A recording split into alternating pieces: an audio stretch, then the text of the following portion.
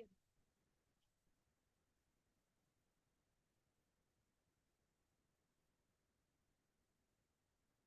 sir. Yes, sir.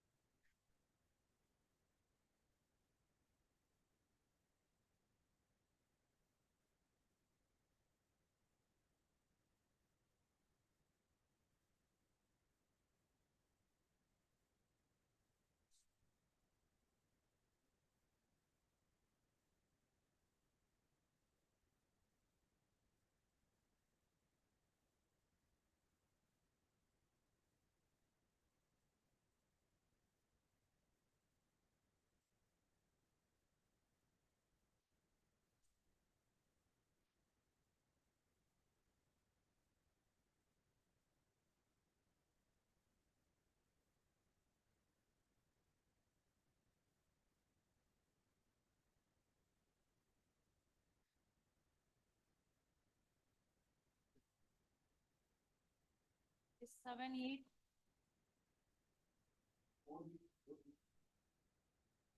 Yes, it's almost 4 weeks. Yes.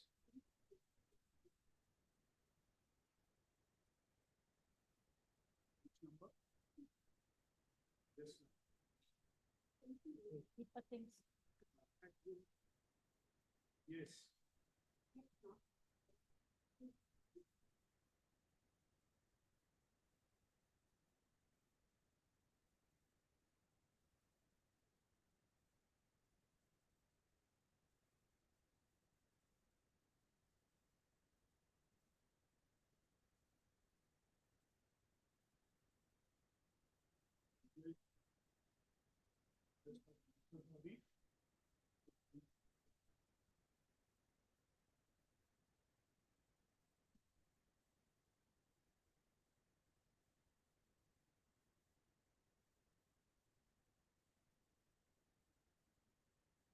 Three, 9.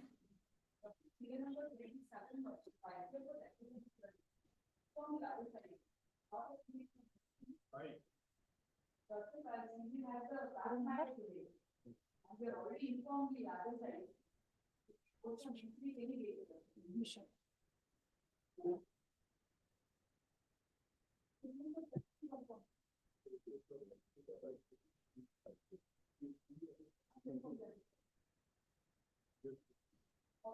Five, 9. My lord, serial number 33. I appear for the respondent number 1, my lord. I kindly request his adjournment. 3. Because the senior counsel is under the. Very good counsel for the FI.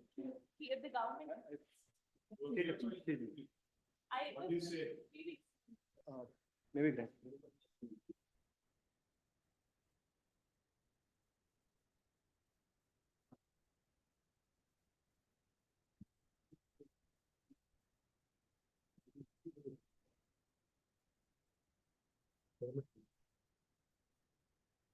Three, no, madam. The request of counsel for the respondents. Given to. Give it by. 9, 9. Serial number 1. Serial number 1. Rashika.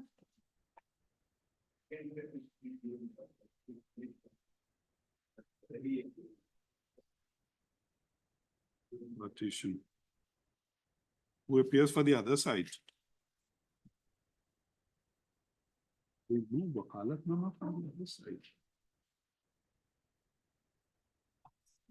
Application there.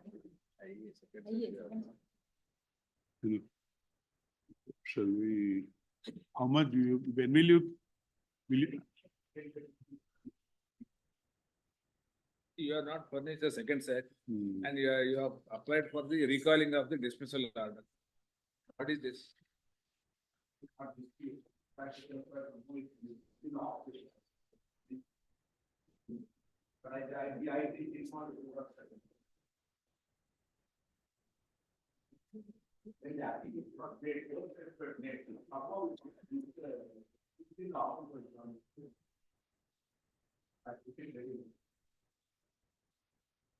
₹5,000 cost is also there. Have you paid that? Huh?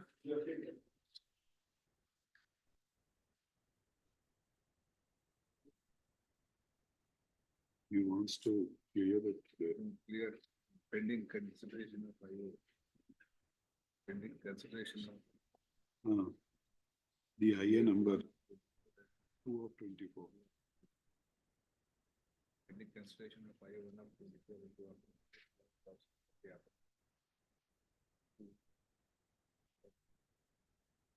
By the office of Jurisdictions regarding the main appeal as well as the IAC. Within 1 week. Within 1 week. Within 1 week. 12, 8.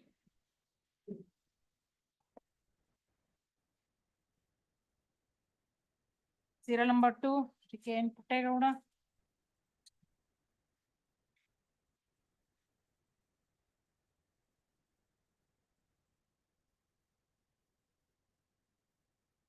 When was the time granted last time?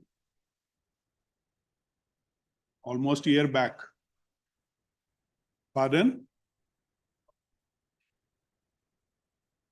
Can't be any reason. Memo for retirement, Shri Vardarajan. second set of affidavit. Objection in respect of, the objection of non-filing of the affidavit, second set of the affidavit be carried out within 1 week from today. List on. Just give it September, October. Memo for retirement also there, no?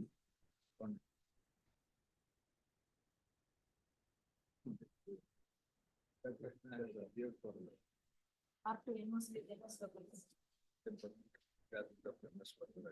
Who has no opinion? now that question has filed it. In view of,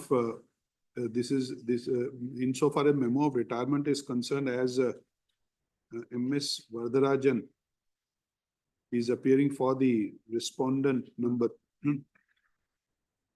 Krishna Where is is that? appearing for respondent number 2. Leeresh Krishna. MS Varadarajan is permitted to retire.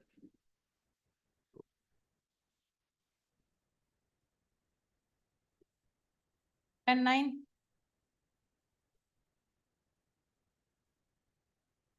Serial number 3, Shri Anis Jose.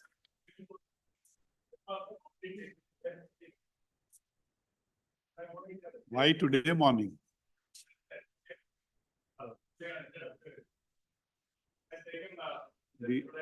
This is for service Yes, sir. on the respondents. The learner counsel for the appellant submits that he has furnished the PF. So in Kadana, it has been informed that the PF has been filed in the registry for service on the respondents, all the respondents. All the respondents, that be so, a fresh notice be issued to the respondents returnable on. 1410.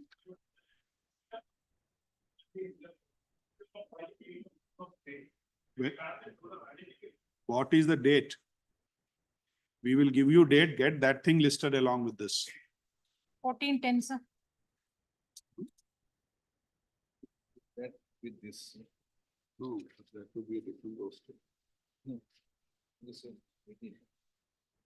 The next number, Where is it? this is 1057, that is 1058. Where is it? Five He zero. said, it is 1058. This is the roster, ma'am.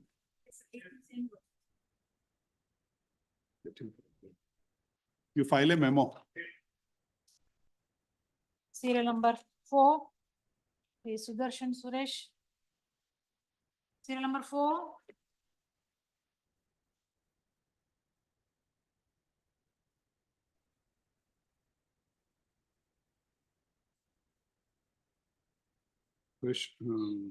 Fresh notice be issued for service on respondent number 1 to 12, returnable on. 2110.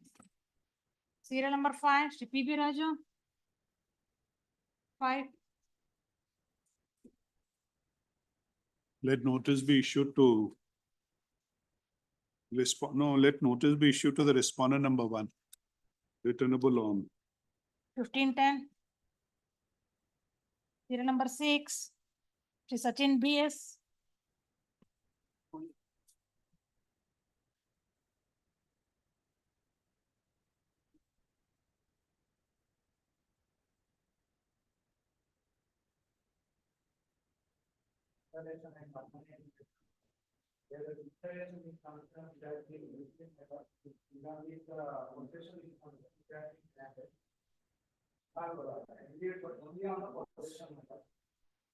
No, you appear for whom?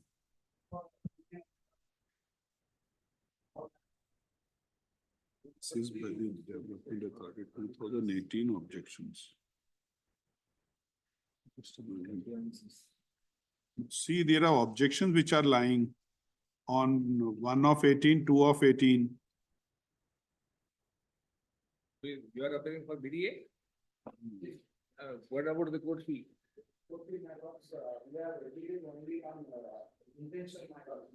And it's a connected matter, in the first connected matter, we have made a permission matter. Where it has been overruled on the any given matter. Which matter?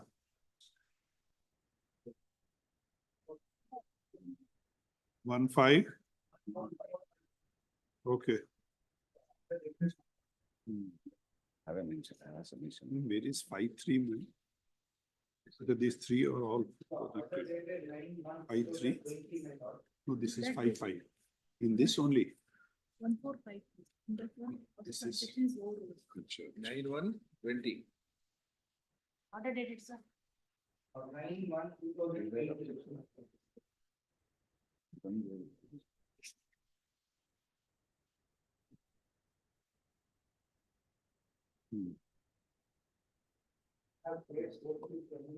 Correct. In all these, Every part. you are challenging only the injunction.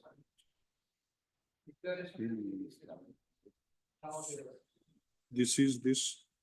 Now in Automatic. 6.21455 is also there is a court fee objection. Oh. No, no. 6.1, 6.3. That's all. Huh? 6.1 and 6.3. Insofar as RFA 1454, 2018 and 1456. There are other three cross objections filed by us to be listed along with these matters. That's right. It's are listed. Our concern, the registry has put an objection with regard to deficit court fee.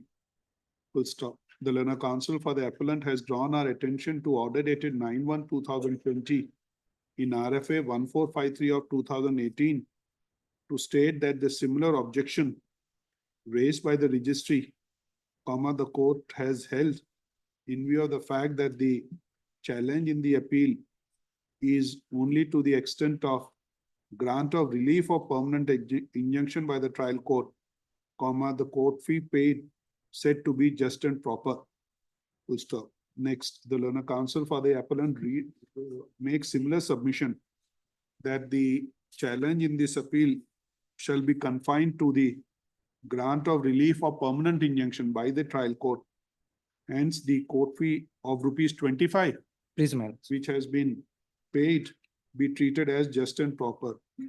In view of the order dated 9/1/20 in RFA 1453 2018, the court fee paid shall be treated as just and proper. Full stop. Now, what are the other objections?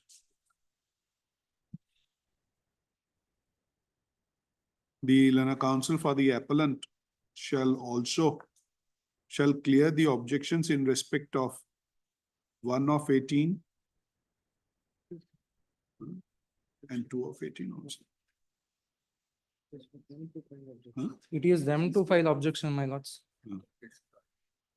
Okay. Just cut it down.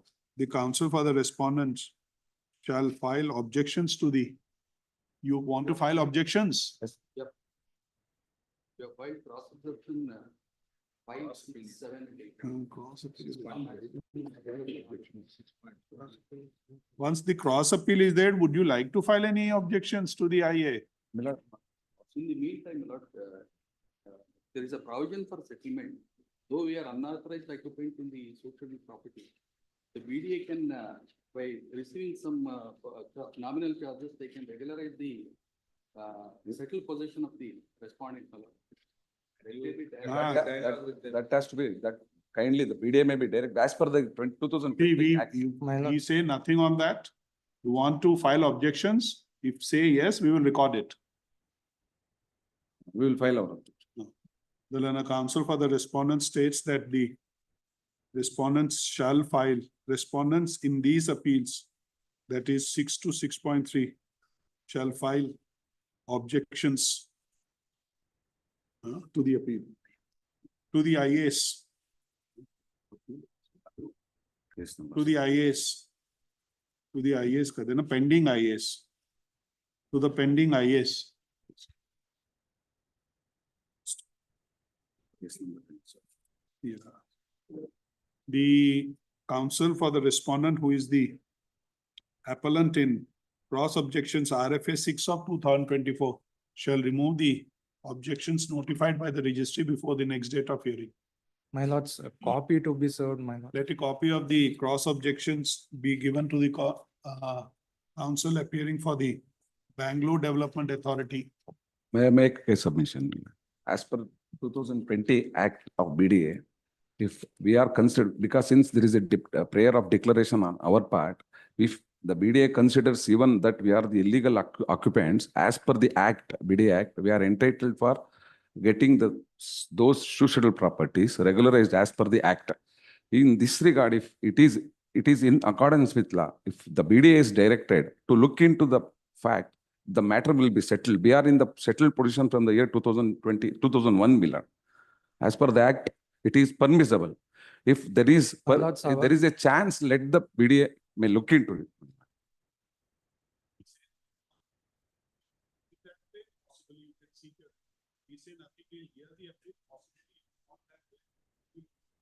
Oblige. Oblige. We may be permitted to approach the BDA in this regard. Because without any direction. Oblige. 1209. Serial number 7, Shri Naveed Ahmed. For the appellant notes, though process is paid, notes, thrice notes, notice notes is not served. On behalf of notes, the loss of respondent for 1 notes. Thus, I will take effective steps, notes, so far as regard to LLAs.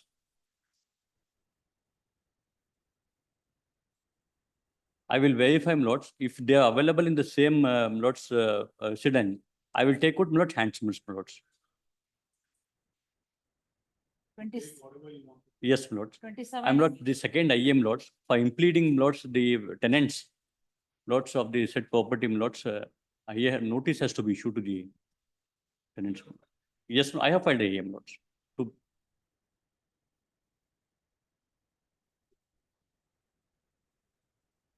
update notes. 10-9. Serial number 8, Shri Parameshwaraya. This case will appear for appellant Millard. Respondent number 1 Millard, mother of the different respondent number 2 and 3 Millard. They are residing same village Millard. Now the registry Millard furnishing the correct address. Who respondent to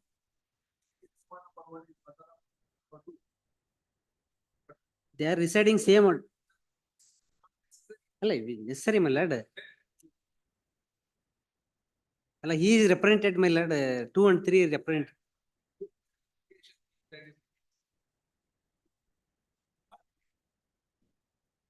Please, my lord, I will take steps, my lord. 2 weeks, my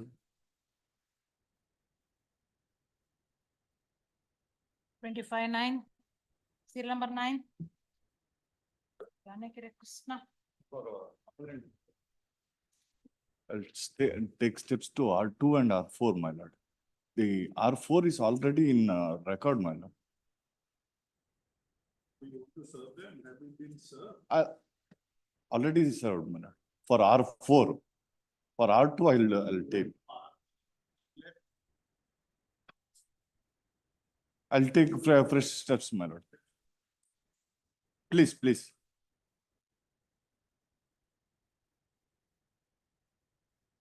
(14:10). Serial number 10, Varadraj Havaldar.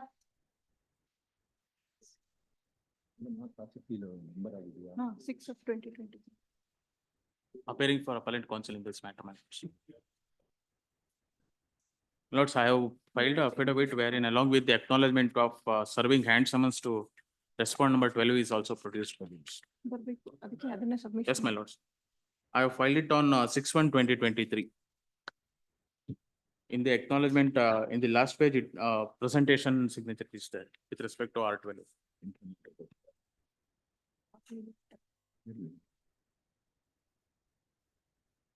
Getting ಹಾಕಿದ್ದೀರಾ?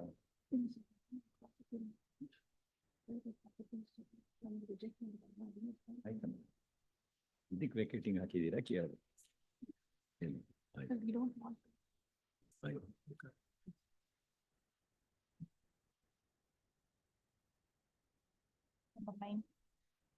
ಅದು automatic ಆಗಿ ಇದ್ರ ಜೊತೆ ಬರೋದಿಲ್ಲ.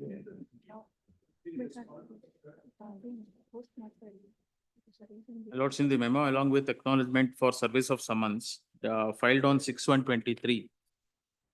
In the last page in my office copy, it is reflected in memo hand summons served on R12.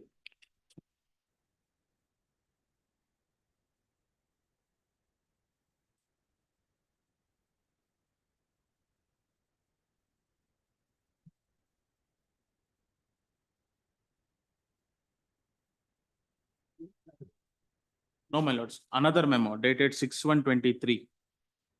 Sorry, my lord, 9/1/23. Sorry, seal is on 9/1. Wrongly mentioned as 6/1.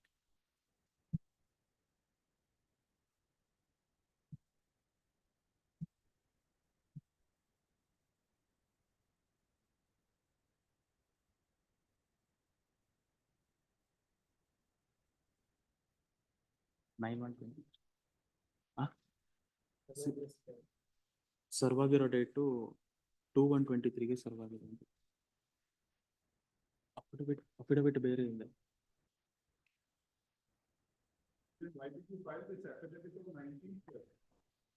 Lords, that instruction I don't have from the council on record, man.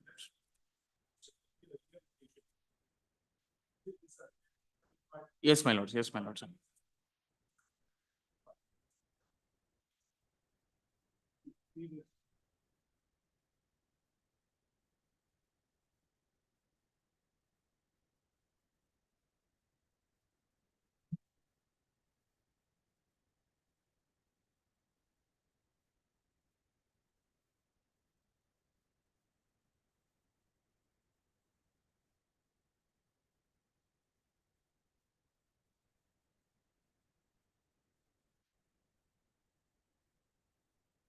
ಇದೇ ವಿಚಾರ ಬಿಟ್ಬಿಟ್ಟ ನಿಮ್ಮ ಕಡೆ.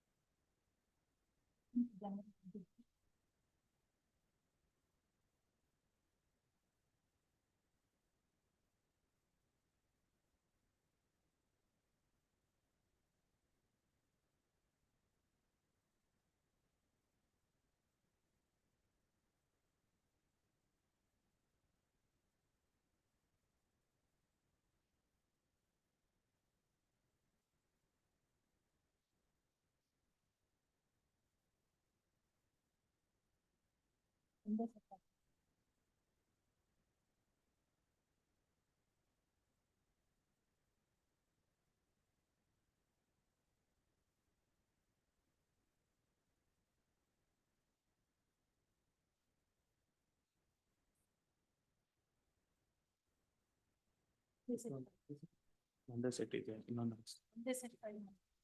My lords, if I may point it out, order dated 20th/9/23. Yes, my lords.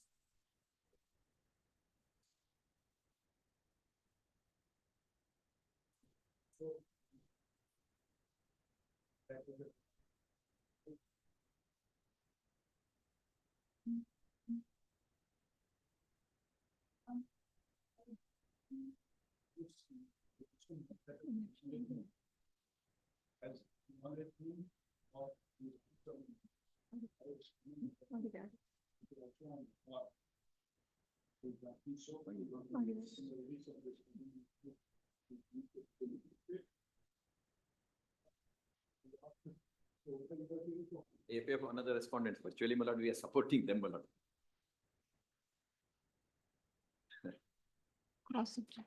We also have filed a cross appeal for in respect of certain portions of the property, my lord, which have not been directed. We are the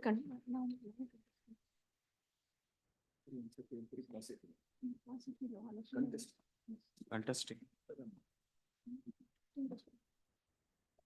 Sorry, my lord, we are the contesting respondents, my lord. I'm sorry, I owe an apology to your lordship.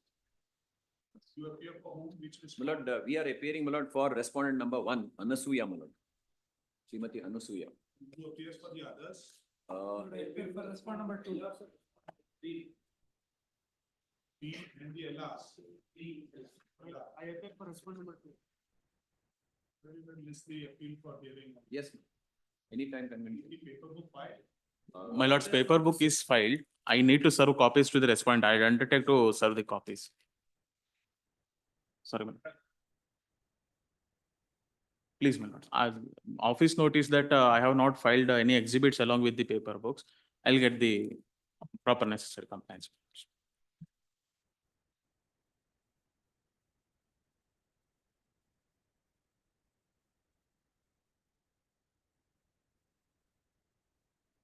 My lord's one submission in. You got the copy of the cross objections? No, my lords, that's what I was about to submit in. Yes, sir, my lord. The others must also take it. Lord, we'll serve it, my lord. I'm sorry. The copy, the cross objection, copy of the cross objection be served on the council for the opposing party. Opposite, please. Including the appellant in RFA 1013 of 2019. The PCR is not receipt. receipts. Receipt? Yes, sir, receipts. Yes, sir. Is the appeals for Hearings. We can give, they'll have to give us the paper book because. I'll serve it, I'll serve it. Copies are there ready, my lords, I'll serve it.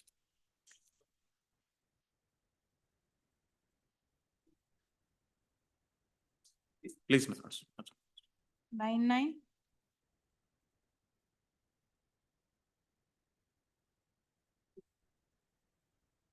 Thanks, my lord. Appear for the appellants. Notice sent to R2, R1, 2 and 4 are returned as unclaimed. The service may kindly be held sufficient, my lord. I will take steps, my lord. The notice to respondent number 1, 2 and 4 has been returned back with the endorsement unclaimed. The service on the said respondent shall be deemed to have been effected. Respondent number 3 has expired and the council for action states that we shall take steps to bring the LRs of respondent number 3 on the request we notify. 27-8. Much obliged. Serial number 12, Sri Halaswamy. Appellant, my lord. The matter has been settled, my lord. I am withdrawing the appeal.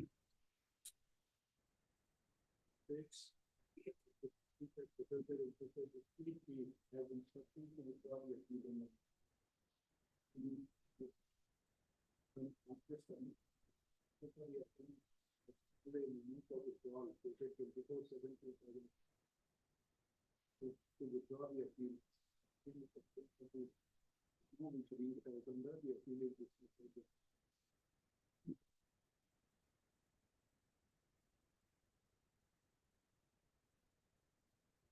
Thirteen. 13, Yes. we file application during the course of the day.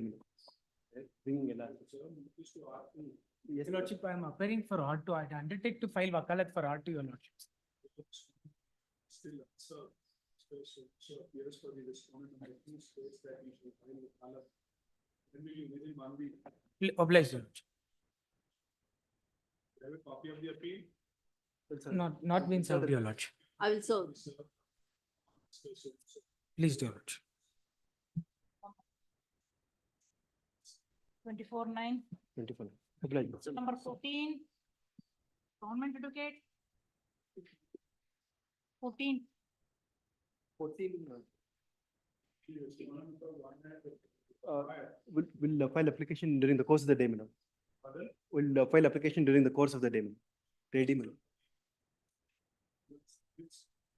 That we shall file an application to meet the loss of respondent number 1 on the court during the course of the day. 13-8. 15. 15. Serial number 15. Outcome there. I'll pay the I'll furnish the furnish, my lord. I'll furnish it.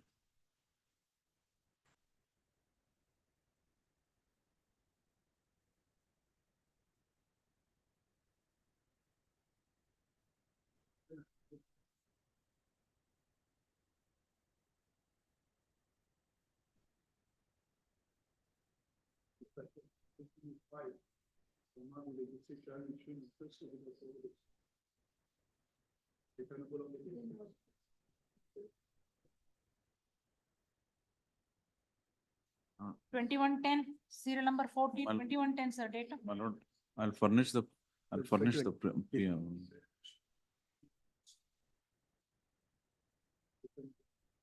22-10. Serial number 16. Shri B. Vachan. My lords, the translations are ready. If I may be kindly granted time until end of the day, Friday, my lords, I'll do the needful, my lords.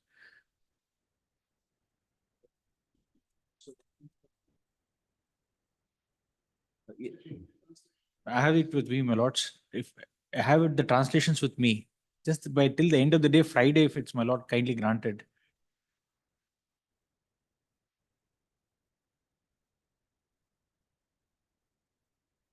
That will be the office objections, my lord. I'll comply with along with the translations, pagination and.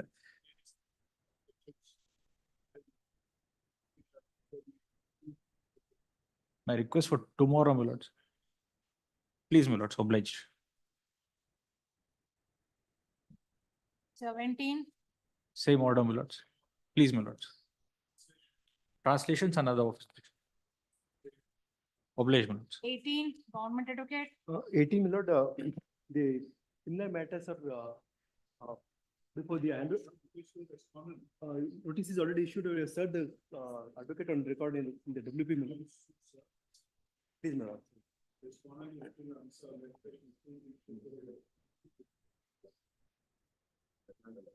14-10. 14. Obliged. 19. Shri Sudhendra Murthy. Pray for the first responding. For the respondent, 11 this. I pray for a password, my lord. The senior counsel is on the way. We have filed the report, my lord, comprehensive report. We have to file the translated copy, my lord, in request for 2 weeks time to file the translated copies of the documents. Some of the documents are in Kannada.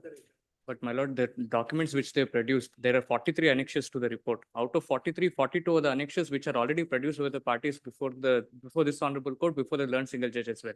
They're translated, my lord, because when we filed the writ appeal, it was all translated. Only one document needs to be translated. Copy came. And the copy of the report is not been served to us for R11.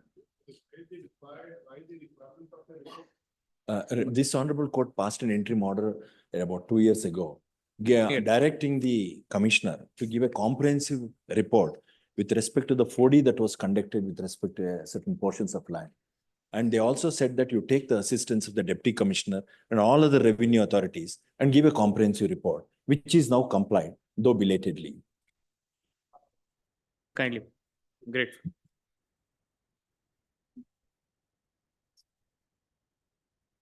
Twenty. Shri Prasanna Shetty. I'm for the respondent. First respondent, and I am only concerned with I have filed an IA, 1 of 2024. They are trying to change the status quo of the subject matter of property. I have produced all the documents. They file a objection to the effect that he is not well. But the fact that person, the appellant is not well and he is bedridden, so he did not do it. But all the material I have placed. What all that I request is status quo of the subject matter. It has to be preserved. It has to. Yes, R1. Lord, 2 to 5, my lord. In fact, my lord, they are the children of respondent number 1. My learned friend, if he. I'll appear for them because I entered caveat. So that time one person. By mistake, my lord. R1 and 2 is appear. Her children I will appear. Please. I'll undertake to. Yes. Please.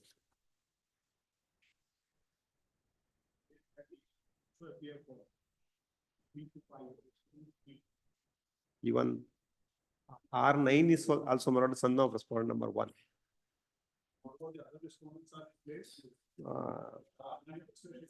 Lord, R9 I may because her son of that first defendant.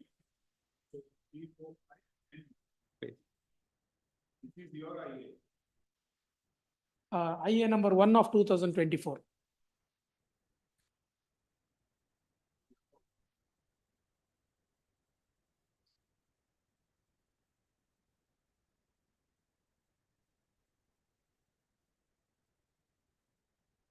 I produce the photographs and all that. They say that I don't say that he has personally felled the trees, but yes, yes. No, they have removed. They leveled it. They have removed the sand and mud, and it's virtually ultimately in the final decree proceedings. It will have to be worked out. So status quo regarding nature and character. Lord, in fact, my lord. Lord, objection. Not well, that's Lord, appellant, my lord, he is bedridden. He is not in a position to, my lord, even, my lord, suit for possession. My lord, I am not in the possession of the property. Even they are in the possession of the property. My lord, please, my lord. Please. No. Yeah, in fact, my lord, it's a suit for partition. Now they have changed the nature, and that's what I mean. No harm would be caused to the other side. Even I also may be directed to maintain the status quo.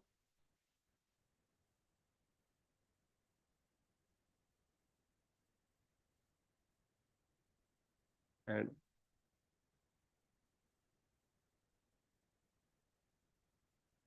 my.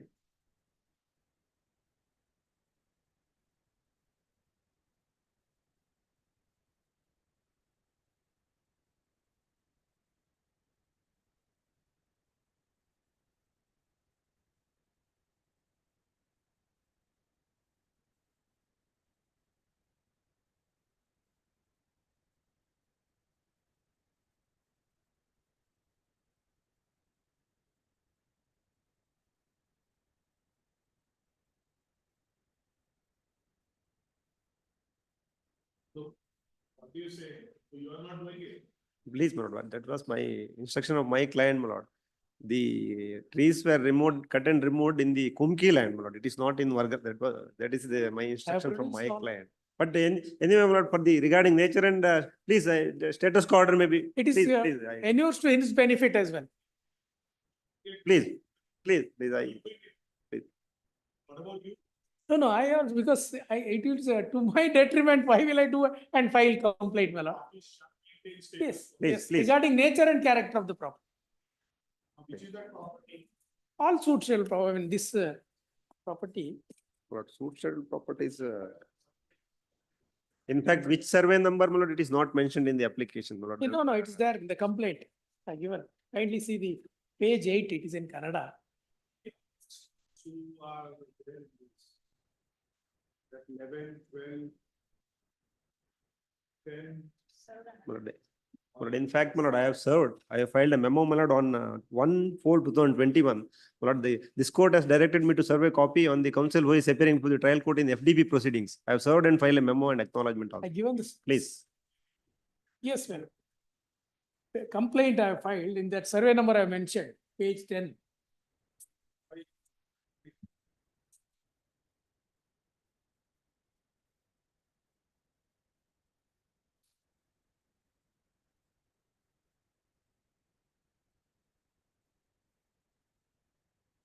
Food schedule property during the pension. And I have produce the survey numbers also I mentioned when I lodged a complaint. Yes. Yes. Which is a continuation.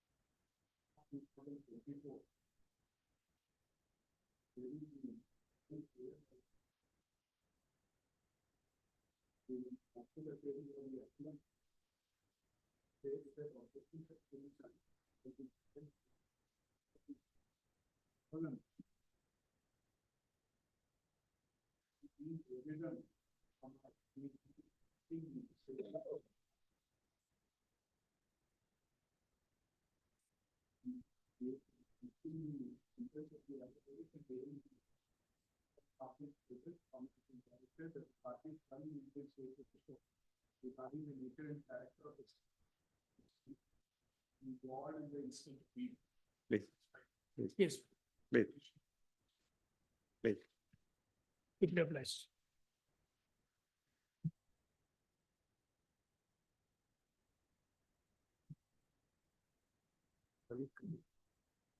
Just one minute, take the date.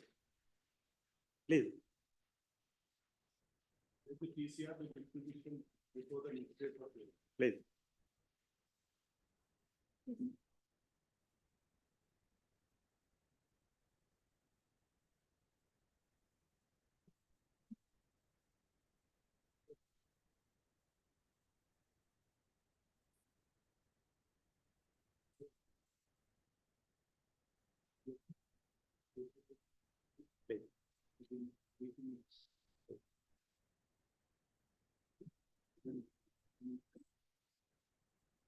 Apply.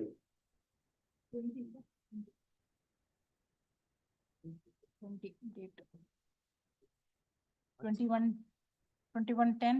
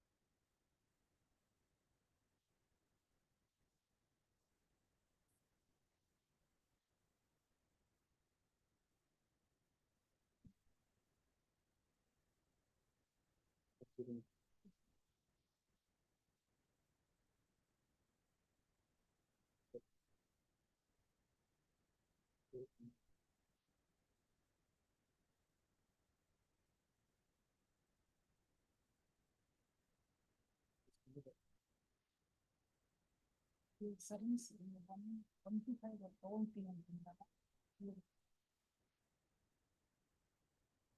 50,000. Service complete. Service complete. Delay number. Yes, yes. Serial number 21. Anup Harnalli. Hearing for the appellant minutes, we filed an application for paper publication on the 25th of April minutes. With respect to respond number 8 and 9. May kindly be allowed minutes.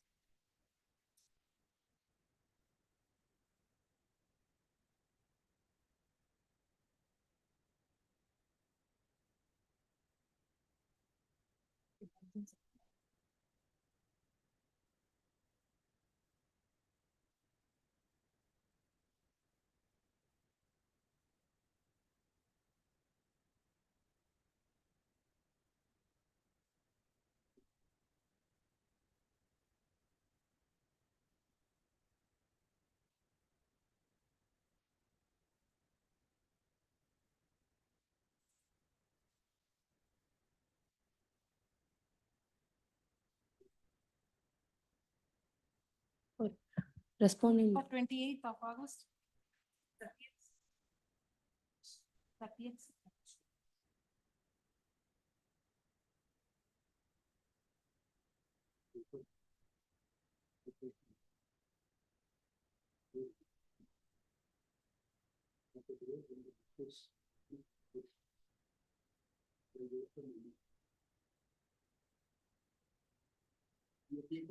Respondent number 1 to 6.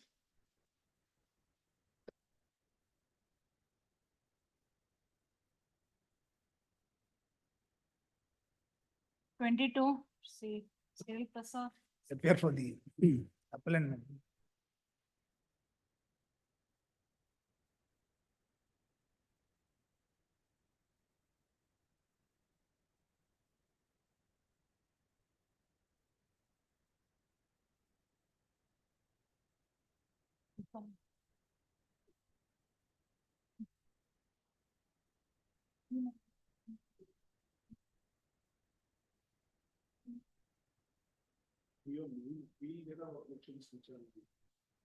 They have come, accept the court fee, my lord, the subsequent objections, my. Objections in the appeal, we will not discuss this. Within a week, my lord, remove the. Subject to the appellant moving your objections in respect of the appeal. Yes.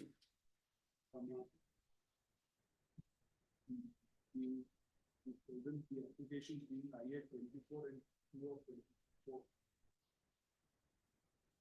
are adjourned to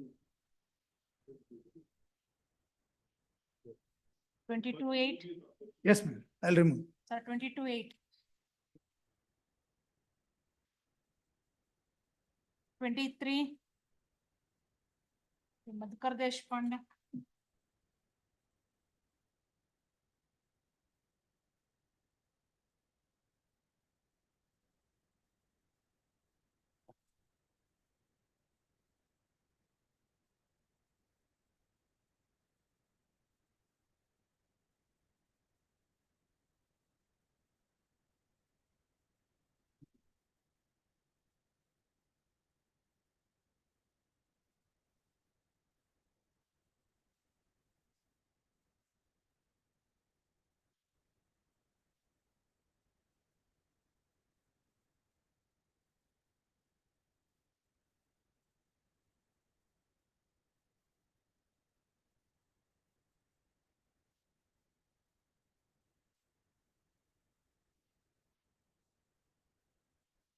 For the appellant, my lords, plaintiff sued for partition. My Came to be lords, dismissed. There is a My delay by, lords, the case may be kindly pass it over. Senior is on his legs between court hall 12, my lords. my lords, may make a submission. There is a delay by 500 days, my lords. There is a delay by 500 days. Lordship permits, I'll make my submissions on delay and merits on the next date, my lords. Kindly have this matter on next week. You have any objection? What are the reasons given? Tell us.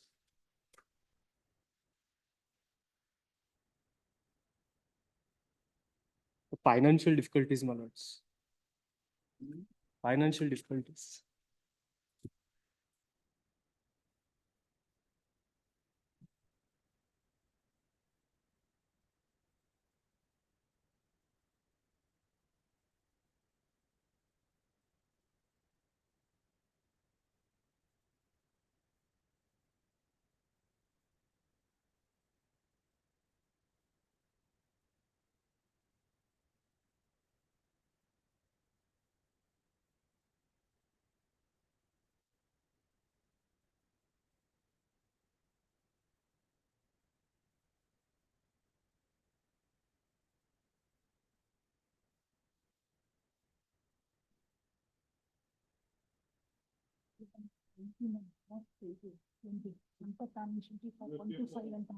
Respondent.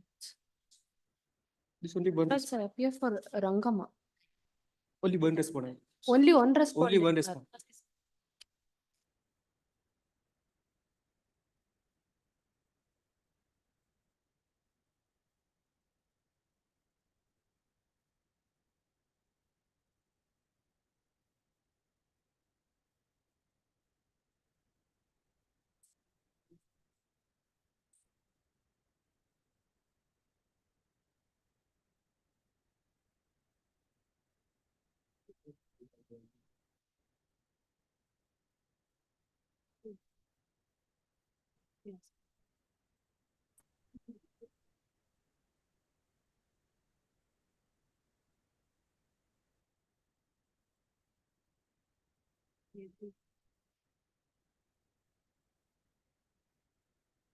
Will argue the matter?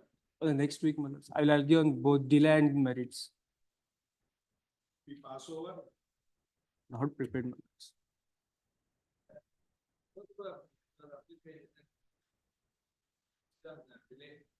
My lords, I have no objection regarding the delay. If he wants to submit regarding on the merits, it may be, the matter may be passed. Kindly have it next week. My lords.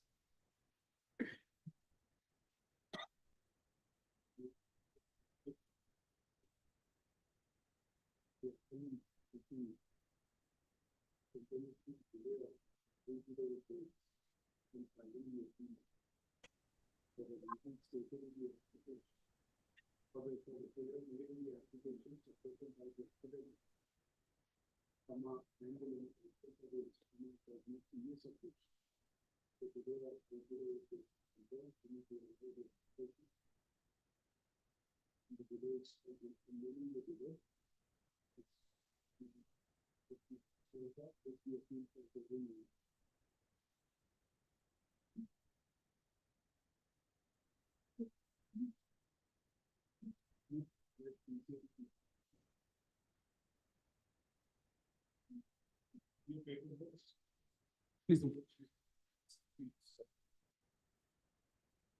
16:10.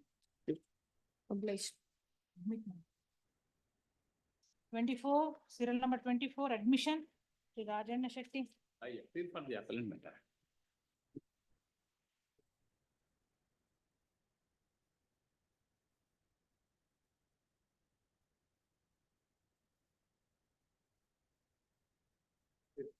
I appear for the appellant matter. Notice has been issued to the respondent. I appear for respondent. And if the records have come, then matter can be heard finally, my lord. Not yet admitted. Records bandra onde the mugs. My lord, that I have purchased the property in 1972 and got the industrial sets converted, and the Industries and Commerce has also accorded the permission. Then since from 1975, I am running the industries also.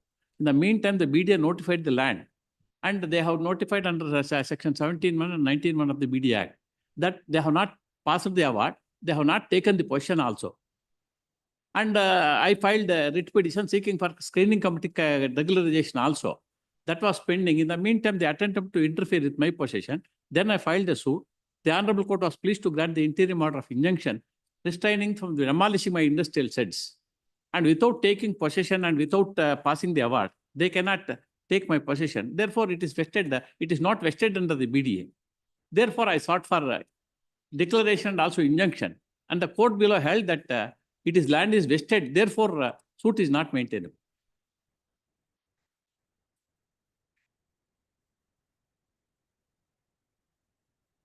By virtue of the judgment of the Honorable Apex Court, my lord, in Rajesh Reddy, a suit for declaration or any other permanent injunction is not maintainable. He has to approach the Honorable Court under the 226, my lord.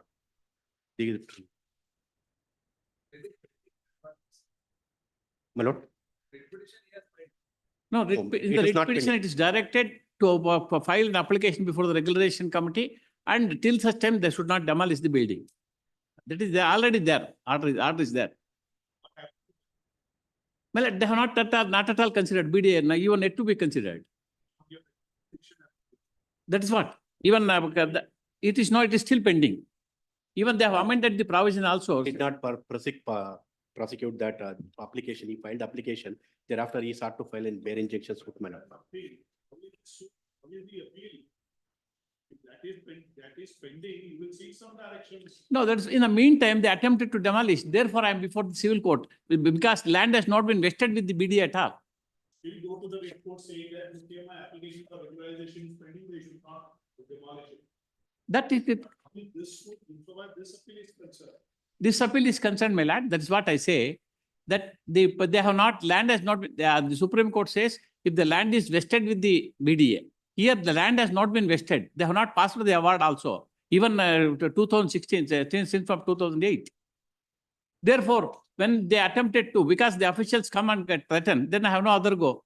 Even though the matter is pending before them. The trial court has dismissed a suit on the sole ground that a subject property being an acquisition proceedings, he cannot approach the civil court. But at that time, I am not aware. I am not. But even then, my lord, that I have to seek instructions. For 10 years. My lord. My lord, so far. My lord. It is not maintainable.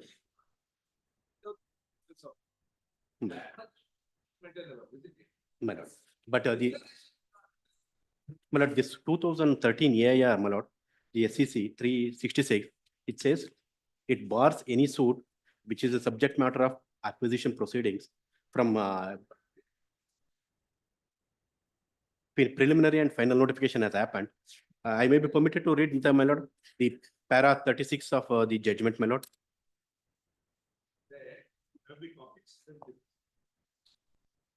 Citations. Madam, one day. Madam, one day. One day.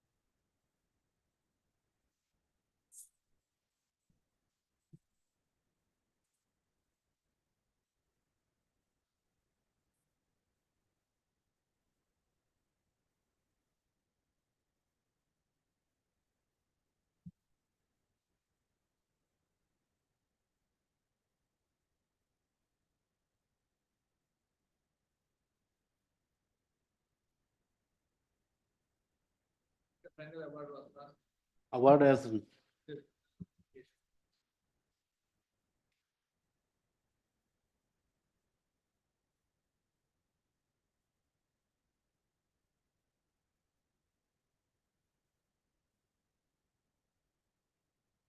1989. 89, my lord. Just, my lord.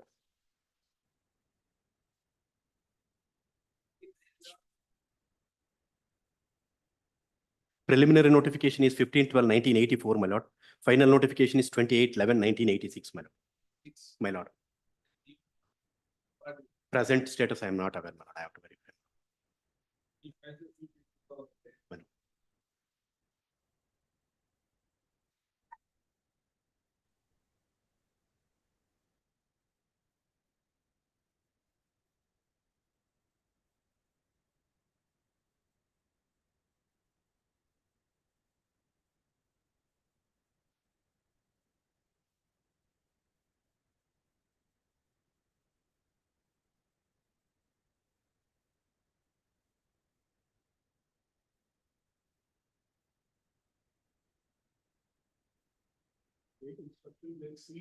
My lord.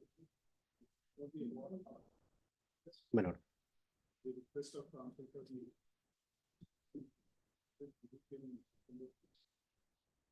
Interim order granted by this court. Kindly continue.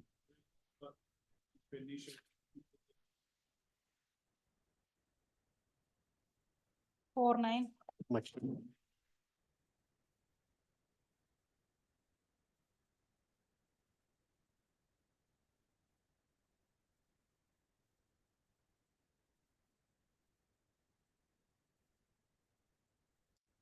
25. Drahasa. Please, preparing for the 11 count, respondent. Copy and put them. The order sheet, where and put on the order sheet. Last day, the typed copy of the order sheet has been, I have been asked to furnish.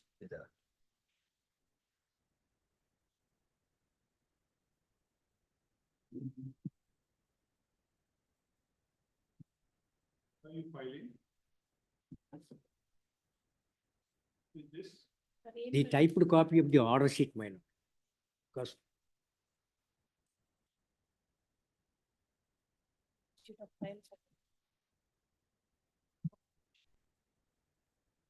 File for please.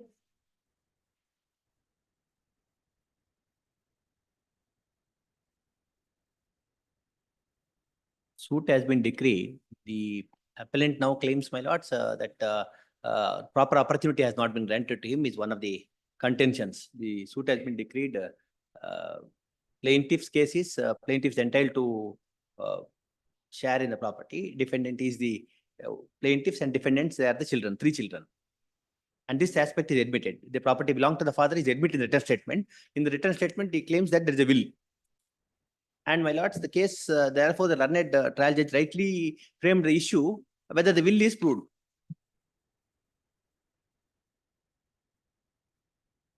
And they go on seeking time continuously. no, it is not like that.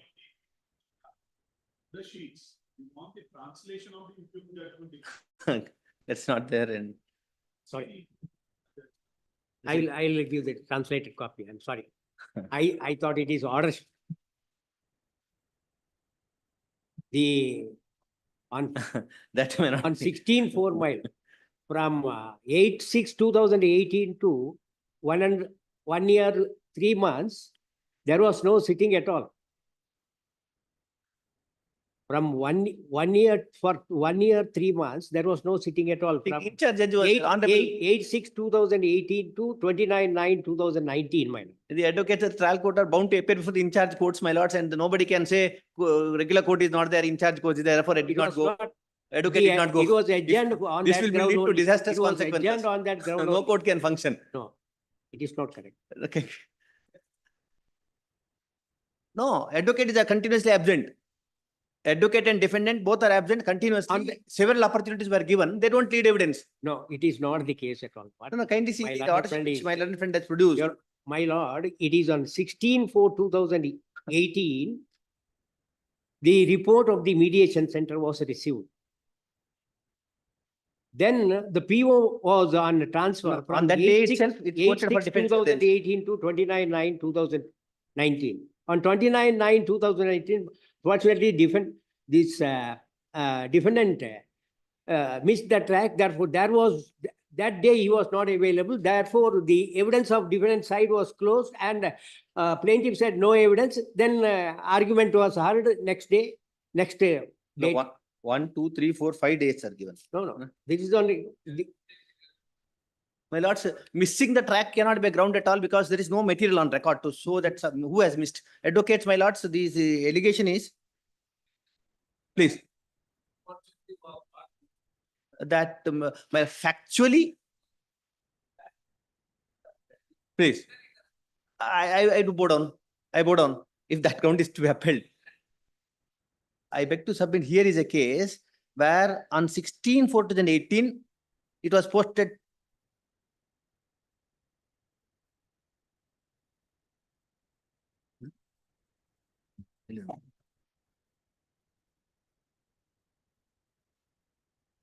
Please.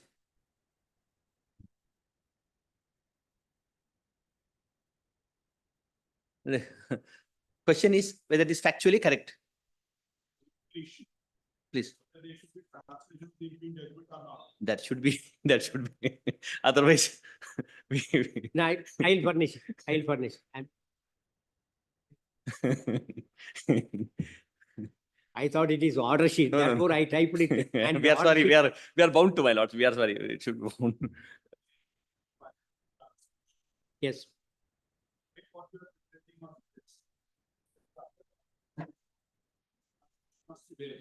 Here what happened, my lord, here what happened is, no doubt there is the issue, the burden is on the defendant. But however, what happened, the plaintiff did not lead evidence. The ex parte evidence which was set aside, that was taken into consideration. On that basis only judgment was passed. And even for the counter claim, there was no objection or nothing. We'll No produce rejoinder judgment, was filed. We'll produce the Not, drafted copy. not then. denied the will.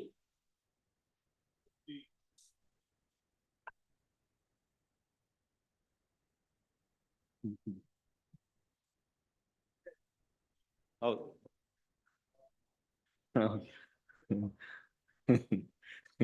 ಕೊನೆಗೆ ನಾವಿತ್ತು ಕೊನೆಗೆ please 22-8. Please grateful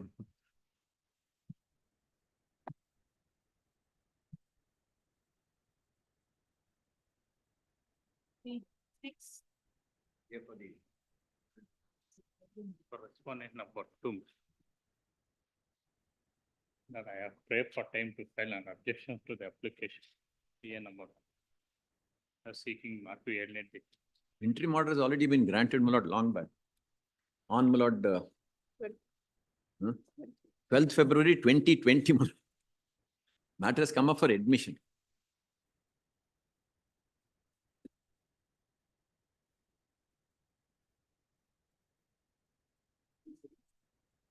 Yet I have filed application. Objections, pray for time to file objections to IA. R2. 1, 2.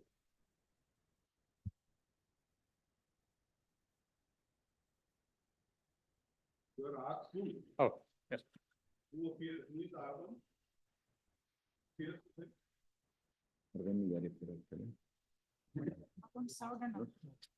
There were nobody has.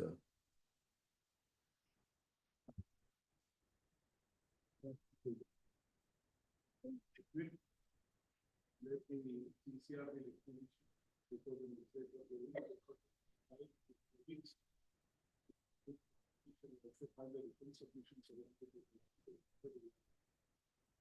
submissions. No. Please. No, submission minutes. Just Dwarkanath name may be deleted in this matter minutes. It just Dwarkanath, earlier he had filed an caveat. Later minutes, one Ramesh, H.E. Yes, minutes. Who appears for the RP now?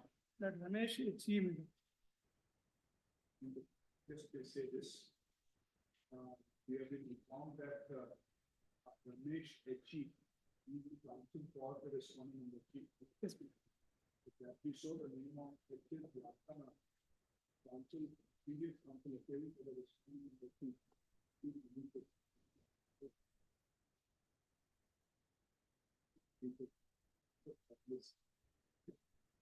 Please.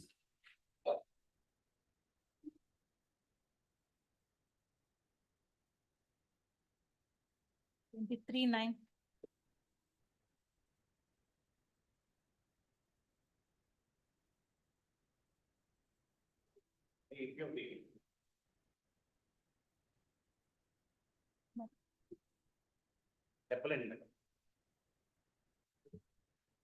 Just to sum up my reply to the argument submitted by the respondent number 2, who has vehemently canvassed on section 9 of CPC and Sir, Serial number 29.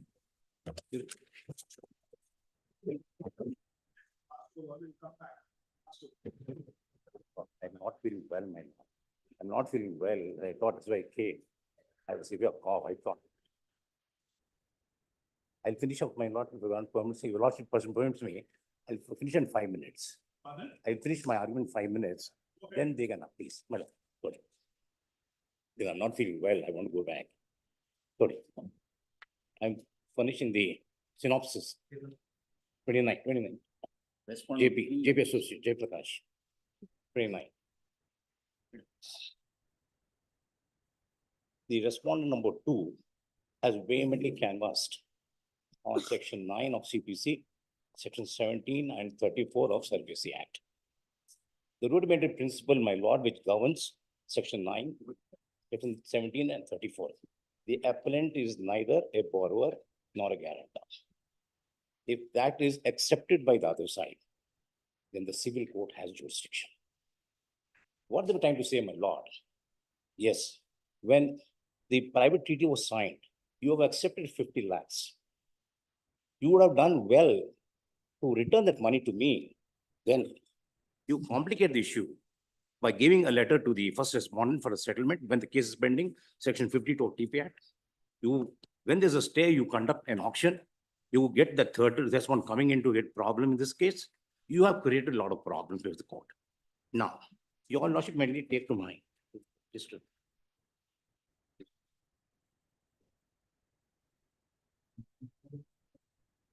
Page number 27 of my paper book, my lord. This is the application. My paper which I filed today, my lord, synopsis today. Page number 27.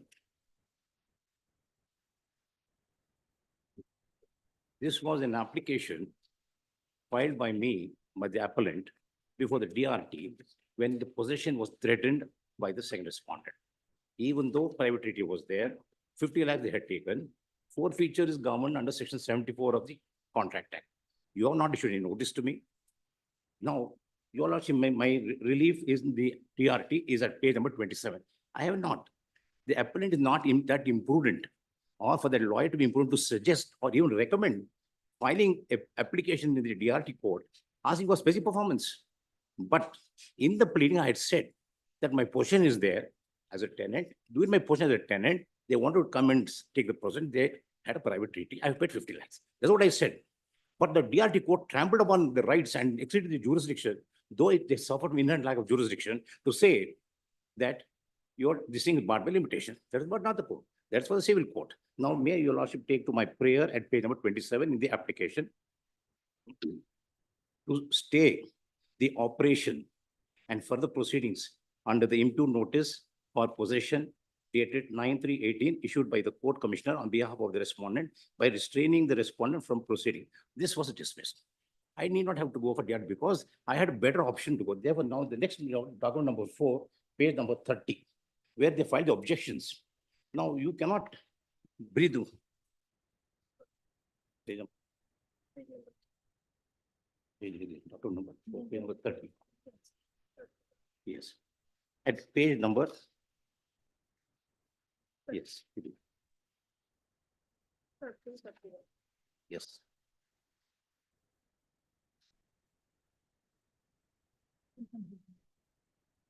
Yes, yes.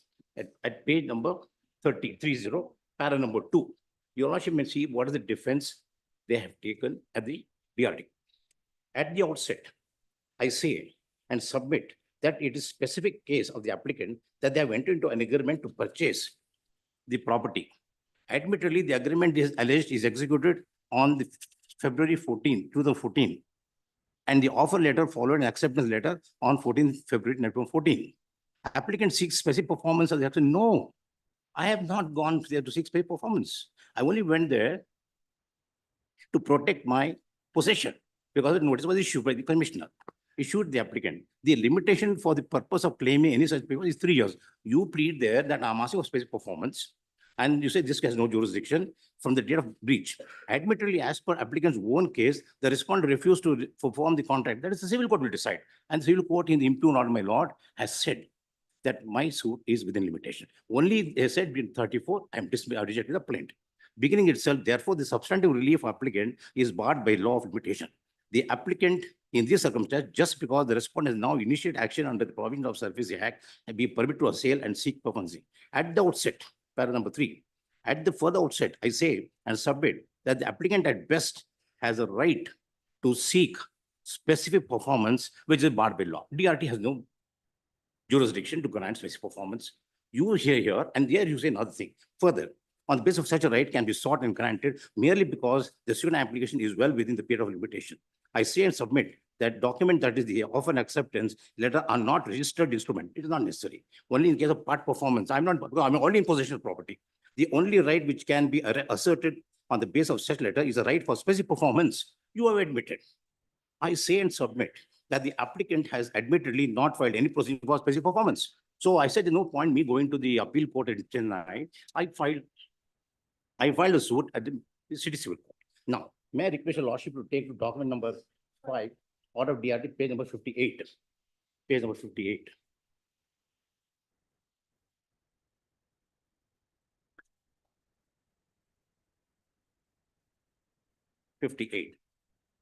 Yes, para number 2. The para 58, para number 12. The DRT code exceeds its jurisdiction, though it suffered from inherent lack of jurisdiction, my lord. Now, let me deal with the proposed or intended sale between the appellant and the respondent. Admittedly, the respondent is not the owner of the property. The owner of the property is one Mr. Indrani, who is also the lessor of the property. Such being the case, the applicant cannot seek protection under such agreement as the agreement was entered into, if at all, with a third party. The respondent is a mortgager and the property is yet to be brought for sale. It's already there by private treaty or by private treaty. In such circumstances, the respondent had no right to enter into any agreement of sale with the appellant for sale of property. And if any such agreement was entered into, it is non-issue law. However, there is the matter that should have been resolved between the parties and appellant and the respondent within a period of 3 years of limitation. So therefore, you are saying now that under section 54 of the Statutory Delimitation Act article, I should have, but that is the court of civil court. You cannot decide for this kind of, and then further, my lord. And in any case, it's not factually or legally possible in the present case, as the respondent is not the owner of the property or for refund of the advance amount paid. In fact, as per the learned counsel appearing for the respondent has already forfeited. There's a procedure under section 74 of the Contract Act to forfeit. This is what is said so far as the DRT is concerned. Next, my lord, may I request you to take page number 64. As it is not sufficient, my lord, that the confusion that is created by the second respondent. You issue a letter dated 30/11/2023 when the appeal is pending and you appeared, your application to vacate the stay order is rejected. I am directed to deliver a check for 1,75 lakhs, which I give. There's a direction of the court on 2018 to 2022 that you must deposit this check, put the money in deposit. They accept the check, but they don't. That also, and there the court has observed, this honorable court, that prima facie, the impugn order seems to be erroneous because I'm not either a borrower or a guarantor. So this is what happened, my lord. Here they give this at page numbers. And we do not know whether this is accepted because they say within 7 days should accept this offer of settlement. Even then, my lord, how can you enter into a settlement with the first respondent or the other guarantors of this thing of Dasap and company when the suit is pending? Now, in page number, yes, in page number 74, para number Roman small 12. There they say, that is this missing just subject matter of dispute between the parties. You pay 3 crores 55 lakhs and we will release this property. Section 52 of the TPA Act is in force. I take my right. My relief before the trial court, my lord, is multifarious. I valued the under section 9 of the Court State Act, that is either specific performance. If the court feels I'm not entitled for equities, I want my money refund, I want damages, and I want interest on that amount. It's a multifarious suit. So therefore, I got the judgment of this honorable court of Justice K. Manjunath bench, which said very clear. And also I got a judgment of 175 pages of the Bombay court, where a dozen petitions, where they were contradicting this thing, and they have given a very clear, when the applicant or the petitioner or the appellant is neither a borrower nor a guarantor, the only relief he can get is in the civil court. So therefore, you all will find this one. Next, my lord, is the, yes. Now, I'm now taking to the page number B series, document number 7, because this is long, so I have made into A series what I've read so far. Now, B series, document number 7. Your lordship has page number 13. This was a case where a dozen cases were referred for the interpretation of section 9 and section 70 and 34 of the Service Act. Page number 13. Page number. A reference is made for answering the following question: whether the jurisdiction of a civil court to decide the matter of a civil nature, excluding those to be tried by the tribunal under section 17 of the Security Act in relation to enforcement of security interest or creditor, is barred section 34 of the Security Act. May I take you straight away to page 164. is a type number, pages 164 of the Bombay High Court. But before that, may I take your lordship to page number 172? Because 164 are examples are given by the trial of the Honorable Court as to which are the cases, what type of cases which come to civil court. Page number 172. Para number 26. The proposition laid on in para 33 of Sagar Pramod Deshmukh Supra, in our considered opinion, correctly defines the distinction between the jurisdiction of civil court and that of the DRT visa with section 9 of CPC, as compared to section 17(1) and 18 of DRT Act, read with section 13, 17, 34 of the Surface Act, though they may not be exhausted. Question 27 para. Whether the jurisdiction of a civil court to decide all the matters of civil nature, excluding those to be tried by the Debts Recovery Tribunal under section 17 of the Second Act in relation to enforcement of security interest of a secured creditor is barred under section 34 of the Second Act.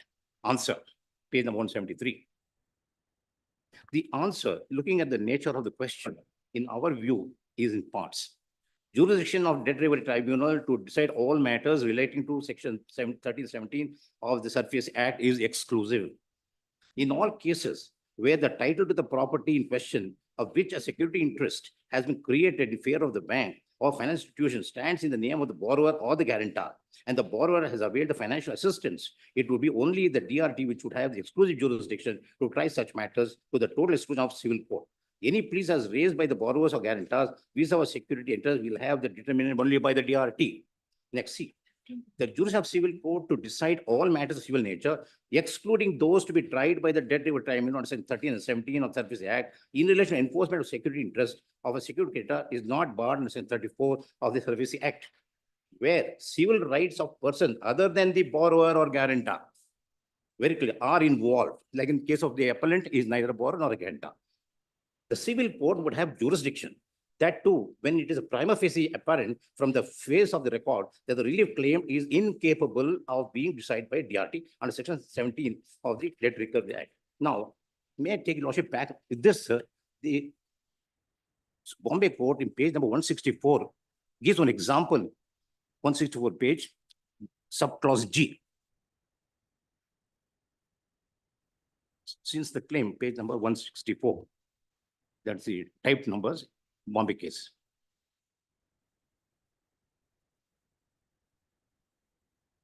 G, yes. Since the claim of the bank or financial institution could only be for recovery of the debts due in a suit of specific performance in respect of the security interest, the consideration agreed could always be directed and be transferred to the bank or the financial institution, as it would be the obligation of the seller under section 55 of the Transfer of Property Act to transfer a clear marketable title free of encumbrance, and cannot be said that the suit, since it was security interest, would be hit by the bar under section 34. The DRT cannot decide the claim for specific performance which is within the domain of the civil court. Now, the last judgment of this honorable court at page number 176, document number 8. Page number 176 of this honorable court, Justice K.L. Manjunath and Justice A.V. Chandrasekhar. Head note A. Securitization and reconstruction of financial assets and enforcement security interest act, section 17, 13, 4, 34 CPC and section 9 of CPC. Auction sale of property. Civil suit for recovery of EMD by auction purchaser. Auction purchaser being a third party does not come under the category of either borrower or creditor. Cannot be driven to file appeal under section 17 civil court, not barred. Now, the relevant para, I'll just read the last and conclude my argument, my lord. With the honest lordship. Yes. At page number 181, para number 11. It is not in dispute that the third defendant was a partner of the firm which had borrowed loan from the defendant 1 and 2. From non-payment of dues by the borrower, the property of the third defendant was brought for sale and the Surface Act.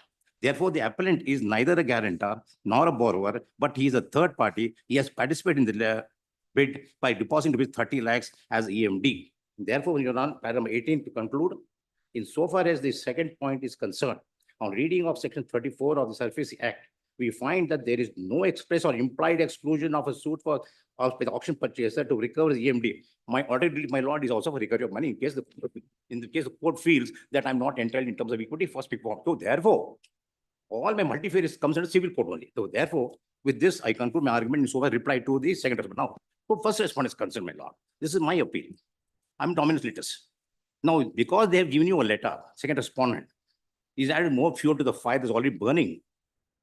Now, 2012 judgment of Supreme Court of Justice Dalveer Singh, Justice H.L. Dattu, Justice Deepak Verma, false and vexatious case and defenses. Lordship will find the attitude of the second respondent. You take 50 lakhs of rupees from me. And when you come here to vacate the interim order, the court directs you to accept that 1 crore 75 lakhs. And I give you the check. You don't deposit. Now you create another person, third respondent on the record now. His money is locked over there. Now the first respondent files an application, my lord, which is not maintainable. This is not a suit for redemption of mortgage. You cannot ask for direction of the court in an appeal matter where I'm the appellant for a direction. That is between you and the second respondent. It is barred by section 52 of the TP Act. Therefore, that application of the first respondent, he cannot seek the indulgence of the honorable court.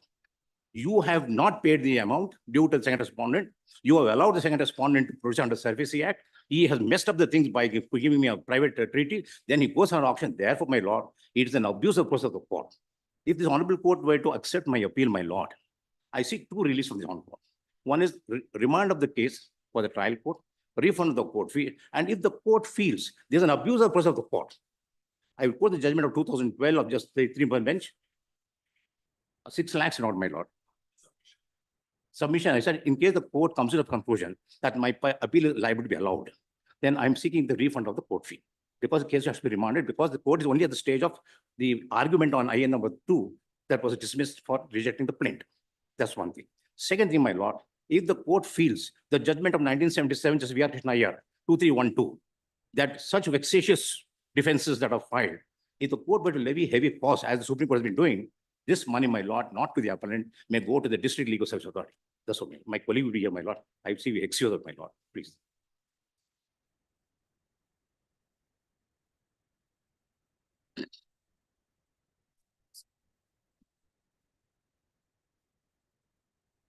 It's argued and he has replied. I will file it because he has already filed this. I've already filed, my lord. I only want to compile everything. All of us have given our, yes. All have filed. Yes.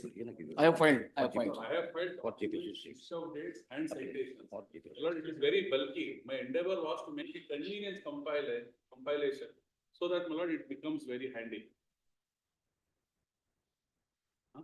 ಎಲ್ಲ ಹಾಕಿದೀವಿ. R2 documents and then. Did you file 3? Today.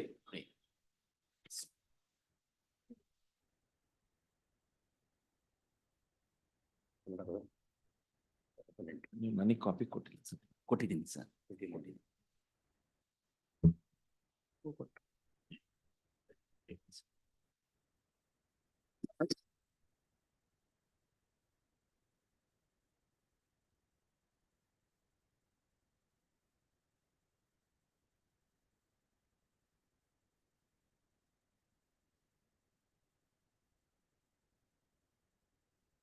What you have filed?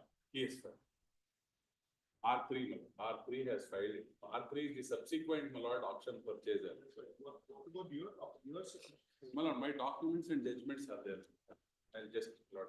Are they include your submissions also, whatever you have argued? No, my lord, written submissions are not there. I will file the written submissions, my lord, propositions. When will you file it? My lord, by 2 days, my lord.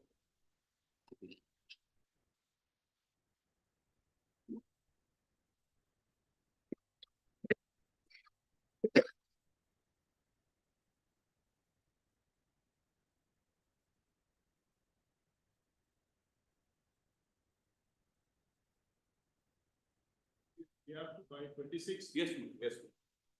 So we'll have it on 26. Very well. Including all these things. Anything we want to recapitulate? Yes, ma'am. Just say Mr. Rao and counsel hearing for the appellant has included the submissions. So we also note that the respondent number 3, who is advocate, is filed submissions, written submissions. Today in the court, the same are taken on record. You give a copy to this. We have exchanged copies. We already exchanged copies. Or the respondent states that the profession shall be filed on or before 26th of April of July 2024. So we need it for the April of 26th. We'll have it on 26th, including the submissions. Yes. Thank you. Great.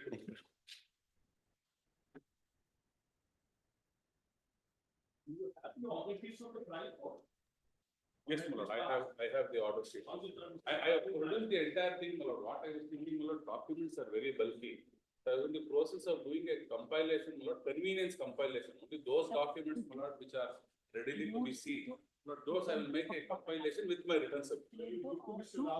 Yes, my lord, I'll serve it. The order sheets of the trial court? Order sheet is there in the compilation, my lord.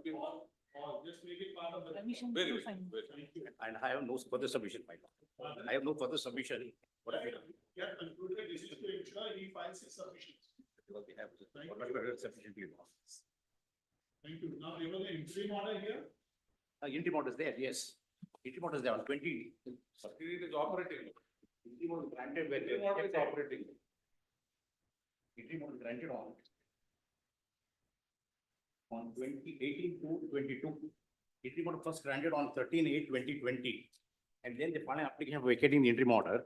It was again confirmed with the direction that there is erroneous on the trial court and directed me to deposit 1,75 lakhs on 18/2/2022. The interim order was granted on 13/8/2020. The application was, yes, But by the time the order was communicated, my lord, the auction had taken place. this pendants. The auction, and therefore, my lord, the They third were aware of the respondent is fact. also brought on record so that he is in the know of things. We have the e-court today. E-courts are available today.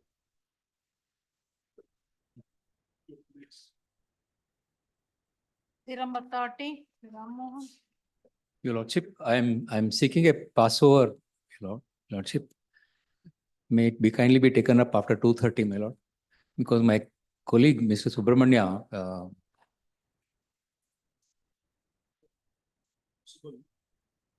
What is the difficulty?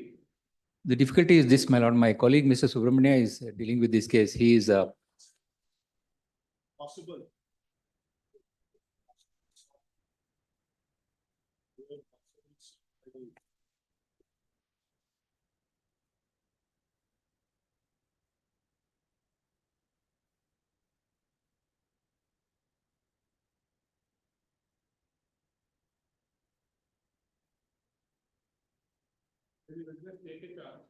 please. Not going to reach by any chance. Your Lordship may take it up tomorrow. Very difficult to predict. I know, I can understand, Villa. Just take a chance. Please. 31. Venkat Subbarao. Kindly pass over the matter, my lord. 32, Sanjeev BL.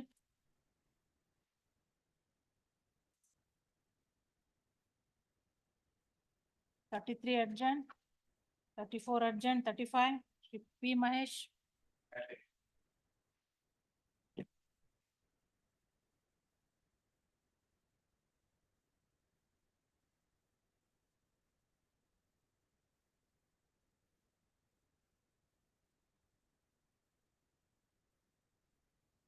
I appear for the second respond, Jilla Panchayat. My Lordship, this appeal is by the Panchayat Development Officer, my Lordship, who was the second respondent in the writ petition. You said come. One- Yes, my yes, Lordship. same that. What do you say? My Lordship, in respect of the back wages, my Lordship, the conduct of the present first respondent has to be looked into, my Lordship. Conduct, my Lordship, he was dismissed from service on 18/6/2011. And immediately on 29/6/2011, my Lordship, there was a stay order by the executive officer. 29/6/2011.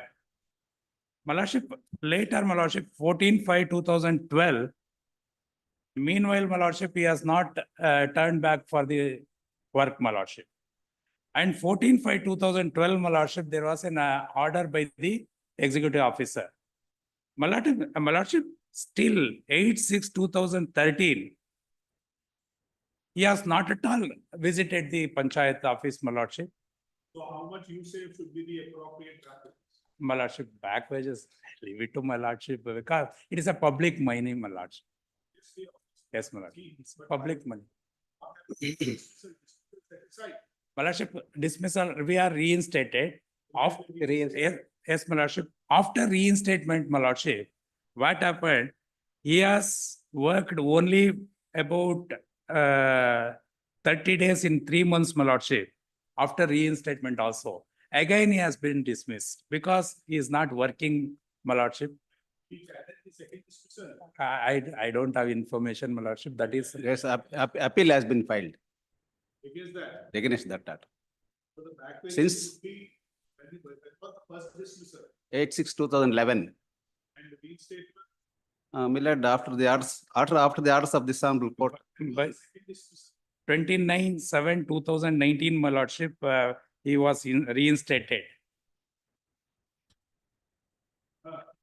After reinstatement, my lordship, he was worked only 3 days in July 2019, 14 days in August 2019, 13 days in September 2000. My lordship, second dismissal, my lordship, in the month of October, it seems, my lordship. October 2019. No, 6/3/2020. 29/7/2019. 7/2019. First dismissal, my lordship, 18/6/2011. The sub. The dismissal says the setting aside all consequential benefits. Yes, my lordship. This honorable court, my lordship, reinstated with back wages from 14/5/2012. No, I had filed the writ petition to implement the orders of the appellate authority wherein the appeal was allowed and directed to reinstate with back wages. This is pending. So today you can see only back wages. Only backward. 8/6/2011 to. No. It is ordered 14/5/2012 to 14/5/2012 Yes. to 29/7/2019, my lordship. It's a huge amount, my lordship. It is How much? It's a panchayat. That is true, my lord. You lordship may kindly say, they could have my lord, taken action up in presence of them. No, letter. What is your stand? Despite your reinstatement, you were not done. No, they also kept quiet. You lordship may kindly, after the orders of, no, after, that's why this honorable court. Anyway, I leave it to. The livelihood, you should go there. He has obtained the interim order of stay within 10 days, my lordship. He has not turned back. Since he has filed the. My lordship, here what happened? His wife. Yes, my lord. Last time I said, my lord, 70%. Your lordship suggested the 50%. Of course. Allah, either no charge is proved, my lord, in the appellate authority also. There was no second dismissal. He has contested election. Since I have approached this honorable. He has contested panchayat election after dismissal, my lordship, second dismissal. He has contested panchayat election. Later, my lordship, after defeat in the panchayat election, he filed an appeal, it appears. No, he has not contested. His wife was contested. No, his wife is president, my lordship. His wife Besides was all the those president things, my lord, of you the lost. panchayat. My lord, 50% you lost. I go down your lordship. It's a public money, my lordship. That's why I before this one. That's all. I don't have any personal. But so far as second response concerned, my lord, I got one submission. My lord, Chief Executive Officer, my lord, against the dismissal order passed by the Panchayat, my lord, there is an appeal remedy to the Jilla Panchayat. Jilla Panchayat quashed the order of the Panchayat and directed to reinstate them. That has not been implemented. Then they have filed a appeal petition before this court, my lord. So this court directed to implement the order of the Jilla Panchayat. Yes, they have filed, my lord. This court has directed to implement the order of the Jilla Panchayat. But in the operative portion, my lord, that is wrongly stated, my lord, lordship may kindly see. You are also entitled to interest areas of pay 6% per annum. Interest shall be recovered from the chief executive officer Jilla Panchayat and disciplinary appointing authority. My lord, chief, he is only appellate authority. He is not a disciplinary authority, my lord. To that effect, we have filed a RPO. Yes, my lord. He is an appellate authority. Excise jurisdiction is appellate authority. Only appellate authority, my lord. Disciplinary authority is the Gram Panchayat only. Yes, that. Pardon me? Who has to implement the order? My lordship- Gram Panchayat. My lordship, implementing authority, my lordship, Gram Panchayat. Gram Panchayat, He my has lordship. not made party, my lordship, he has made. Even we are not party before President. the President single of the judge. Panchayat, he is not the authority. In fact, yeah, their single judge we made a party. Is the first respondent. Before single judge, my lordship, he has made the party. Before the appellate authority, my lordship, only president has made as a party. No, no. The chief executive officer is the appellate authority. Is the appellate authority, yes, sir. His order, of which he was. Yes, our order. Yes, my lordship. to implement. He has been- That is wrong, my lordship. Penalize it because he has not, he is in control of that panchayat. Then. That's therefore. There is an order. Yes. Is it not obligation on the part of the panchayat to implement it? Correct. That's. Goes without saying. They will not see a further direction. And after the disposal, my lord, we only directed the panchayat to reinstate him. No, that has been, my lord. So far as that aspect is concerned, my lord, in fact, we have filed a. My lordship, I was. Now, my lordship, if we comply this order, We challenge in this. we-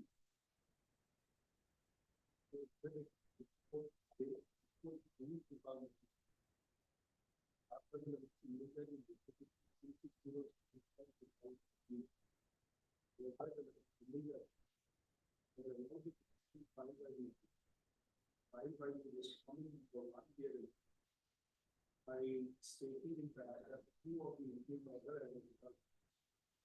The petition of the council for the appellant is that the petitioner, that the respondent number 1, after his dismissal was set aside by the Jilla Panchayat. Dismissal by the panchayat, my lord. Yes. Yes, ma'am. Jilla Panchayat. As per. The order was passed by the Gram Panchayat has been reinstated in service on 14/5/2012. He also states that pursuant to a further misconduct, the respondent number 1 has been dismissed from service. In other words, it is the submission that he was on the rolls of Gram Panchayat till 29/7/2019. And hence, the only issue which applies for consideration is the payment of back wages pursuant to the reinstatement in service after 14/5/2012. Full stop. The council of the appellant will also contend that even after reinstate, will contend that if the conduct of the respondent number 1 is seized, the respondent number 1 is not entitled to the back wages as sought as directed by the single judge. States that even after his reinstatement, the respondent number 1 has remained absent from duties for a long time. Hence, it based that the back wages, the relief of back wages be appropriately molded. On the other hand, the Learned Council for the respondent number 1 would submit that even if the respondent number 1 is not entitled to the complete back wages, the same be limited to 50% of the back wages which the respondent number 1 is entitled to in terms of the order of the single judge. The council for the respondent number 3 to be had the grievance in respect of the impute order to the extent that the single judge has recovery of the interest from the chief executive officer by stating that the chief executive officer is not the disciplinary authority, but the Yes. He is the chief executive officer who had set aside the order of the disciplinary authority and directed the reinstatement of the respondent number one. And hence is not responsible for non-implementation of the Yes, ma'am. reinstatement order passed by him. So hence, the liability of 6% interest cannot be fastened upon the chief executive. Having heard the learned counsel of the parties, as the unique issue which arises from the application is the payment of the back wages. And in the fact that the appellant herein is Gram Panchayat, which functions for the welfare of the people of the village, any direction for payment of 100% back wages shall put a financial burden on the village, on the Gram Panchayat. Hence, in the facts of this case, we are of the view that the respondent number one shall be entitled to back wages quantified as 25% of the 25% of the total benefits which he was entitled, which he is entitled to between the period 14/5/2012 to 29/7/2019. It is clarified.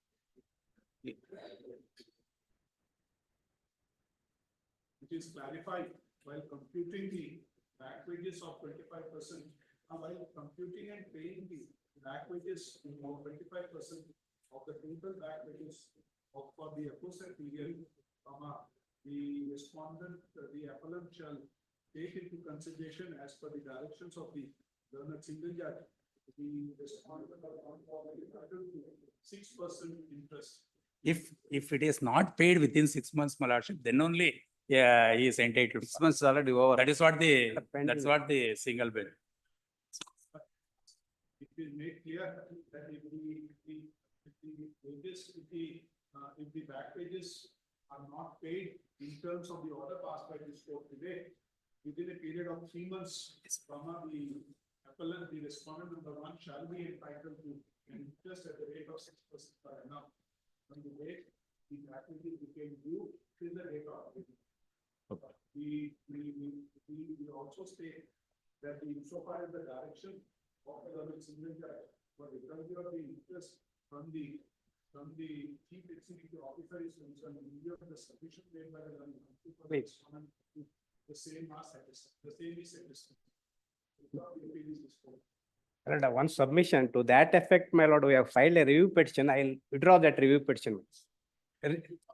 Yes, only to that extent. Right. That as this court has set aside the direction of the chief executive officer for recovery of the interest amount from him, the same shall be withdrawn. Yes, ma'am. Review petition will be withdrawn. Petition filed by the chief executive officer. Clean. Blessed.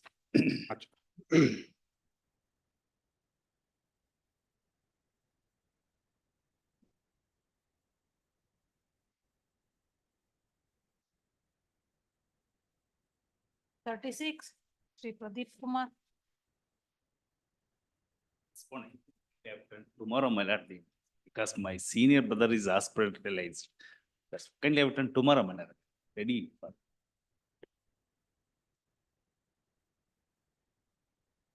Madri, that is it. We'll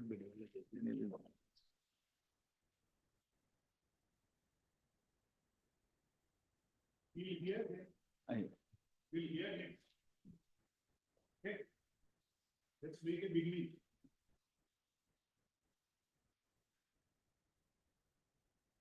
We'll hear Mr. Kumar. Okay. My lord, we have filed a synopsis on 19/4/2023, my lord. So you may kindly see synopsis. In this case,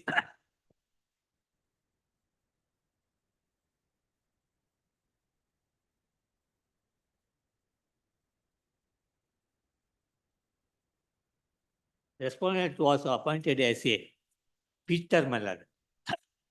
The misconduct is he is assisted to the personal manager of the company, madam. That is the charge, madam.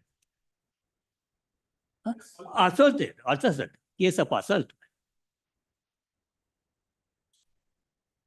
He was issued charge sheet and the inquiry was conducted, madam. Thereafter, he was dismissed from the service for approval. For dismissal approval, the management filed 33-2 application before the industrial tribunal.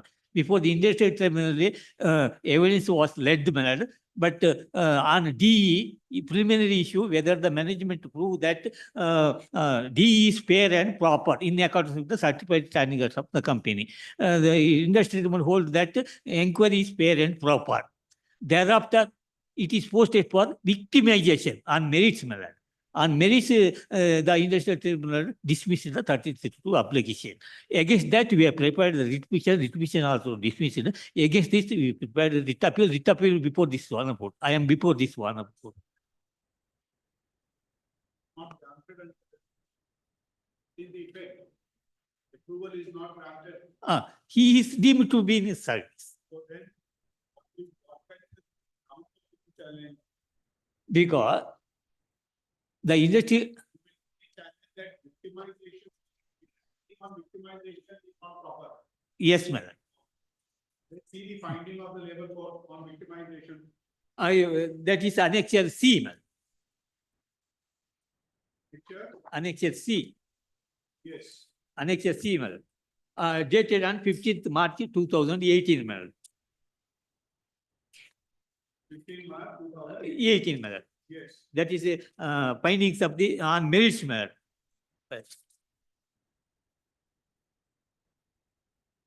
Issues, madam. There are 4 issues, madam.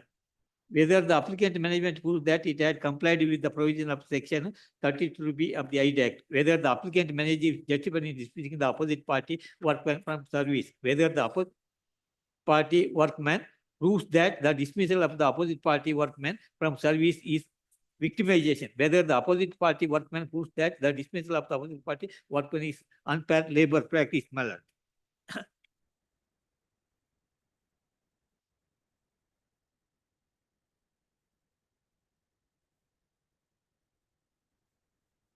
With regard to first issue, my lord, the industry tribunal holds that it is affirmative, my lord.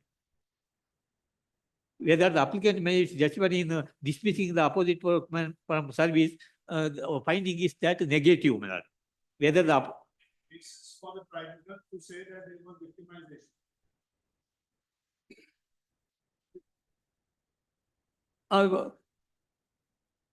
The management is not let the evidence on before the industrial tribunal. That is the main. The management is not let the evidence before the industrial tribunal. Yeah, both are contradictory. The reasoning of the industrial tribunal come to the conclusion, the findings of the inquiry is perverse. It is contrary to the evidence on record, my lord. The evidence led before the inquiry officer at page 35 filed inquiry proceedings before this exhibit exhibit M1 and M2 before the inquiry officer, my lord. The learned industrial tribunal hold that MW1 and MW2 evidence is not believable. Therefore, evidence may be looked into, my lord.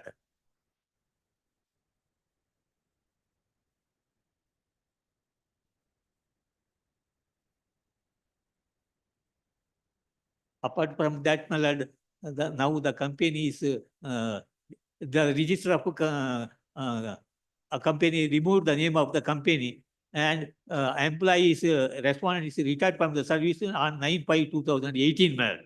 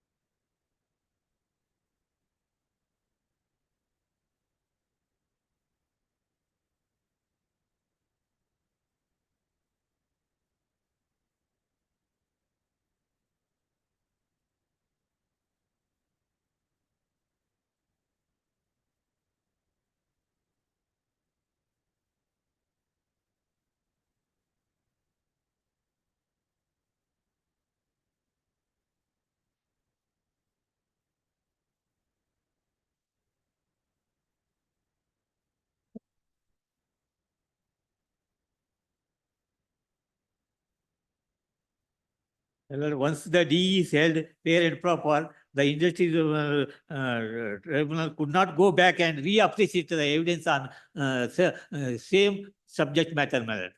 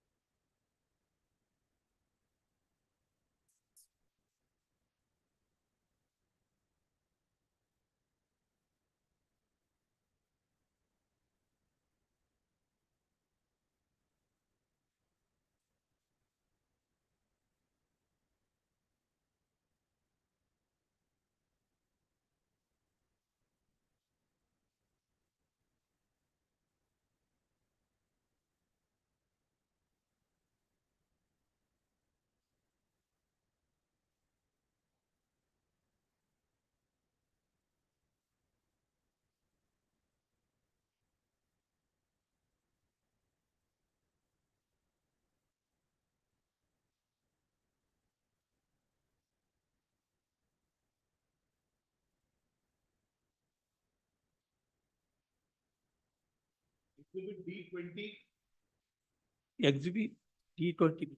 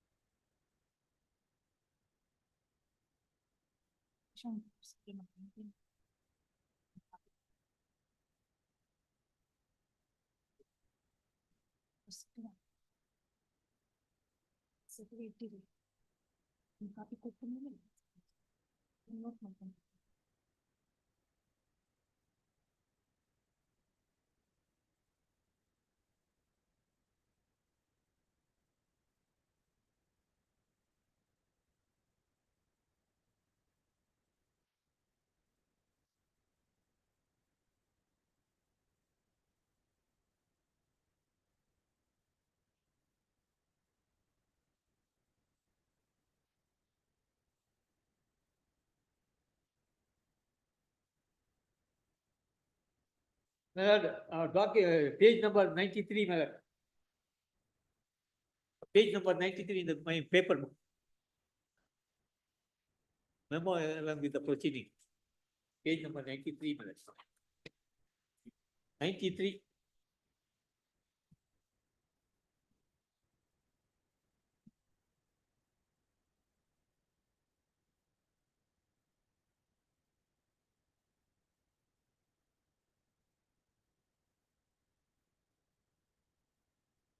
Along with the proceedings, my lord.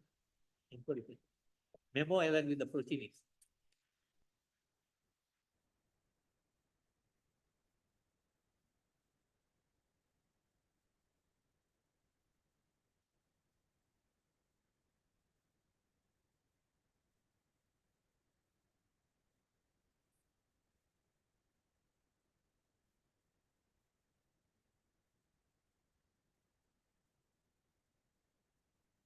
When was it proceeded on ex parte?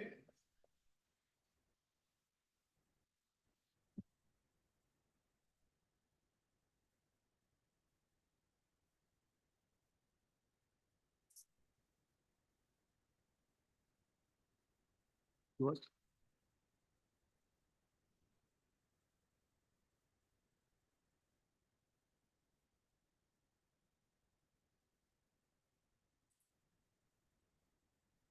Before passing the dismissal order, my lord, When did you proceeded ex parte against him?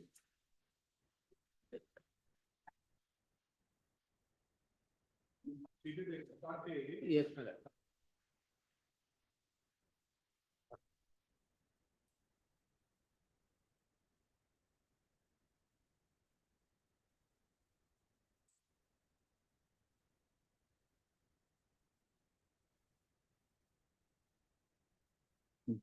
Page number 36. Page number 36.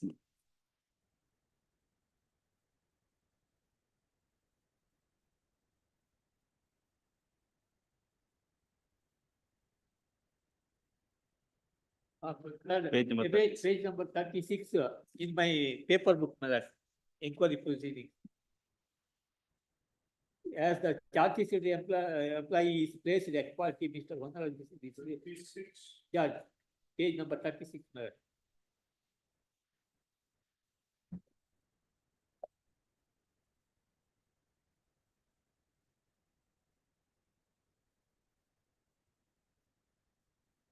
(26/11/2009), man.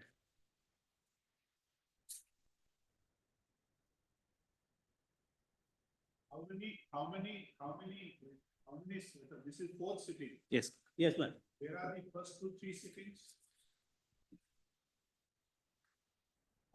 It is. Page number 28, man. That is first sitting. First sitting is page number 28, my lord.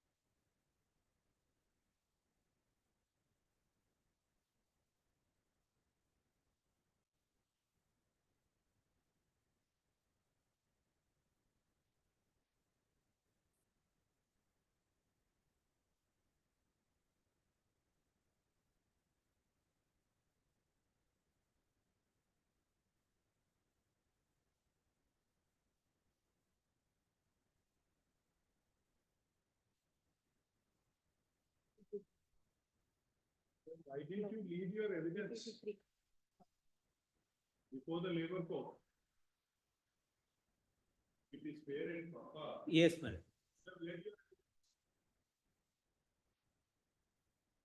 Let your evidence and prove the charge. On this, So did you make any such request? we have let the evidence, one Mr. Inquiry Officer, Mr. Narayan, yeah, Santosh Narayan and Mr. Krishnayan, AW1 and AW2, we have examined.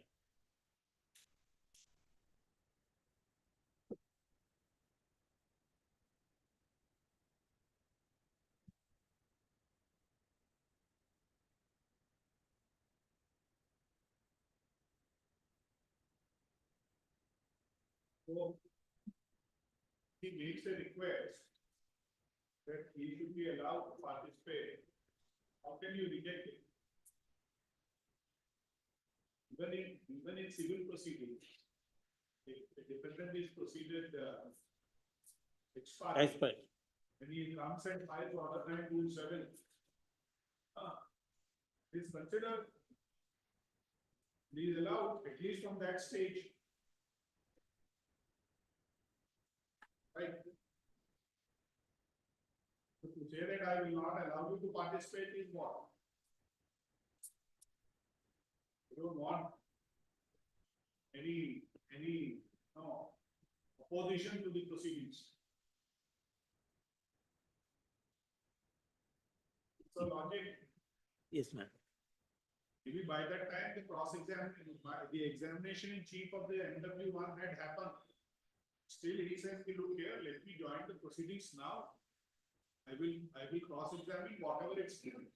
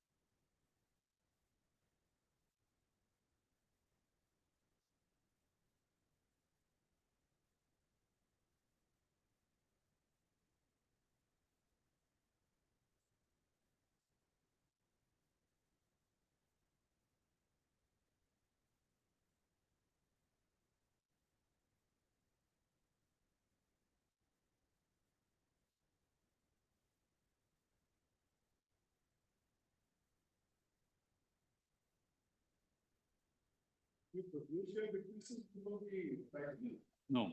No.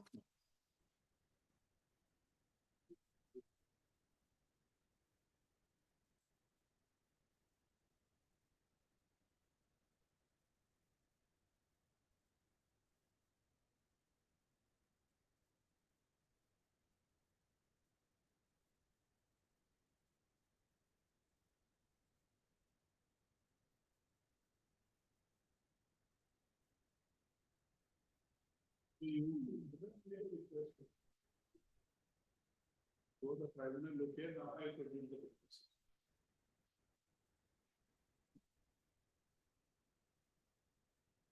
The exhibit A14 is the complaint. Exhibit A14 is the complaint. But the complaint is not given evidence before the inquiry, domestic inquiry. Very near come, but he was not allowed to cross it. Yes. But before the tribunal, they did not make request to here, I have to bring the witnesses here. So that power is there before the tribunal.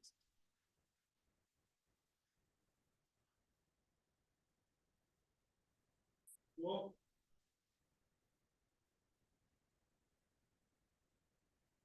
Now, my God, the company is divested to Aditya Products Limited. All assets are business transferred to Aditya Products Limited. Man. Apart from that, the respondent was retired from the service on 9/5/2018. Man.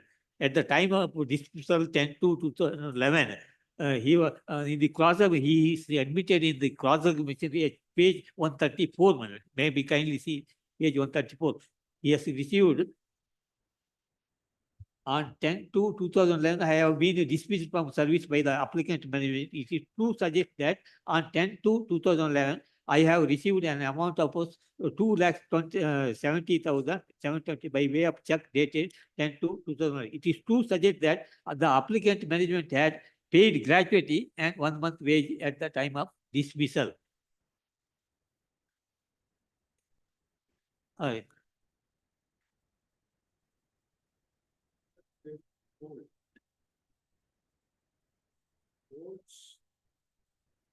D is perverse.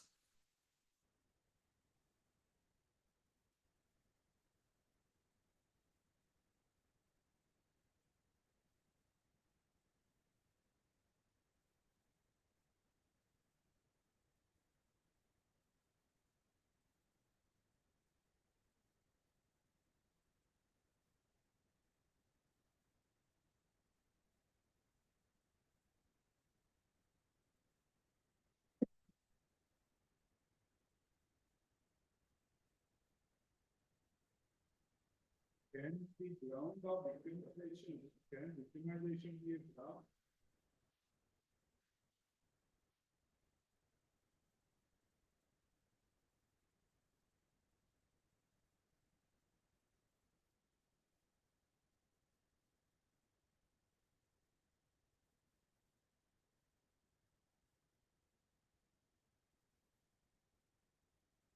We are 23 million, the award of the industrial tribunal.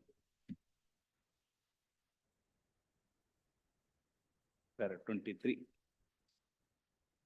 Page number 91.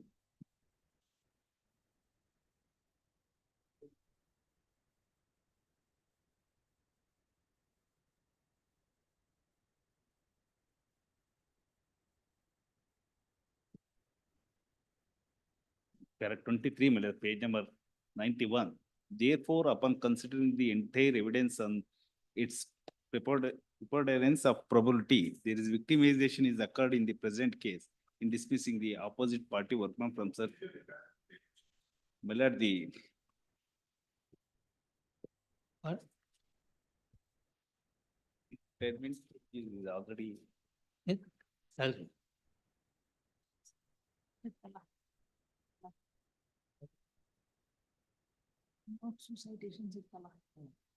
Salary man. Retirement age. Huh? Retirement age. 9/5/2018. That as per the certified signing of the company, he was retired. The time of dismissal, he had put in more than 30 years of service.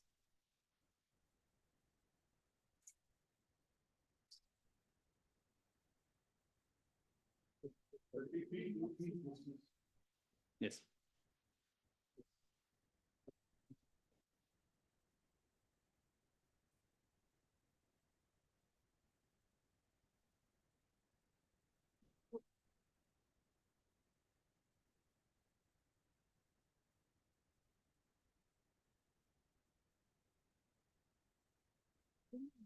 He was aged about 53 years in 2013, man. Ashatama filed affidavit before the tribunal, man. He is aged about 53 years on 21/8/2013.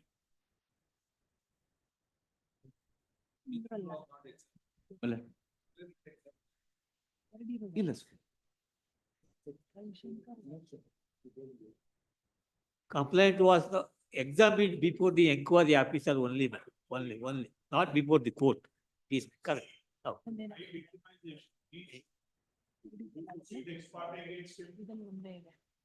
Once he makes a request, you don't allow it, reject the representation. You don't allow him to participate in the proceedings and resulting in his dismissal. He said that's victimization.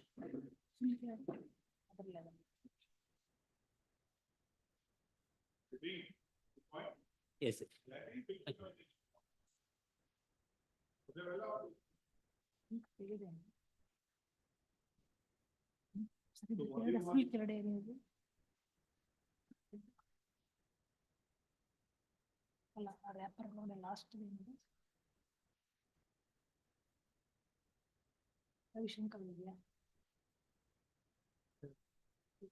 But misconduct is also assault, man.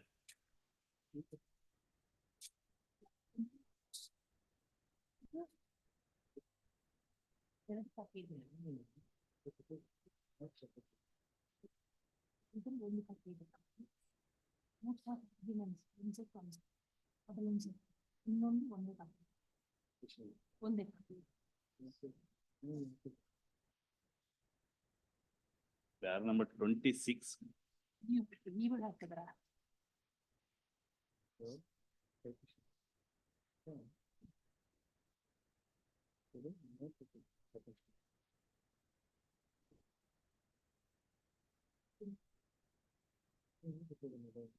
Insect ಇದೆ sir. That the award of the Industrial Tribunal, page number 95, under the para number 26.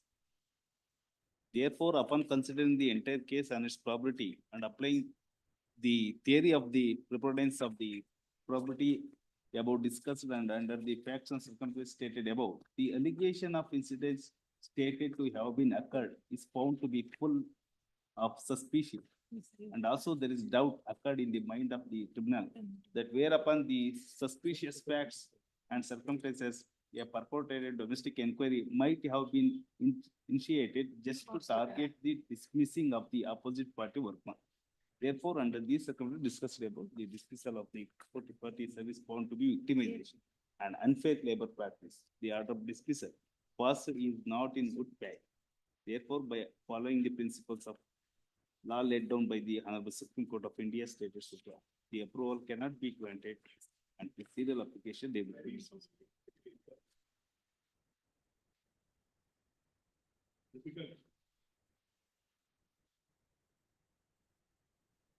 We'll dismiss it this week.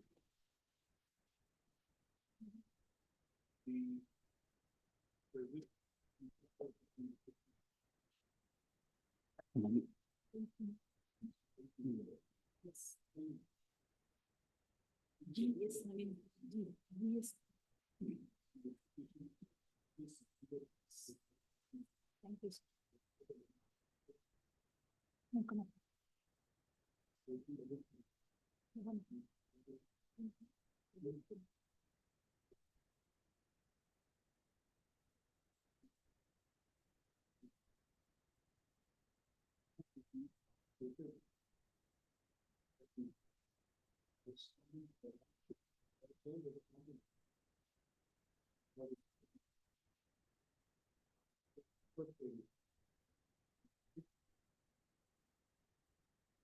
So this is what the one.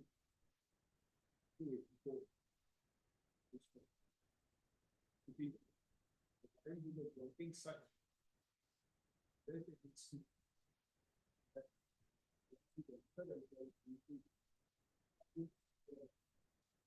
Not outsiders on the factory premises. The food and the salted, the region manager. The food to which part. The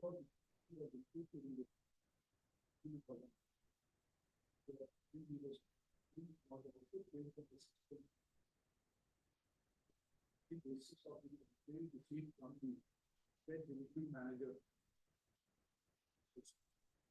The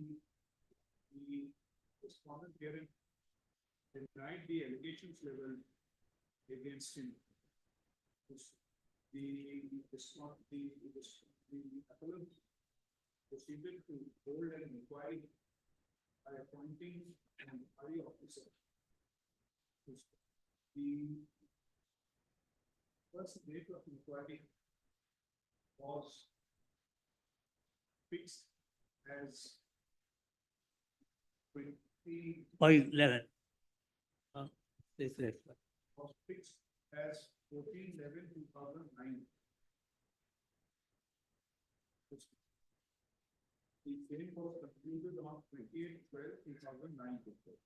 It appears the respondent number one has walked out of inquiry during the proceedings held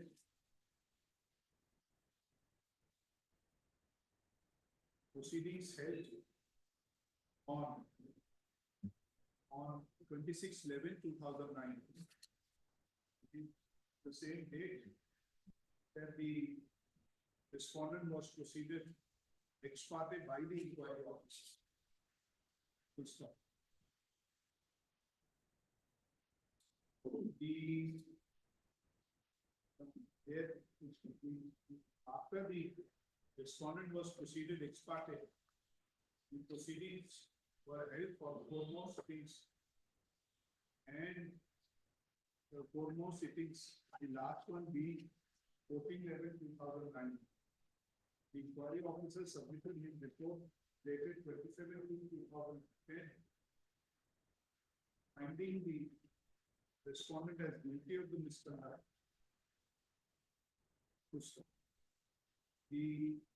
On 31/3/2010, the so-called notice was issued to the respondent, and an explanation was sought. An explanation and his explanation was sought on the report submitted by the inquiry officer. So pursuant therefore, the order of dismissal was dated 10/12/2011 was passed, dismissing the respondent from the services of the appellant.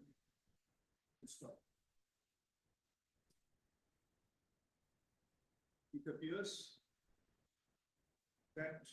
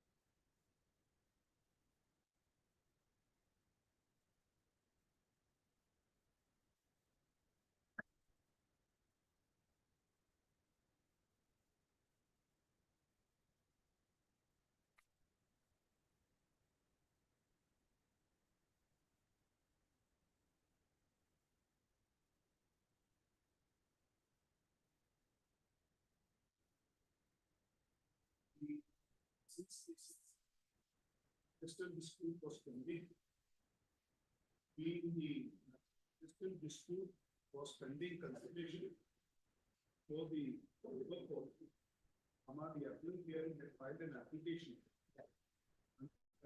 section 23(2)(b) of the Fiscal Disputes Act 1947, seeking approval of the labor court for dismissing the appellant, for dismissing the respondent. The labor court, while considering the application, filed under section 33(2)(b) of the Industrial Disputes Act, had though held that the inquiry which has been conducted against the respondent is fair and proper,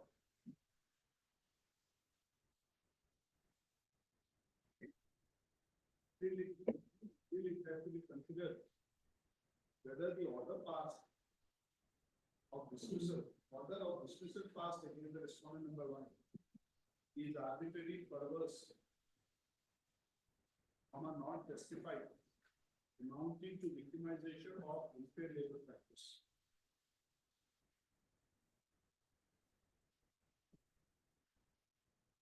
Next, the tribunal, the labor court. On the aspect of victimization, the labor court was of the view in paragraphs.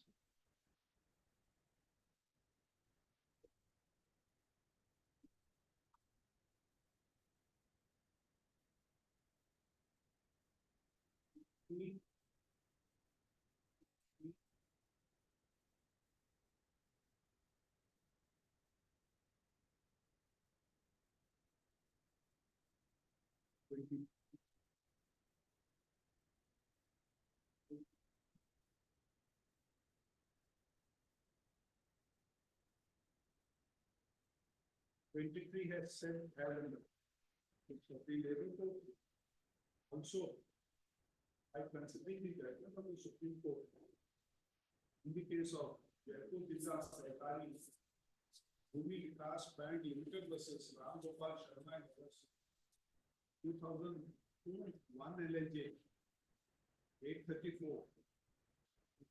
Was of the view that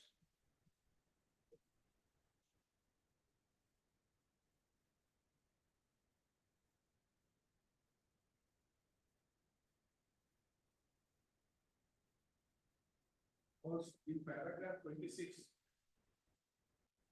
for the following view, which we introduce as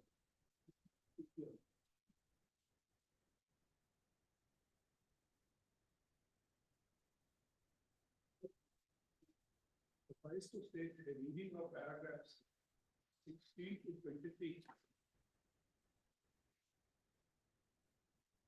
We believe that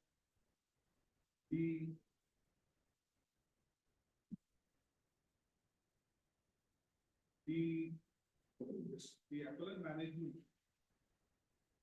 also made evidence before the labor court.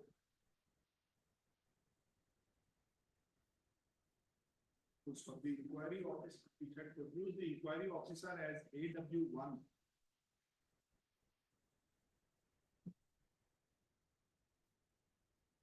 So it had also AW1 who had proposed regarding the domestic inquiry conducted against the respondent.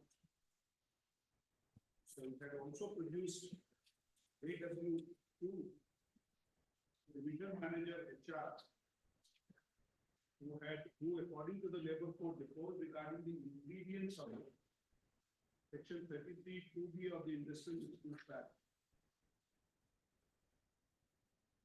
Having been followed in as much as the respondent was, in as much as the appellant had passed the order of dismissal, paid the last month's wage to check to the respondent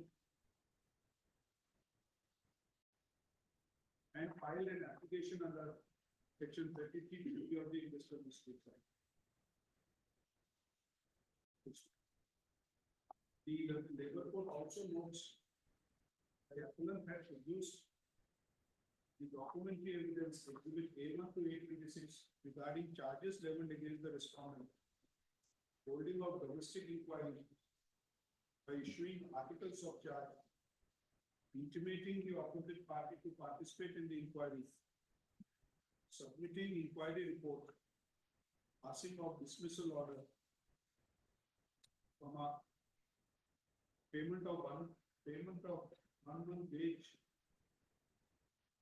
and to the respondent and filing of the application. What is important is that in paragraph 19, the labor code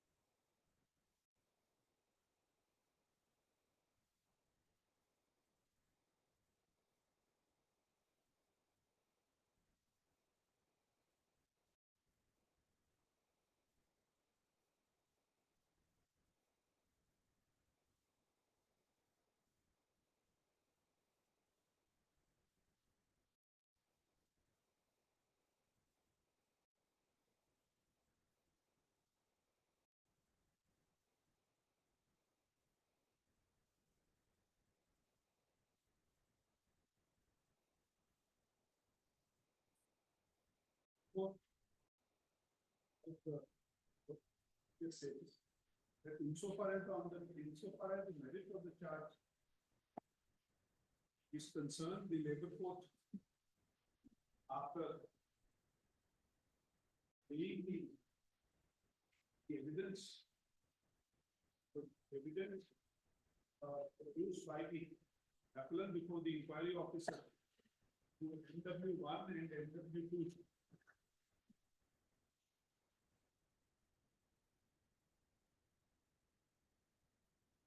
As disbelieved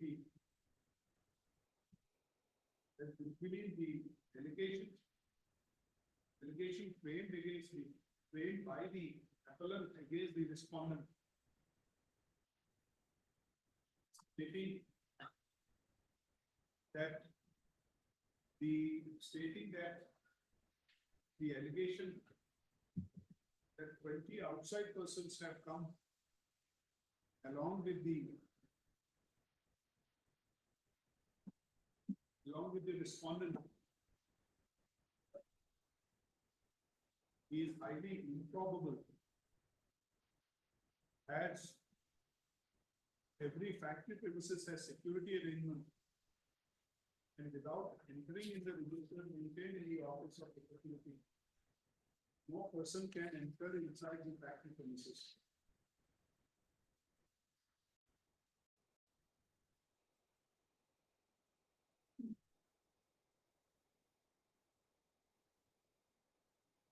It was also of the view that the allegation that Sri Ramesh Pai was beaten by more than 20%.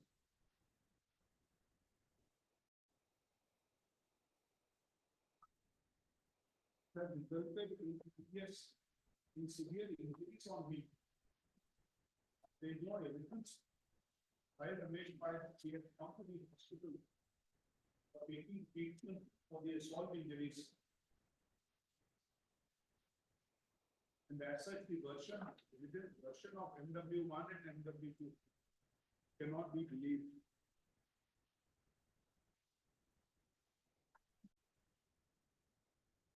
On the basis of the exclusive conclusion, the labor court was of the view that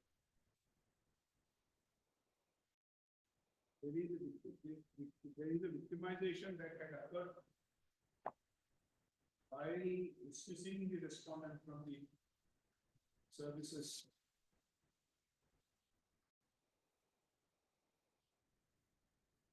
On the basis of the aforesaid conclusion,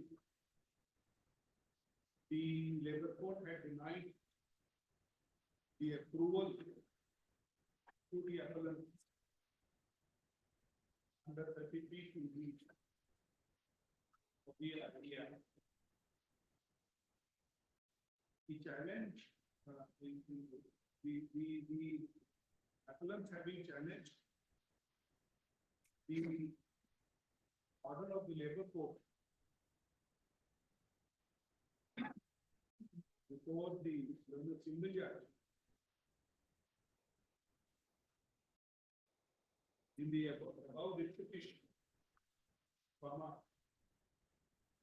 the single judge noting the conclusion of the labor court in paragraphs 20 to 22.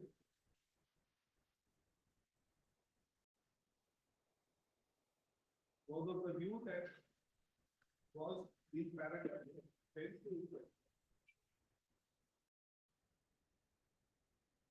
to 14 was of the following view, which we introduce.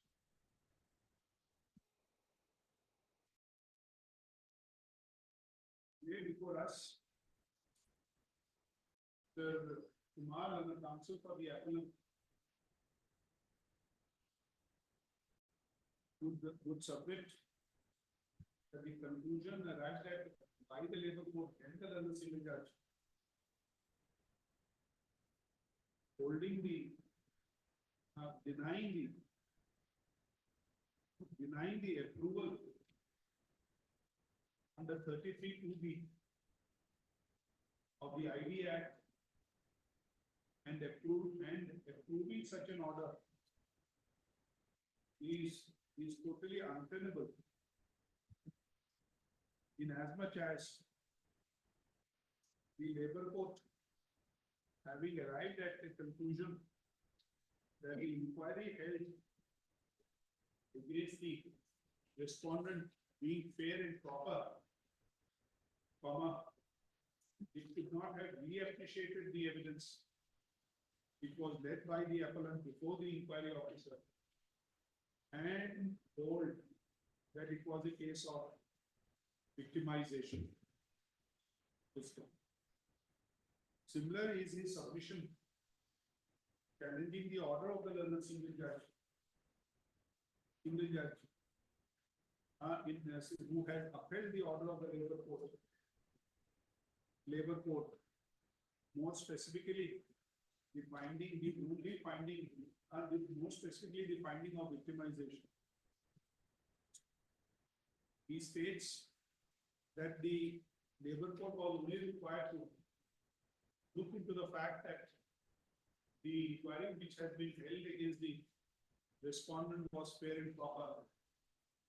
In other words, if the inquiry was fair and proper, then the only requirement in law is that the labor court should have approved, should have granted the approval to the appellant for the dismissal of the respondent under 33(2)(b) of the ID Act.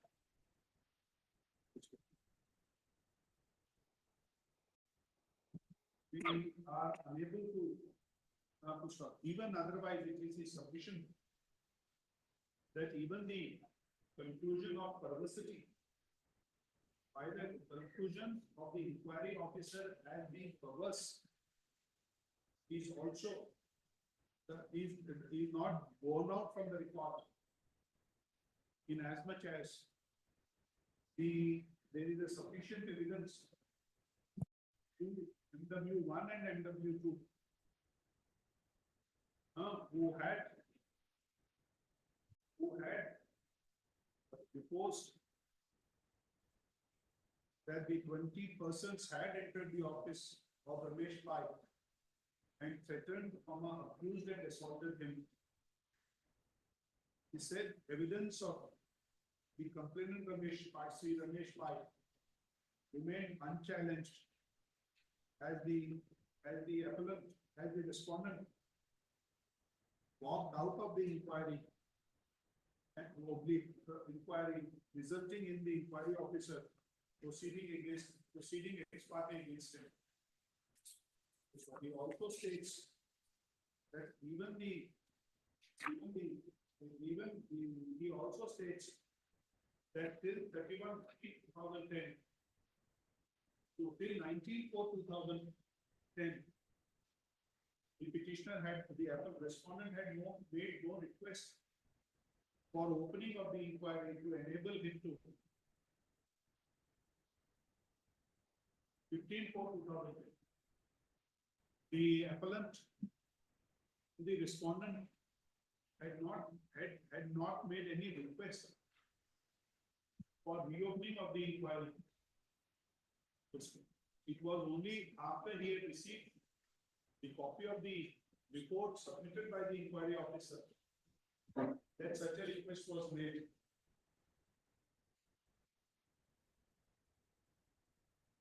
And request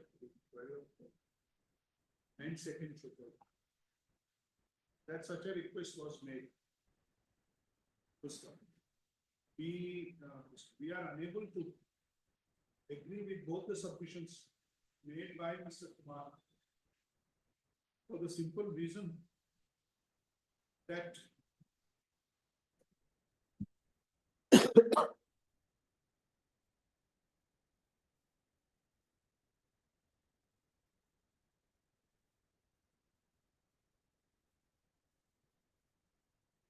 the Supreme Court, for the simple reason, as noted by the Labor Court in paragraph 25 of the order, wherein the Labor Court had referred to the judgment of the Supreme Court in Barefoot Vikas Sehkari, Bhumi Vikas Bank Limited Supra, more specifically paragraph 13 and 14, wherein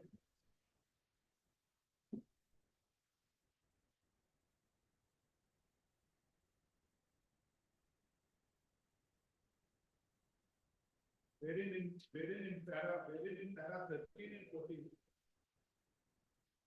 the Supreme Court has clearly held that the provider to section 33 2B refers protection to a government to safeguard the interest, and it is a shield against victimization and unfair labor practice by employer during the pendency of industrial dispute, when the relationship between them are already strained.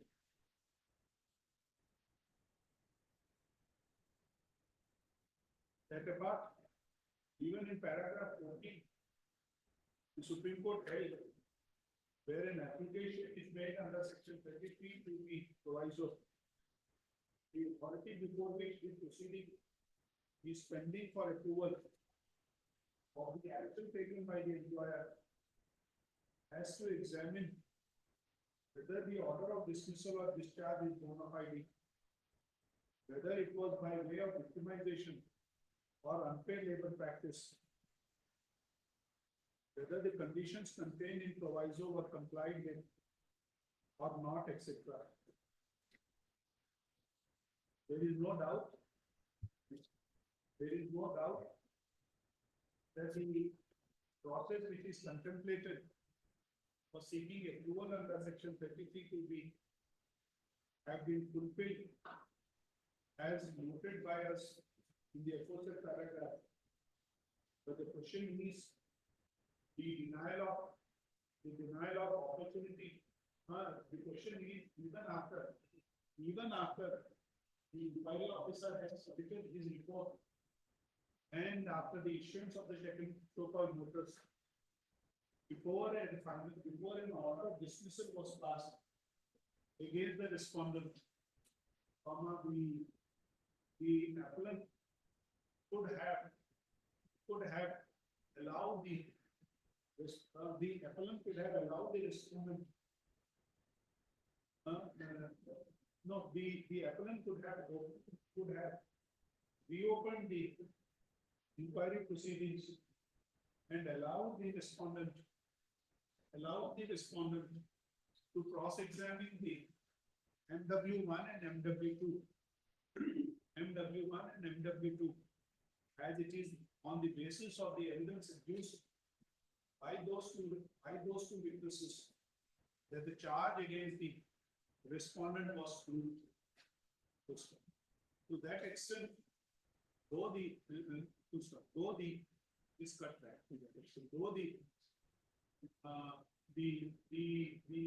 labor court had held that the inquiry was fair and proper,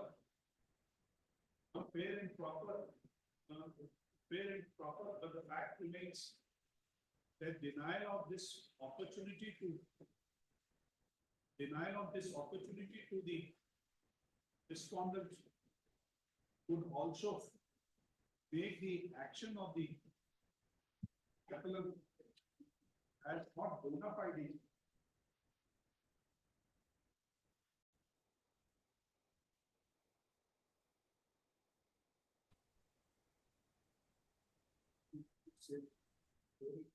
The parent has to be read in the context that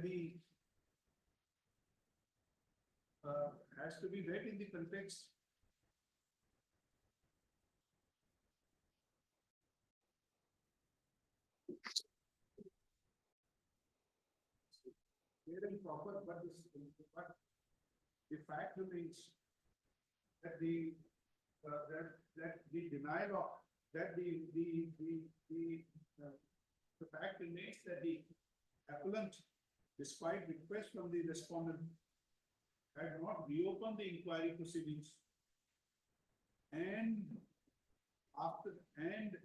thereafter passed the order of dismissal. Surely would suggest that the action of the appellant was not bona fide, and having the color of victimization and unclaimed victimization. Full stop.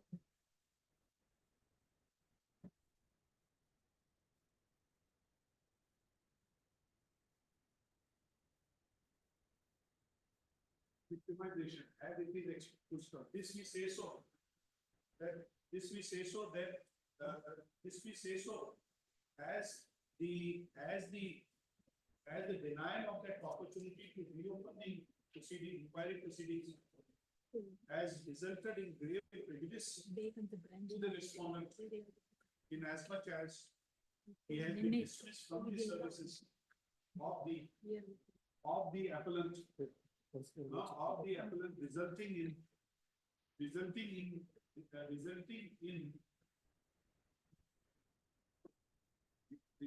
in affecting his sources. Resulting in deprivation of his livelihood. Full stop.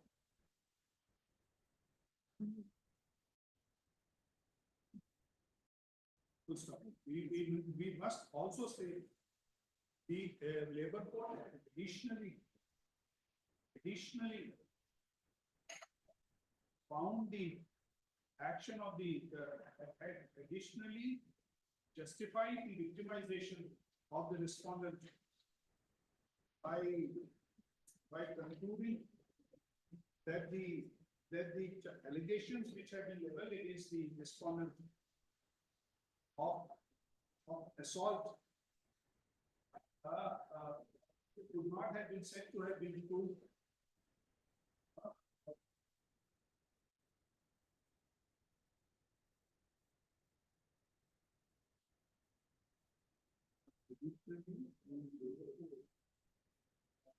So, held the action of the respondent, held the action of the appellant, amounting to victimization on a finding that the allegation against the respondent that he and other and 20 others have assaulted the Ramesh file is highly improbable.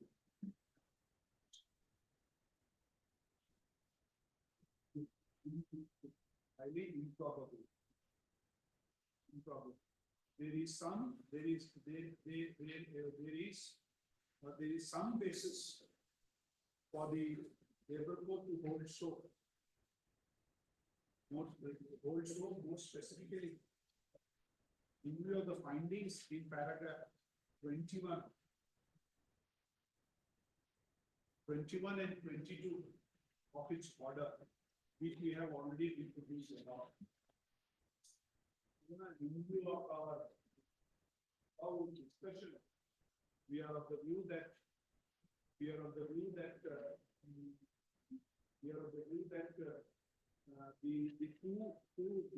labor court and the domestic having taken it, having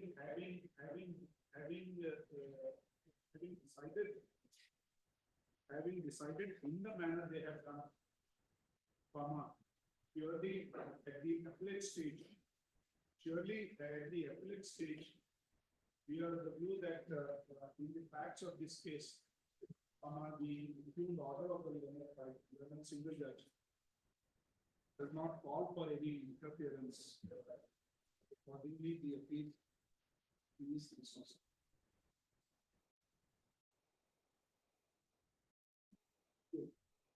May I make a mention in serial number 32, man? It has been passed over. May I request for an adjournment for next week, man. Sorry, I could not be here. Some personal inconvenience for senior. And I make mention 32, man. I appeal for the petition.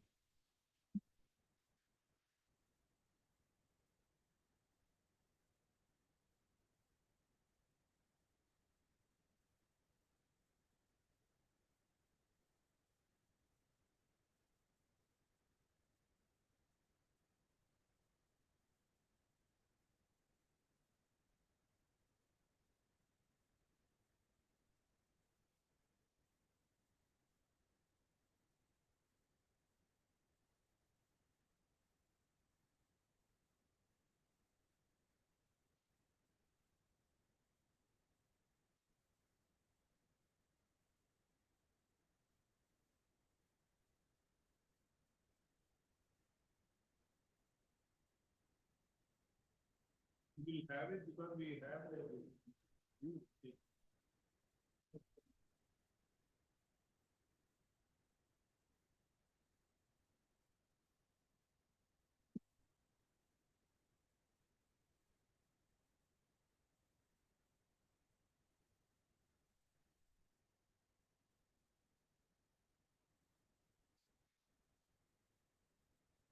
the difficulty. Lord, see the file, my lord, I have not got the file. Tomorrow also, my lord, tomorrow also, I've read the file. I'm sorry, my lord, that is the difficult. Right? Tomorrow also is fine. ಅಲ್ಲ file ಅಂದ್ರೆ file office ಇಂದ ತಂದಿಲ್ಲ ನಾಳೆ ಇಟ್ಕೊಂಡು ಸಾರಿ my lord. Tomorrow is also fine. My lords have read, my lord, tomorrow. Much obliged. Lordship, 30, my lord. My learned friend's family had some bereavement. That is why he was not present, it seems. That is why he was not present. He just now told me, my lord. I said, matter may be taken up next week. We want to hear you. I am ready, my lord. Right from the beginning, morning, I am. After lunch. The Lordship may kindly take it up next week, my lord. Let him also be here, my lord. Serial number 19, my lord. 37, my lord. Next matter. I'm sorry, 19, my lord. Which is your item? 30, my lord. 30. 30.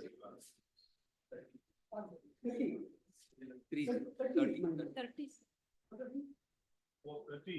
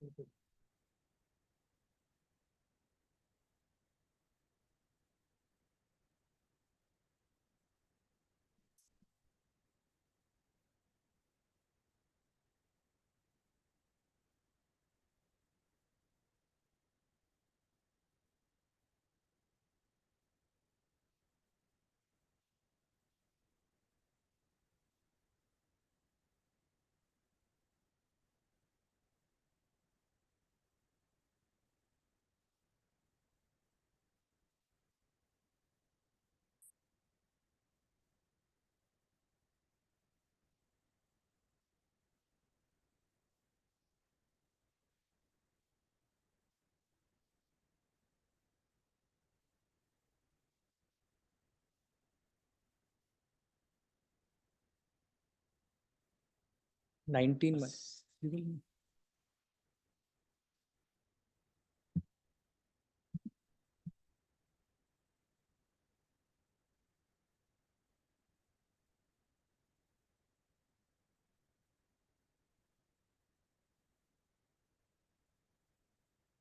The 23-8.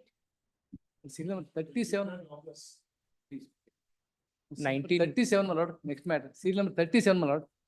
No, there is some utter matter, my lord, in other court. So may kind. Serial number 37, my lord.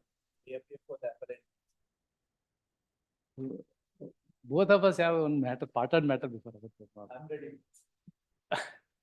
If the matter is big enough, I'm ready. I'll make my submission. ಒಂದು short date ಅಲ್ಲ ಇಬ್ಬರಿಗೂ ಒಂದು partner matter ಇದೆ both of us appear in that matter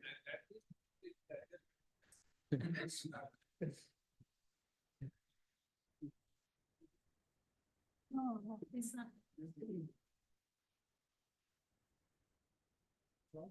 19, my lord. Serial number 19, that is passed over, my lord. The submission was made in the morning that some of the respondents have not received the commissioner report. I took pass over, but my senior is also not available. He will get the senior counsel. My lord, my humble submission, my lord.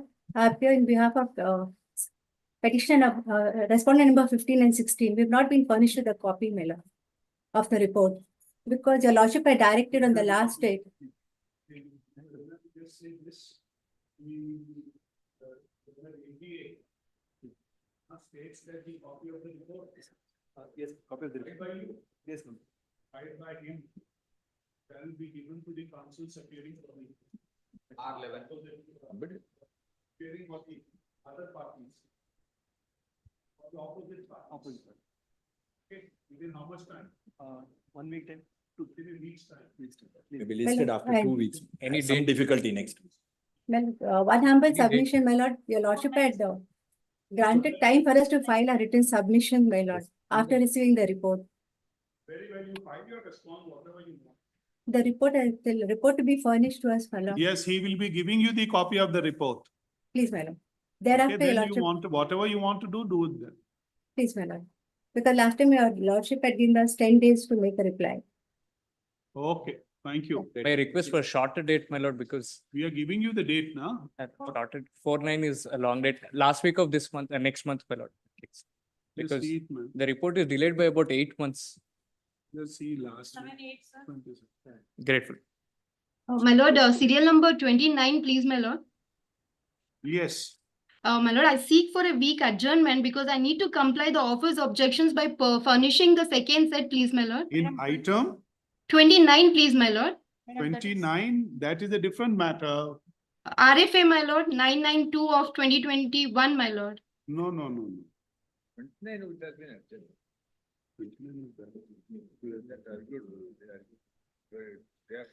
It may not be 29, it may be a different matter, different number. My lord, serial list 2, my lord, list 2, serial number 1 next week. Let it be like that. Okay?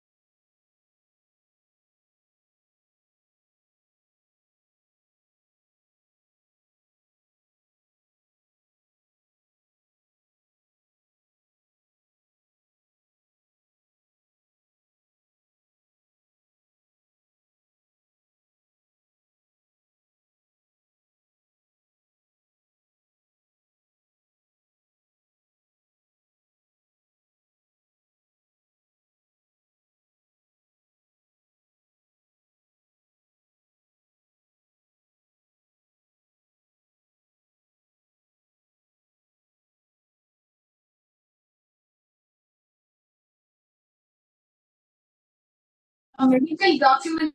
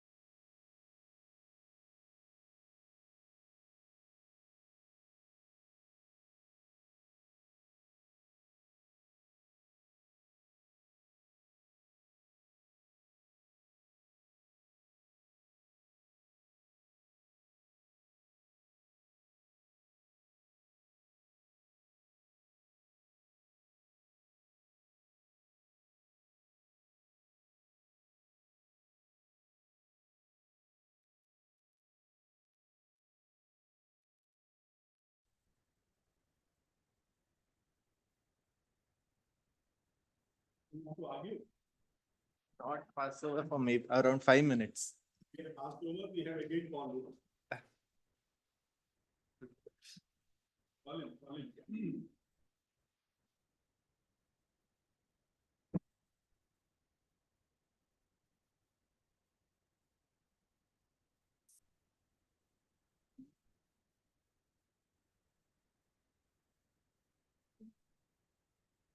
List one, serial number 31. Venkat Subba.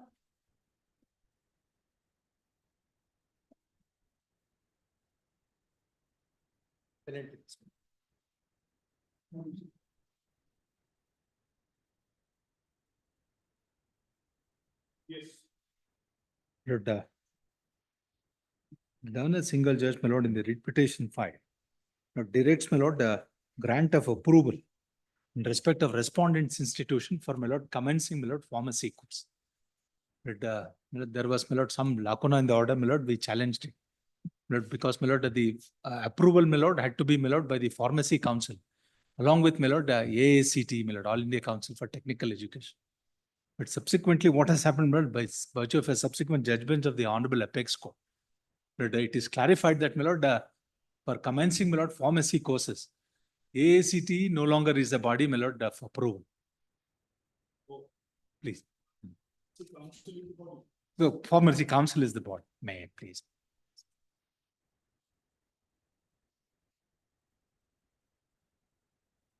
Who has filed the pharmacy council? No, this is by AACT itself, but there was direction for us, my lord, to, my lord, accord permission.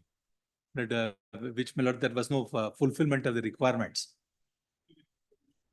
My lord, we were, my lord, along with the, my lord, Pharmacy Council of India, we were, my lord, also the approving authority for rendering permission. Because, my lord, we were, my lord, brought in the picture because, my lord, technical education under the act, my lord, also included, my lord, pharmacy. So therefore, my lord, we were, my lord, also the approval body, my lord. It was still that. It was, my lord, with the that's where, my lord, we also, my lord, gave permissions, please. Both had to give permissions. Now, in view of the latest judgment of the Apex Court, we no longer hold, my lord, authority to accord any permissions. But in fact, I have written to, my lord, AACT, but I'm writing response, my lord, I'm please. ಏನೋ ಒಂದು ಇರ್ತದೆ Please, please, please, please. ಅಂದಾಜು ಮಾಡಿದ್ದು. The request of counsel, this, the request of counsel from the appellant to take instructions. Please. We notify. We give a date after 4 weeks. Please. The learned counsel for the, just say 30, the learned counsel for the appellant states that in view of the judgment in the, at the Supreme Court, in the case of Pharmacy Council of India versus Dr. S.K. Ostiwa, just take this, citation, he intends to take instructions from the appellant council. That is request and notify of the Great. 30th August.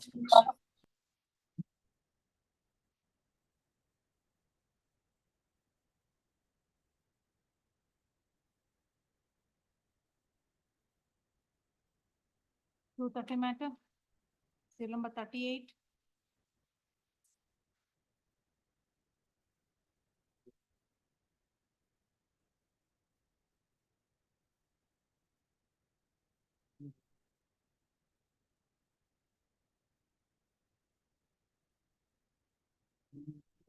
Any other additional submission? File it. The matter.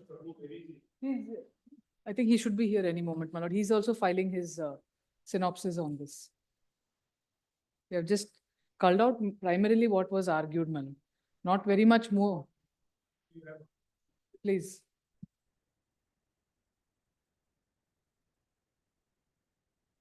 Yes, you will start. He's here.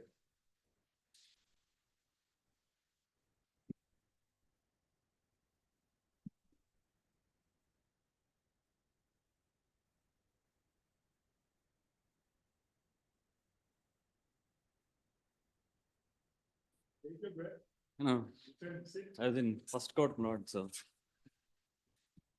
But I have few submissions to make, my lord, just in response. Yes, ma'am. No, my lord, so far as they relied upon a judgment pertaining to railways. That's the only new judgment, my lord, which they have referred to, 2008. Yes. It's not an strict, it's an absolute liability under the, that's what his argument is.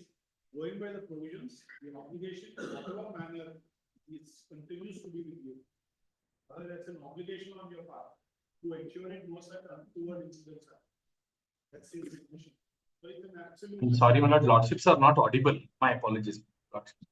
Yeah, our Mr. Now you can hear us, Mr. Prabhu? Yes, grateful. Now, that's Right, his argument, that yes. is his argument. He says Yes, it's an absolute liability. I'll meet that, my lord. Lord, there are some submissions made which are common to all petitions.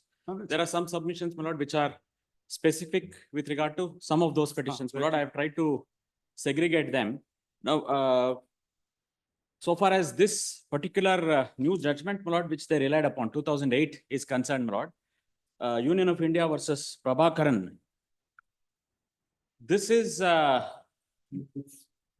case which arose, my lord, in respect of railways under the Railways Act of 1989.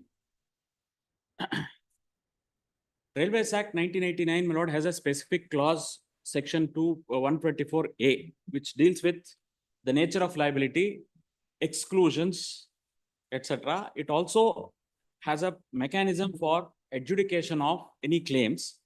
There is a special tribunal called Railways Claims Tribunal. There is a separate statute, my lord, That's right. of 1987. That's right.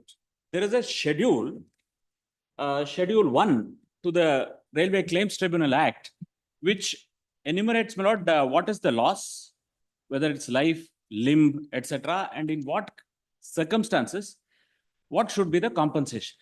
Therefore, this case arose under the Railways Act before the Railways Claims Tribunal, and following the schedule, something was fixed, my lord. That is what has been considered. And my lord, therefore, and there was evidence led before the Railways Claim Tribunal with regard to, my lord, all aspects, including, my lord, negligence, etc., fixing of liability and all that. If strictly, my lord, this has to be adopted, my lord, then there is a schedule which possibly, instead of MVC, my lord, there is a schedule so far as railways is concerned, my lord, which also has specified amounts with regard to, my lord, the loss, etc. So therefore, my submission, my lord, is this judgment may not apply in the facts of the present case. The fact that compensation In the facts are completely different. governing the railways. Yes. Any accident that happens there. That, my lord, Padma Sundar Rao, para 9, my lord, applies. The facts are completely different. Therefore, it may not have any application. No, my lord, so far as the provision of the Electricity Act is concerned, Lord, emphasis is placed, my lord, on section 68 of the Electricity Act. That's right. And my lord, if we read, my lord, section 68,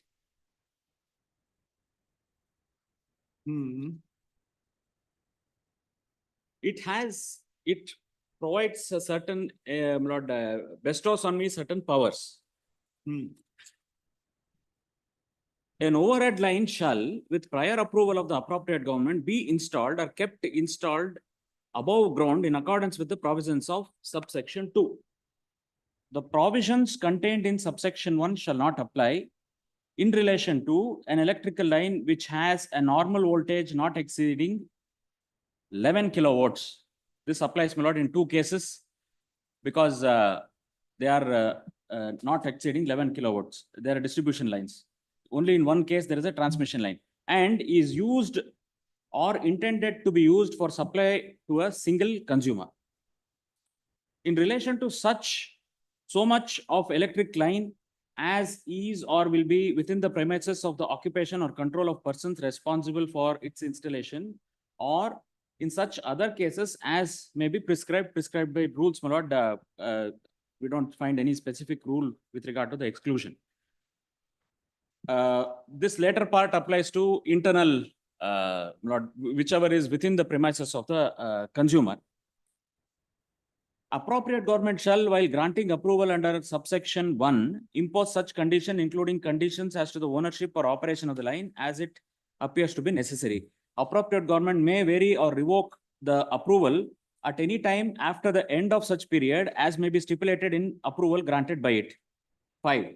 Where any tree standing or lying near an overhead line or where any structure or other object which has been placed or has fallen near an overhead line subsequent to the placing of such line, interrupts or interferes with or is likely to interrupt or interfere with the placing of such line, interrupts or interferes with or is likely to interrupt or interfere with the conveyance or transmission of electricity or the accessibility of any works, an executive magistrate or authority specified by the appropriate government may, on the application of a licensee, cause the tree or structure or object to be removed or otherwise dealt with as he or it thinks fit.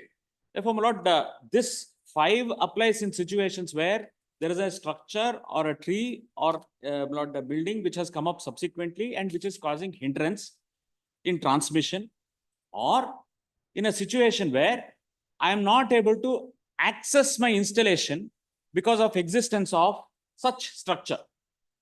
Lord, both these situations do not arise in the present case. It is not my case that because of the existence of this building, the transmission was hampered, or that I was not able to access the installation. And therefore, Lord, what is contemplated under 68(5), Lord, but tell us, Mr. Ranga, this is, you're right, what you're going literally reading the provision, that's the position. But where, because of that building, whatever the norms are, insofar the vertical distance is concerned, that gets violated, would you not have an obligation to approach the executive? That's the argument which is being advanced. To approach the executive magistrate and get that structure removed. That's being argued. That's what was argued. Lord, my submission, my lord, is so far as this provision is concerned, my lord, in my understanding, my lord, if there is hampering of any movement of electricity, my lord, this squarely applies. Lord, there is... Tell us then one thing. Pardon me. You very well knowing... Yes, my lord. I knew that there is a structure. Distance has decreased because of this structure. You have no obligation because that structure is effectively violating those norms which are required to be followed by you. When you lay the cable, install the cable, you are required to see a particular distance is maintained from human habitation or the structure. That's the reason. Otherwise, you can put it at the ground level. You will not. You will take it up. IE rules, my lord, specifically says that it has to be beyond the arcing distance. Why do they say so? Because of the induction, because of the effects of that, the high voltage cables which are running and which may be harmful. True. With that intent. So if you are seeing, or there is an obligation on your part also, you will not keep your eyes closed. No obligation, because you can't keep your eyes closed because there is an obligation under 68 also. 68(5) is an obligation. So that's what being argued, that still you can go to the executive magistrate and get it wrong. That's that. Lord, 5 is contemplated in a situation, my lord. Kindly see, my lord, 6 possibly, my lord, give some clarity. When disposal of an application under 5, that is an application made by me before the magistrate, executive magistrate, an executive magistrate or authority specified under that subsection shall, in case of any tree in existence before the placing of the overhead line, award to the person interested in the tree such compensation as he thinks reasonable, or such person may recover the same from the licensee. There is an explanation. For this purpose, a tree shall mean and include any shrub, etc.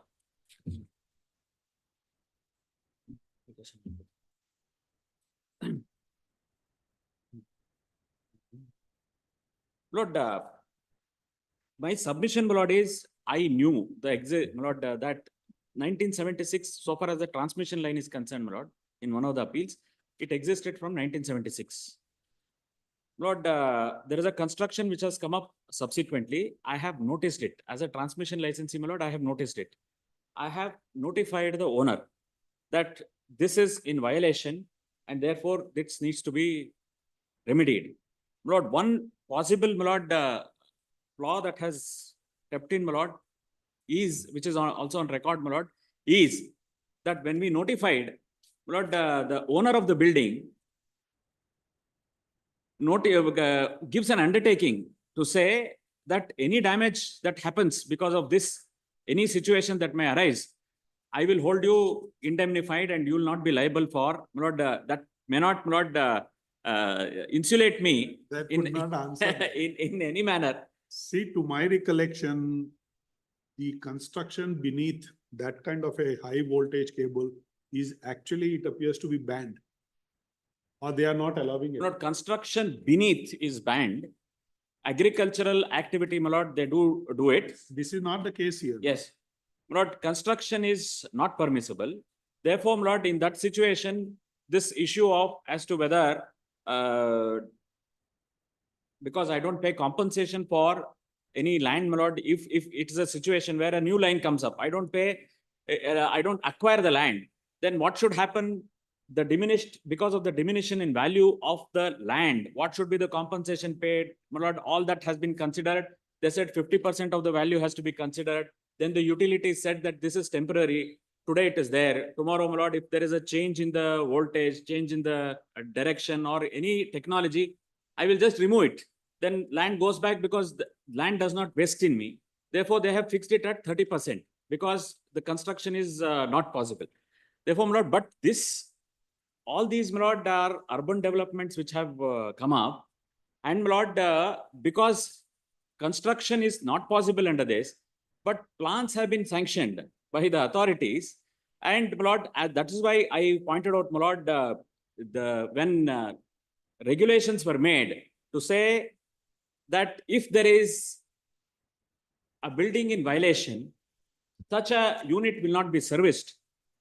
And I will insist on, the building having proper plan, occupancy certificate, etc. Lord, there were a spate of litigation which ensued, my lord, and it was held that that is not my job. That my job is not to ensure that buildings are in compliance and whether it has been it is built properly, etc. That is not something we should look at. I produced those orders also, my lord, for consideration as part of my compilation. I have shown that, my lord, I will not repeat. So far as 68.5 is concerned, my lord, my submission is strictly, my lord, it does not apply in a situation, my lord, where subsequent construction has come up, which does not impede the transmission, but where, my lord, it is the building is in violation of the IE rules of 68.5 basically say that on an application, the magistrate has to remove. But here you have not given any such application. No, I have not. He says. It impedes. Correct. Let us assume that it impedes. But you had not given any application on that. No, I did not, because it does not impede what is contemplated, it doesn't impede the transmission of electricity, nor is it causing impediment in accessing. Those are the two issues, my lord, which are contemplated under 68.5. Because it's an enabling provision, my lord. If the utility is unable to access it or some obstruction is come up in transmission, you approach the magistrate. And even, my lord, in any case of right of way, under the Telegraph Act, my lord, 9, 9 and 10 is power is bestowed on us, my lord. I am a telegraph authority for wires. Then I go to the my lord, magistrate and ask him to allow the row issues to be considered and compensation to be determined. All those provisions under the Telegraph Act is also there. What do you do in a situation where your norms are getting affected? Lord, here my submission is, so far as the line is concerned, my lord, it is nobody's case that I constructed a line which is in violation of IE rules. I have constructed it by putting a proper height tower. The, my lord, the cable is at the distance, arcing distance is maintained, swing, everything, my lord, as contemplated under the IE rules. Then of- you install. Yes, I did. But over a period of time, so many things comes beneath it, it gets violated. Yes, my lord, there is, but my submission is, the building is in violation. The No, building is. which reduces your distance also. What? Lord, my submission is, so far as the line is concerned, my lord, the requirement is, depending on the voltage, the line has to be at such a height. From which place? From ground. Now ground. Very well. Now that ground doesn't exist in the manner when you installed it. It is, the topography has changed. The topography has changed. Something has come. Yes. The ground level from here, it has become here. That building has been constructed in violation. You're right. But what is My the lord, purpose of? one line interruption. Huh? One line interruption, Lord Lordship's permit. The transmission function includes safe transmission. What my learned friend is saying, my lord, it does not impede the transmission per se. He's right. But my lord, transmission includes safe transmission. If it impedes the safe transmission of electricity and violates safety norms, then the transmission includes safe transmission. That's the limited point. I'm sorry. Lord, I'm not making a submission, my lord, or placing a proposition that, my lord, that I'm not responsible for safety. Lord, there are safety norms. IE rules requires me to have a particular kind of my lord, tower, particular distance. And also it provides, my lord, what should be the sag depending upon the my lord, temperature of the area. What should be the swing that is permitted. All this is taken into reckoning, my lord. It is not anybody's case that I have not followed any of those rules. It's been there. And it's been there, my lord, for many decades now, at least 5 decades, my lord, it has been in existence. Now, my lord, if I have, my lord, this problem, my lord, is not pertaining to one building. This problem arises in all these, my lord. Everywhere, Mr. Steven, everywhere. You sure we can see, you know, when we just move out, we can see. Lord, what has happened, my lord, is because there is development of the city has become in such a fashion. Lord, land price has gone up so high. Every inch of land, my lord, is sought to be utilized. These, my lord, is somewhere near Banerghatta. This is what has happened. This is in 76, my lord, possibly it was jungle. Even when we were children, my lord, Banerghatta road itself was something which was deserted. There was only IIM. That too, IIM was considered as outskirts. And that was the situation. Now, my lord, it is highly populated. And the local authorities, my lord, are allowing construction to come up. I did, my lord, take steps to bring in regulations. So that, my lord, I can look at all this, and one way of controlling, I thought, was to say that I will not give you a connection. And therefore, that will curb. But we have been told, my lord, that is, my lord would find in my compilation, page 578, my lord, detailed directions. There was a PIL filed that was dismissed. Matters were before the regulator. We were told, my lord, that this is not your job. You do your job under the Electricity Act. Don't get into the job of a local board or a local authority. They will do their work. And therefore, my lord, so far as my efforts to see that these kind of violations are curbed by some regulation, statute and all that, my lord, has met this fate. And my lord, this is a problem that I face in especially, my lord, in urban suburbs. And my lord, this has been taken up, my lord. The only other way in which, my lord, this could be avoided is by having an underground cable. Because, my lord, in the city, some places, my lord, we have been able to replace it with something called an aerial bunched cable, which is not a naked wire, but it is insulated. Wherever there is thick foliage, etc., my lord, that has been done. All these experimentation is happening. But so far as underground cable, my lord, it comes with its own problems. One, my lord, it's cost. Cable of this for this voltage, my lord, I have to import it from Korea. We have, my lord, implemented it from Anandrao Circle up to Nimhans and HAL airport and all that, my lord. There are now through this Kaban Park underground cable runs. But, my lord, when there are faults in these cables, my lord, it's a Herculean task to repair those cables. The entire area has to be dug up. It comes with its own plus and minus. But, my lord, the cost is prohibitive. My lord, per kilometer, it costs somewhere around 3 to 4 crores per kilometer for implementation. My lord, we made an estimation just for Bangalore, my lord, it may be around 56,000 crores or something, my lord, will be the estimate. That was also considered at some point in time to, my lord, because this is not one of problem. This problem arises, my lord, in all the developments which have taken place around the old city. Therefore, my lord, my submission, my lord, is there is an obligation under 5, but that obligation, my lord, my submission is now what is being put against me is that under this, I'm bound to approach the executive magistrate. To that, my lord, my submission is that's not something which flows out of 5. My lord, if there is any impediment, my lord, I have to go. This is more of a provision, enabling provision, which enables me to remove any impediment which. But Gandhi, is it not an impediment? When the distance gets reduced, in law, you can't have that cable at that level. Yes. If at all, if what we want to say is, because of the construction, the distance having reduced, you can't have from that particular level. Why do they say ground level? Because ultimately the movement is there only on the ground level. So they say that if the height has increased, the construction has come above, the height, the distance has reduced. Yes. Will not that be an impediment that you can't have at that reduced level your cable? Lord, Means reduction of the specified distance, from the line to the habitation.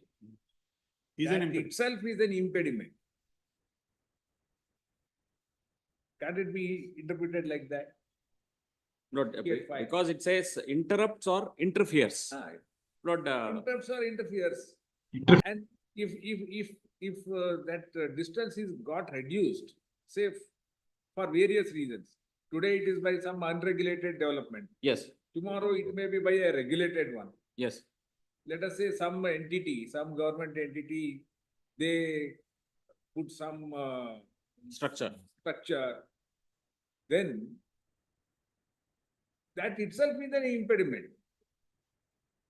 Because law prescribes that it has to be maintained at such distance. And such distance is reduced.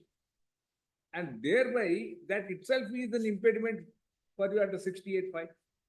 Lord, Lord, definitely, my lord, rule requires me to maintain that distance. Here it says, my lord, interrupts or interferes with or likely to interrupt or interfere with the conveyance of electricity, my lord. Therefore, my lord, in our wisdom, we have not thought that it is causing interference. Therefore, we have notified the person to say, tell us one thing, in how many cases you interfere? How many complaints you have filed before the executive magistrate? Lord, I don't have the data, my lord, but looks unlikely that any application very is highly filed, unlikely. my knowledge. My lord, but so far as this is an enabling provision, but my lord, if we see in my synopsis of submission, my lord, which I filed, if my lord turns to my lord, page 20, which is the 2010 regulation, my lord, I produced all these regulations because there was a contention raised that there is some distance change which has taken place between the old regulation and the present regulation.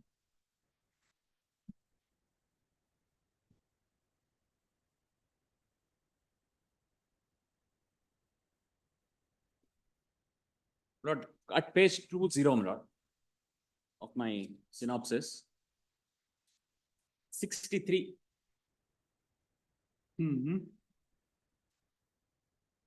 Erection or alteration of buildings, structure, flood banks, or elevation of roads. As my lord pointed out, my lord, if there is a elevation of the road which is causing this problem. If at any time subsequent to the erection of a overhead line, which is the case, on hand were covered with insulating material or not, any person proposes to erect a new building or structure or flood bank, or to raise any road level, or to carry out any other type of work, whether permanent or temporary, or to make in or upon any building or structure or flood bank or road, any permanent or temporary addition or alteration, he and the contractor who he employs to carry out erection, addition, alteration shall give intimation in writing to his intention to do so to the supplier or owner and to the electrical inspector, and shall furnish therewith a scale drawing showing the proposed building, structure, flood bank, road, or any addition or alteration and scaffolding thereof required during the construction. On receipt of such intimation, the supplier or owner shall examine whether the line under the reference was laid in accordance with the provisions of these regulations and any other law, whether it is technically feasible, whether it meets the requirement of right of way. This is where, my lord, the ROW issue comes, where such person was liable to pay cost of alteration of the overhead line, and if so, send a notice without undue delay to such person together with an estimate of the cost of expenditure likely to be incurred to so alter the overhead line, and require him to deposit within 30 days of receipt of notice with the supplier or owner the amount of the estimated cost. If such person disputes the cost, my lord, then all that, my lord, it can be carried out at my. Therefore, my lord, 63 contemplates a situation which is the situation in my case, where there is an existing line, somebody wants to put up a structure.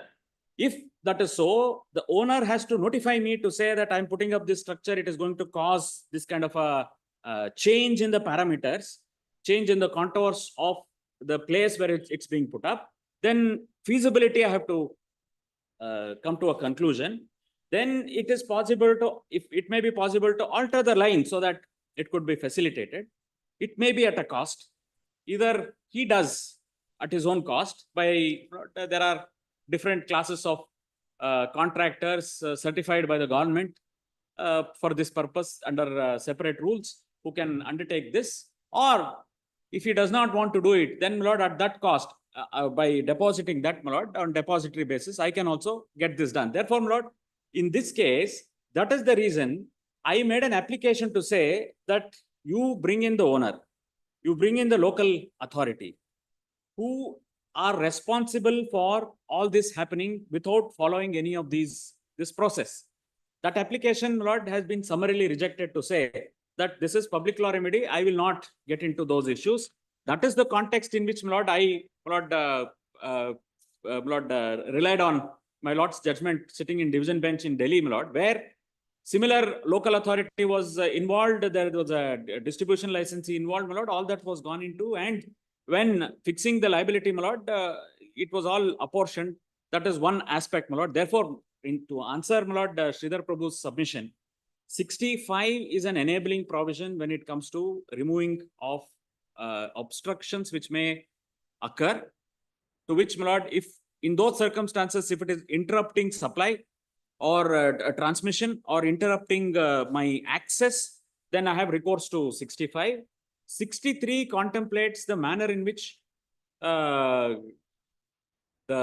new person coming up and changing the contours of the place or putting up a building, my lord, has to approach. This is something which is violated, which has led to the present possible situation. And therefore, my lord, my submission is the obligation cost here is on the person who's bringing that construction.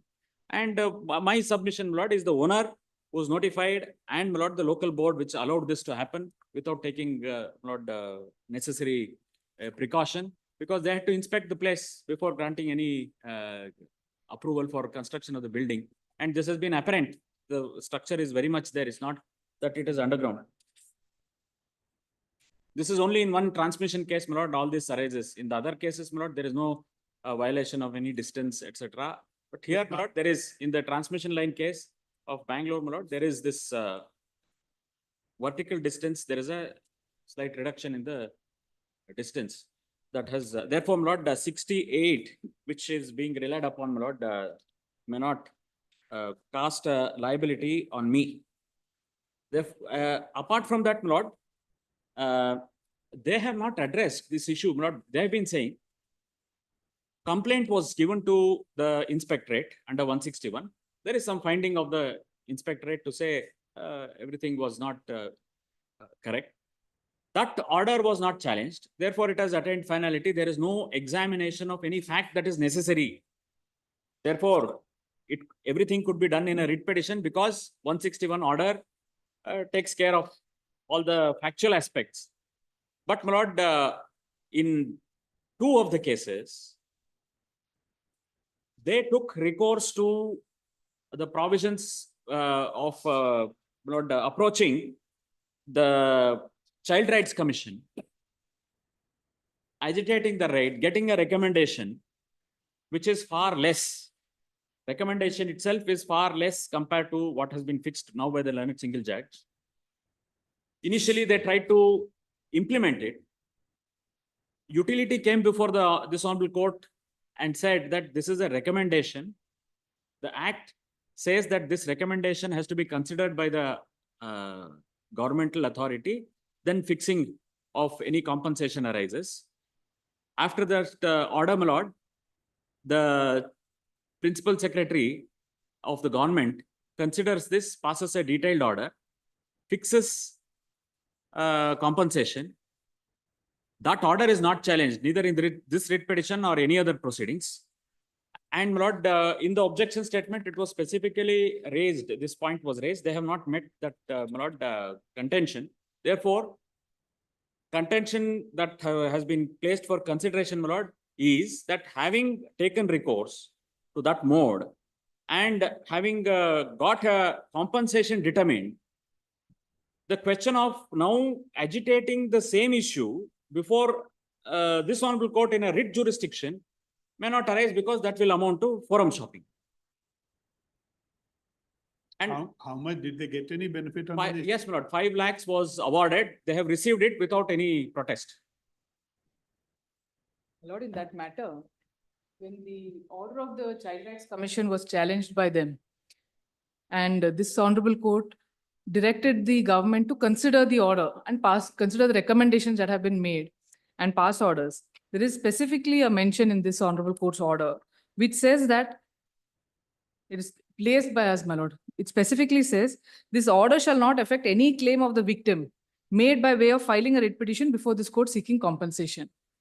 So that was already taken note of by this court, that the Child Rights Commission order, the court said that the government can consider the recommendation and pass necessary orders. Meanwhile, it saves any claim made by the victim by way of filing a writ petition. So that is specifically noted by this court. When? By the single judge? Yes, my lord. Lord, At that time, in their writ petition. In their challenge? Yes, my lord. My challenge, They my lord. challenged the Child Rights Commission order. Lord, para 8 of that But order. did you get the benefit of that order of Child Yes. Rights Commission? No, I did not got. My lord, what happened was the Child Rights Commission passed an order to pay compensation of 50 They lakhs. have recommended 5 lakhs. They have recommended 5 lakhs. They made that payment, my lord. Who had made that payment? The appellant has I was made it, directed to they have make the ma- payment, I have they done made it. that payment. Because they were unsuccessful in the writ petition. No, no, The I writ was petition- successful in the writ petition. They were not successful, my lord. What this court said is that it is a recommendation. No, So the they- government may consider the they recommendation to tried pass to- necessary orders. They tried to execute that order. We said that it is not an executable order. It is recommendatory in nature, going by the provisions of the act. But in any case, you had paid them the 5 lakhs. Yeah, I did because my lord, Child Rights Commission, my lord, recommended blanketly, my lord, 40 lakhs in one of her case.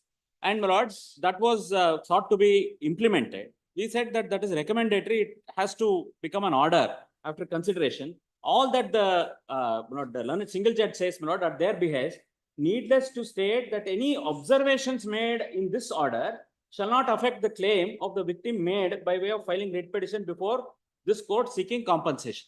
Therefore, my lord, all that is protected is not that another writ petition is maintainable or that it should be considered in the writ petition. That is not the case.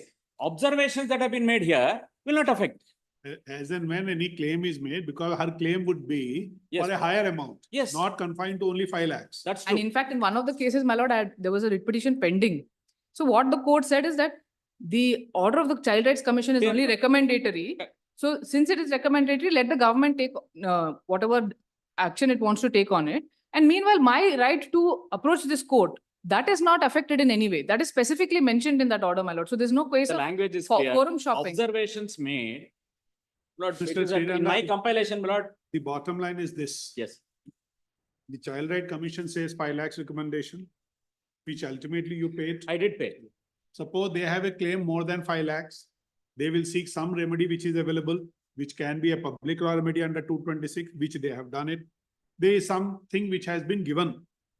Is it your submission that 5 lakh would suffice the compensation?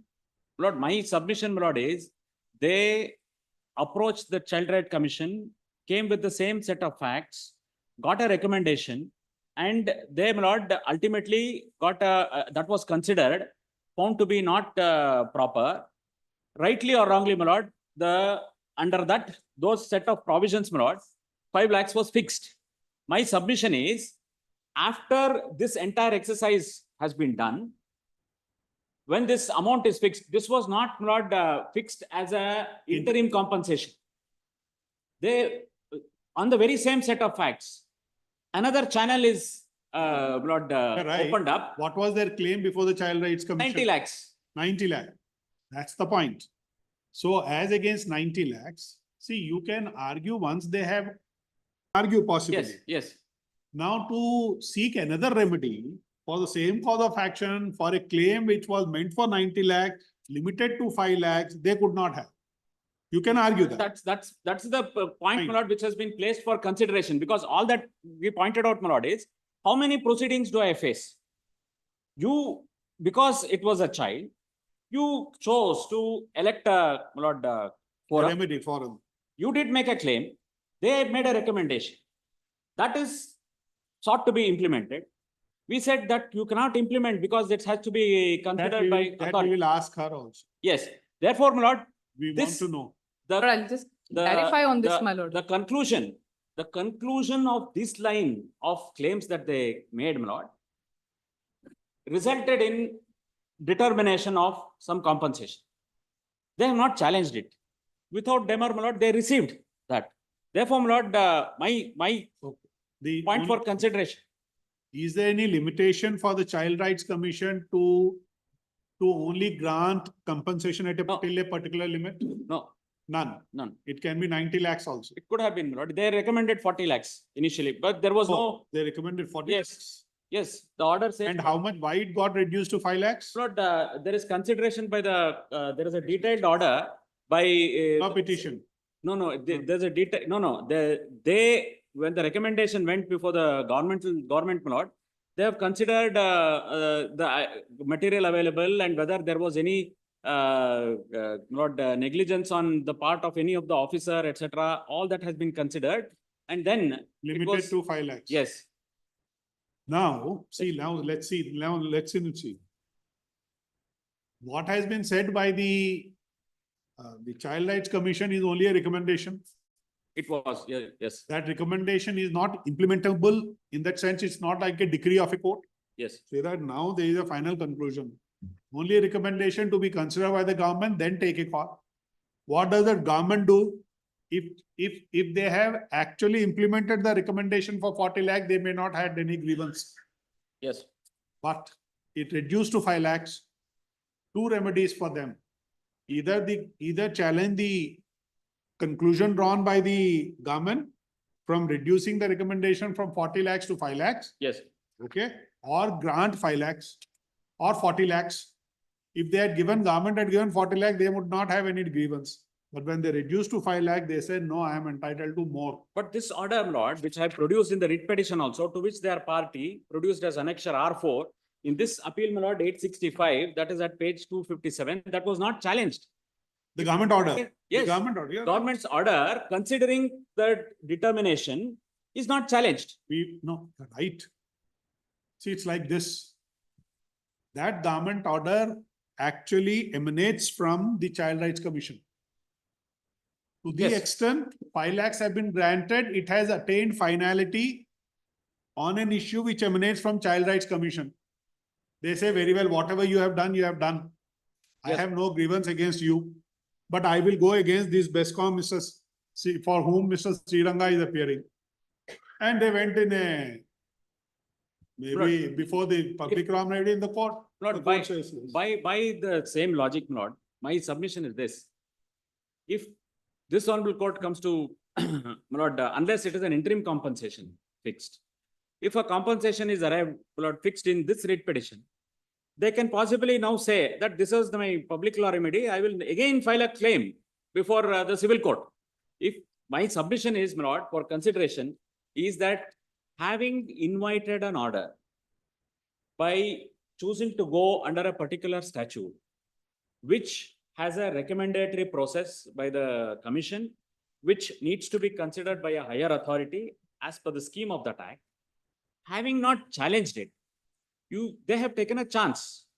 And even today, till now, this order, my Lord, is passed on 9th of March 2020. There is no challenge to it. Even in this writ petition or in any independent proceeding, there is no challenge.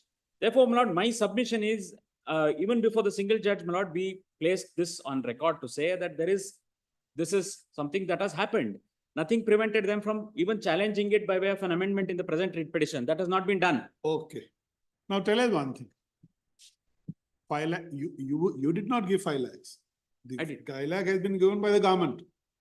Solatium had paid. Who had given 5 lakhs? Yes. Who had given 5 lakhs? Not utility has paid 5 lakhs. Which utility means Not, you? Yes, yes. You paid Yes, 5 lakhs. Yes, You paid 5 lakhs. yes. And that 5 lakhs is not challenged.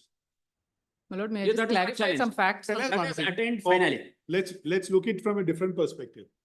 Let's assume for a moment what you are arguing also. Let's take a cue from what you are arguing, Mr. Arun. Yes. You say that I have given 5 lakh, remedy is from civil court. That's what you are arguing.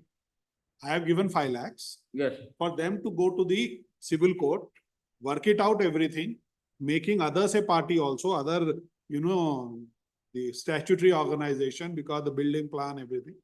Let the negligence or whatever is the liability, whose liability is be determined. And then whatever compensation is awarded by a civil court, that may be given to him, given to them. But instead of civil court remedy, civil law remedy, but what they have done is they have approached the writ court. Okay. And you can argue that they have not made others a party.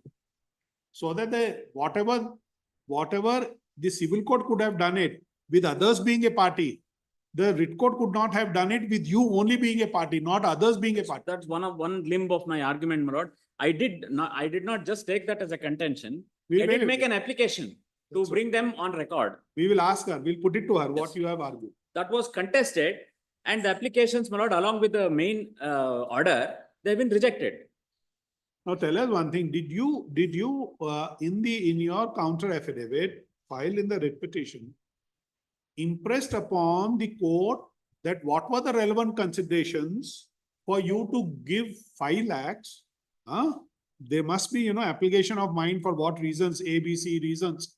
There is no negligence on the part of yours. You have taken all precautions. It is the liability, or it is because of the reasons attributable to a third organization. This has resulted in this accident. Yes. So hence, did you place all this material? That specific contention is raised in the objection statement, including the fact, my lord, that all these proceedings under other statutes have taken place. All this has been placed. Now that is considered also. But, my lord, very cursory consideration, my lord, of my. But tell us one thing. Objection is at page 213. What has been pointed out by the other side is, yes, but still there is a liberty with you to go against those third party entities. Yes. And convince the court concerned or the authority concerned that the liability or the reasons for this happening is attributable to them and not you, and hence you are entitled to a sort of restitution of whatever you have paid to them. That liberty is there. That liberty is reserved. Then how would you answer now? Maybe whatever you have argued on this aspect, would now that this plea would still be sustainable when you have that liberty? Lord, my submission is this. When I raise all these contentions specifically in the objection statement, that has been dealt with by the learned single judge to say that when it comes to, there are two possibilities. One is a public law remedy, one is a private law remedy. But when I'm exercising public law jurisdiction, I will not look at these issues. And so far as my contention that there are others possibly, in the unlikely event of you coming to a conclusion that I was responsible for this, and instead of relegating them to a civil court or any other proceedings, it is this court which has to exercise 226 jurisdiction, apply MVC process, and come to conclusion. In such a situation, then consider as to how it should be, the compensation should be awarded, and what should be the percentage of liability. All this could have been considered. But while my submission is, while the court, learned single judge takes upon himself this exercise of determination of compensation in the absence of any material before him, to come to conclusions with regard to percentage of disability or, my lord, quantum of compensation, all this has been done in the absence of evidence. If, my lord, that is the situation, when documentary evidence is available that the building has been constructed is in violation, there is somebody who has done the construction, rules require that if he is putting up a construction of this sort in this particular place, then he has certain obligations, etc. Nothing prevents the Lord say in the same proceedings to consider and say that so and so is in violation of these statutory rules or statutory provisions, and therefore this compensation needs to be paid by this particular individual. Even if, my lord, I have to be visited with a direction to compensate, then, my lord, my submission is, because there is no allegation of any violation in construction of the line, or it's not a case, my lord, where there is escaping of electricity which has taken place for some negligence on my part or some flaw in construction. It is not a case of line snapping and falling on somebody's head. This is not of any of these issues. Therefore, my lord, in these facts of these cases, my submission, my lord, is this apportionment of liability, which the Honorable Court considers in internal page 57, under page different 84.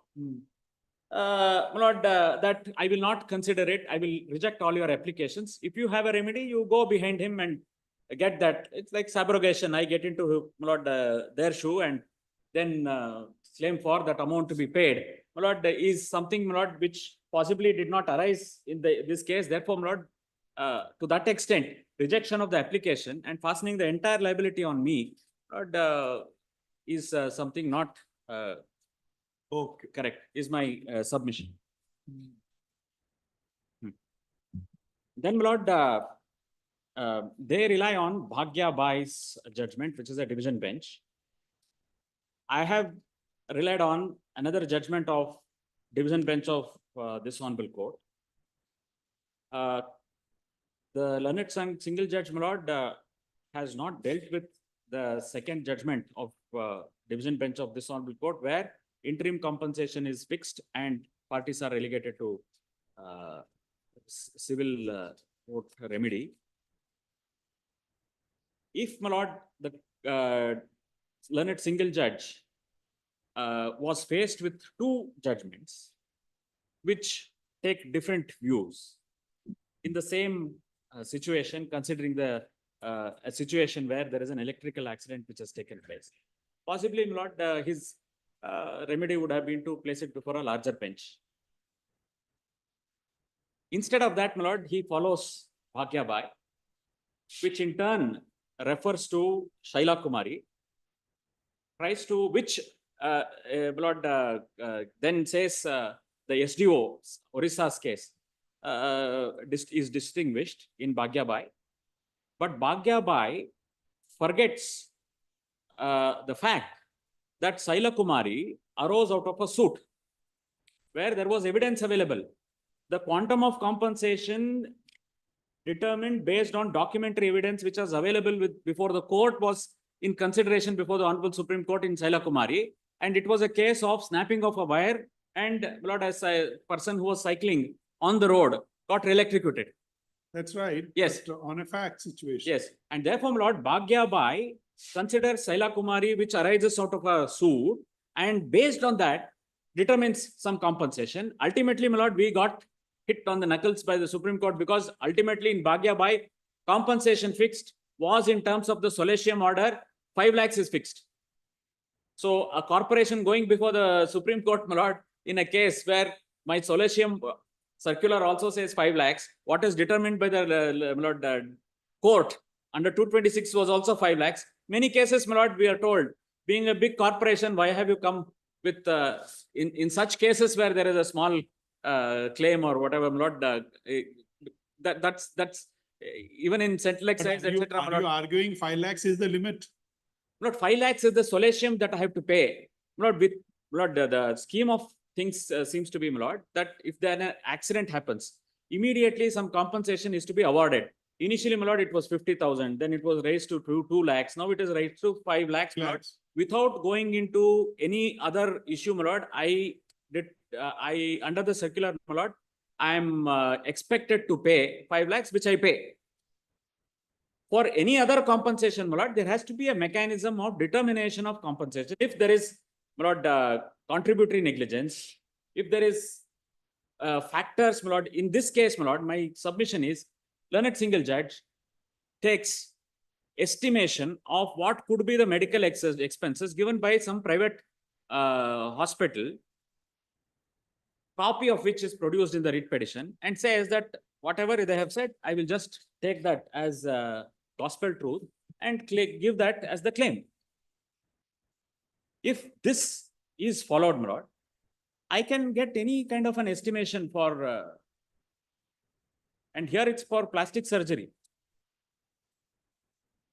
Lord, we have full sympathy for the child, my Lord, who got into this accident. I'm sure it's a very traumatic experience. But the manner in which, Lord, this kind of determination is done, in the long run, my Lord, I'm a public utility. I'm likely to be, Lord, because as my Lord pointed out, my Lord, even if somebody claims the pole and catches a wire, still, my Lord, I pay at least that solatium. Unless it's a suicide attempt, Lord, maybe it's a different situation. So that is because I know that electricity is a hazardous thing. I have to carry it. It is an essential commodity today. Nobody's life runs without it. Therefore, my Lord, my endeavor, my Lord, is to point out 2 things. One is, there is a judgment of this honorable court which considers this subsequent judgment of division bench, which I specifically place for consideration. In the order, there is no consideration of that. 2, even if it is to be held that, Lord, under any circumstances, compensation is to be determined under MVC formula, even then, at least a disability certificate is, my Lord, necessary. In one case, my Lord, there is no disability certificate. There is some photocopy of some bill. And there is no way of verification. Therefore, my Lord, it will open a Pandora's box. Anybody can come and file any kind of a documentation without any evidence, without, my Lord, any kind of proof, no expert evidence, no doctor's evidence, talking about disability, etc. My Lord, this kind of a manner of, and my Lord, the learned single judge considers his own judgment earlier from Dharwad bench, where matter went before permanent Lok Adalat, where evidence has been taken and some recommendations came from permanent Lok Adalat. There was a fixation. Whether that was correct or not was considered in a batch of cases and by a common order, which also I have placed in my compilation for consideration. Therefore, that basing reliance on this Nagappa, Maneappa, which is series of orders that were passed. On the last occasion, I pointed out, my lord, in that also, the order itself shows that there are documentary evidence, marked in evidence, etc., which all was considered by some authority. There was application of mine, taking of evidence on record. None of that is available in this case. Therefore, even going by the judgment which is relied upon by the learned single judge, my lord, some exercise was necessary, and my submission is, instead of taking upon the learned judge taking upon himself this process, my lord, possibly, my lord, it would have been better to follow Justice Oak's judgment in division bench. But tell us one thing. Now, what are the heads under which the compensation has been given? Lord, different heads. Heads. Something which is going to happen in future. Yes. You Yes. can argue that it cannot be out of hat, the figures. Out of hat. Yeah, you can These are argue that. out of hat figures, my lord. In 6087, my lord, which is the transmission line case, 5-year-old boy, the court, my lord, records that 80% burn for burn, 40% deep burn. There is no document pointing out as to what the percentage of burns are. Then he says BBMP has paid him some money, Work Board pays some money, then 5 lakhs, my lord, paid by us is also mentioned. Then, my lord, expenses relating to treatment and hospitalization, medicines, transport, etc., 5 lakhs. It's a round figure. Loss of earning, 23.76 lakhs. Attendant charges, 4 lakhs. All round figures.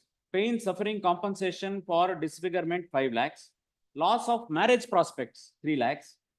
Future medical expenses, 10 lakhs, 6,000.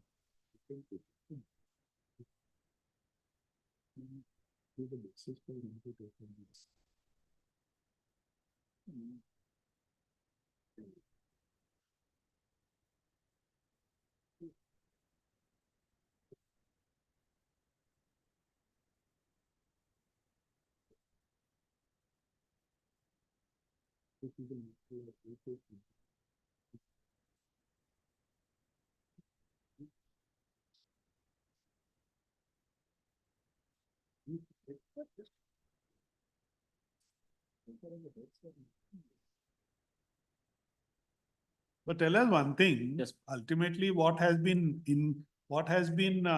adopted are the principles under the Motor Vehicles Act. Lord, that's what, my lord, he says that the order says. Yeah, but that's a recognized yes, there are basis judgments also. now. There are judgments now. In fact, there is one judgment of the division bench also. But that is fine. Possibly you can, according to you, are you saying that heads may be right, but the quantification may be in Motor Vehicles Act, it is based on some evidence, but which is unlike missing here. Yes. That's what you want to argue. We'll put it to them, but the only thing is, but what can be your justifiable figure that it should not be this much, then how much? Lord, unless there is, my lord, I will not be able to fish evidence out and place it, my lord, for consideration. Now, here's a 5-year-old boy, my lord, who has suffered some burns. There are some photographs. Now, no material is there. Yes, 1 minute. Your contention is that the heads are okay, but the quantum is not okay. Lord, heads Is are. it that? Lord, so far as heads are, Lord, future medical treatment, these are all not alien to MBC process. I don't say that these are all not granted in MBC process. Kindly see, Lord, so far as future medical treatment is concerned, Yes, petitioner files a memo dated 21/3/2022 and produces an estimate that translates into order. Correct. No, that's why I'm saying if in a given case, let us say in motor vehicles, if there is future medical expenses which is going to come, there is an amputation and our Yes. prosthesis. It is granted in. And in that circumstance, the future loss. It is granted, expenses. but manner in which it's, my humble submission is this. Should, in such situations, in case of a death, my lord, it may be a situation where you have the earning capacity of the person and whether he was married, unmarried, what should be the formula, etc. It's a easier process because there is a loss of life and translates into percentage, etc. My lord, it's a computation. There also, the personal expenses and that may be that. he Correct. could have Married, contributed to the unmarried. Family and all Correct. that. All those criterias come. Criterias can be And in case of injury, it's more complicated is my submission. Definitely. Even in motor vehicle also it is complicated only. Yes. There, based on the disability, the percentage of disability, it may be medical disability is something different and functional disability may be different. Right. I bowed down. It's totally different. Yes. They are unconnected. The medical disability or the physical disability which is assessed by a doctor, that is only a physical disability. It is not a functional disability. That is what Rajkumar case yes, ma'am. based on. So, it is like Ekalavya. Ekalavya, he may have lost the thumb, but he has Functional lost disability. his earning has gone. So, the analogy is that what is the disability? Functional disability. That has to be assessed. And on that basis, the multiplication, etc., that is there. And that depending on his age, what will be the loss of future earning, etc. That calculation is there. Even can be done. Even in injury cases also a little bit more complicated, but material should be there, not in the absence of any material. That is why my question is just on an affidavit or a memo. Okay, the quantum is not okay. There is no basis for arriving at this quantum. Not my submission is this. Not here is a case of an injury or death. Now, my lord, when it comes to a motor vehicle accident, either case of an injury or a death, if they file a writ petition and say, I had a motor vehicles accident, therefore let the honorable court under 226 fix compensation for me, I will just file an affidavit based on which you give me future expenses, etc., etc. I'm 100% sure, my lord, this honorable court will reject it and relegate him to the motor vehicles tribunal to say, there is a mechanism for it, please let that happen. Now that is the tribunal has to determine, but now there have been guidelines which have been issued. I think in Delhi also it is there. It was first to implement that. Even before the tribunals determine the compensation amount, the insurance companies are to determine on their own and deposit the admitted amount. And for that, they have to rely on their own surveyor.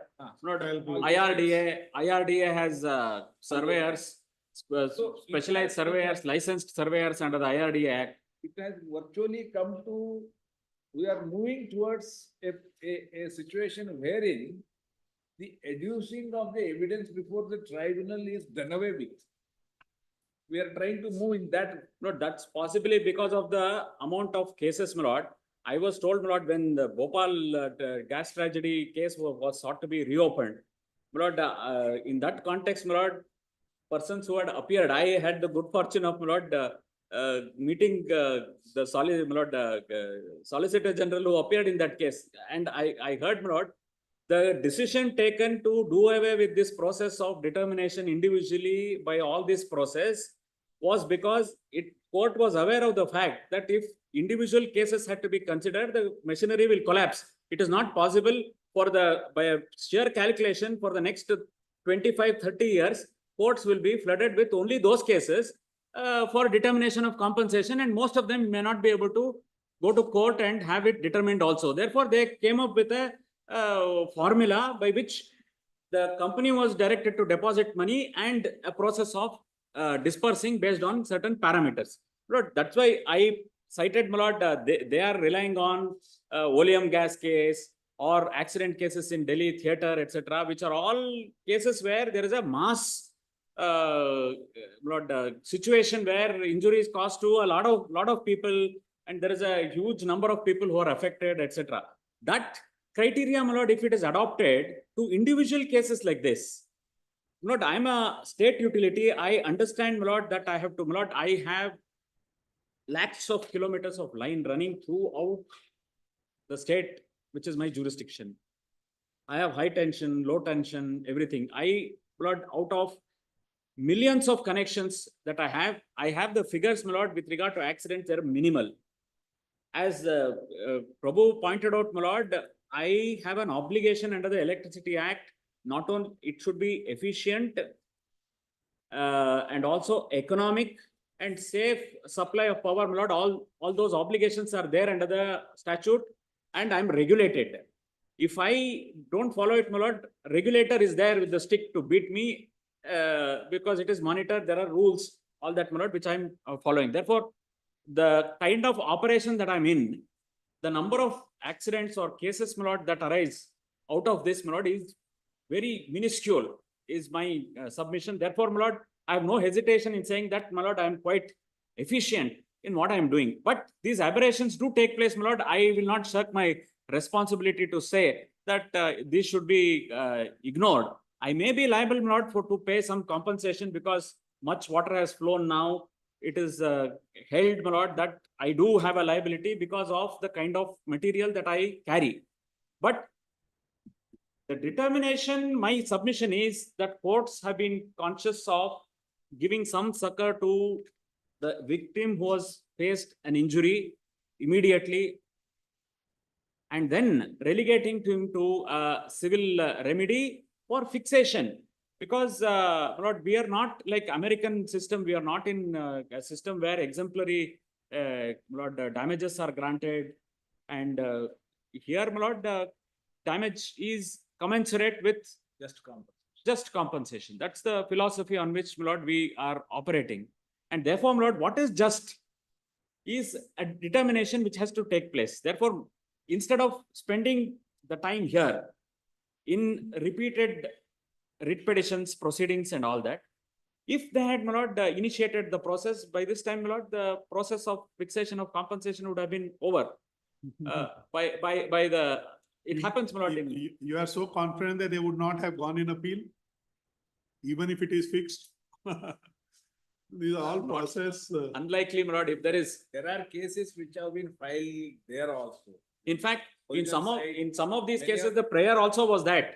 Many of suits are also filed, and many of the suits you have settled also. Yes, yes. Compensation is fixed and it is settled. You are through, Mr. Sriranga. I just I'm- want to ask her, put her to her. The 2-3 things which you wanted. In Yes, fact, one is, how would you justify the quantum of compensation? Maybe heads being not contested. What do you say on the computation? That's one. 2, what has been argued by him is that you did not challenge that 5 lakhs. These are the 2 things you must answer. My lords, in respect of the argument on that I did not challenge. I have only 2 sentences, my lord. They rely on Naval Kumar Sharma. There, my lord, the question was para 13 of that judgment. The question formulated is with regard to the quantum of compensation. They fixed. State did not challenge it. They record the fact that state is not challenging it. They looked at the compensation. 1 crore 20 lakhs was fixed in those proceedings. They reduced it. 90 lakhs. It was, yes, that was the only limited. It does not speak about any other aspect because there was no challenge by the state at all.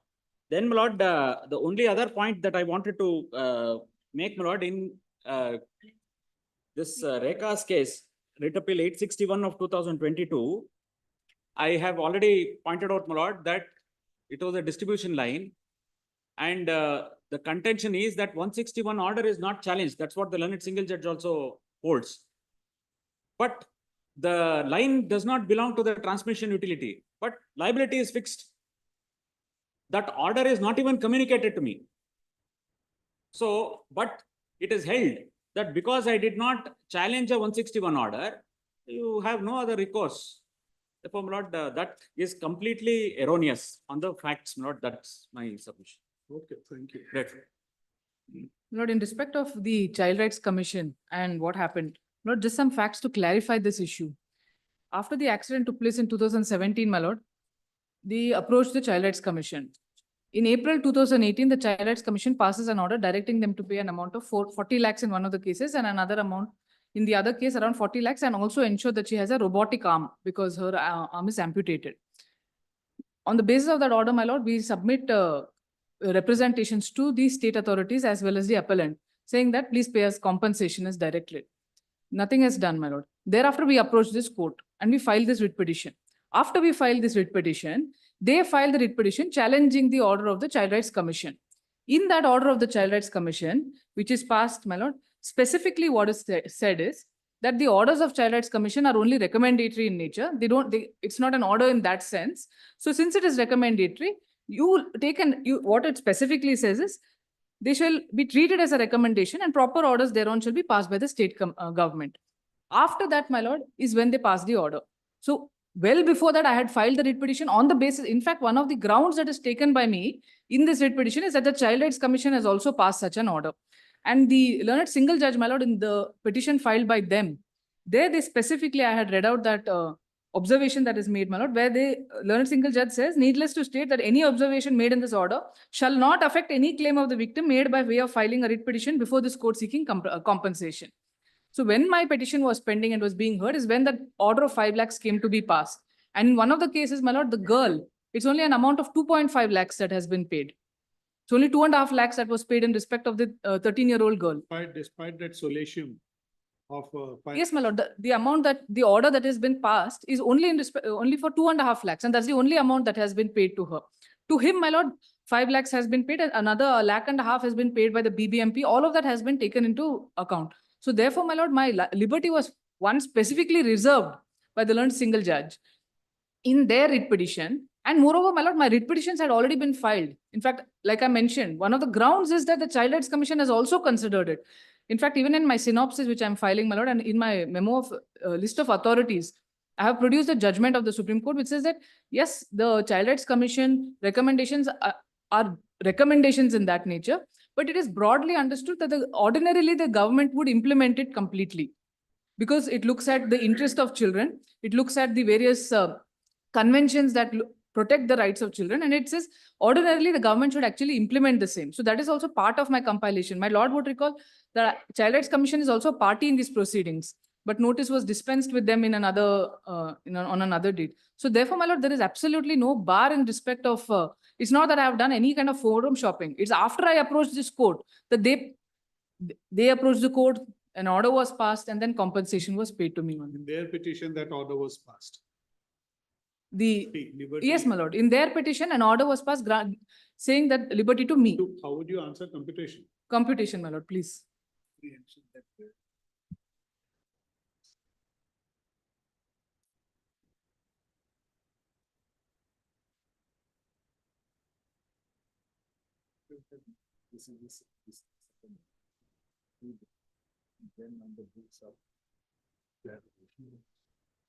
Tell us one thing. Yes.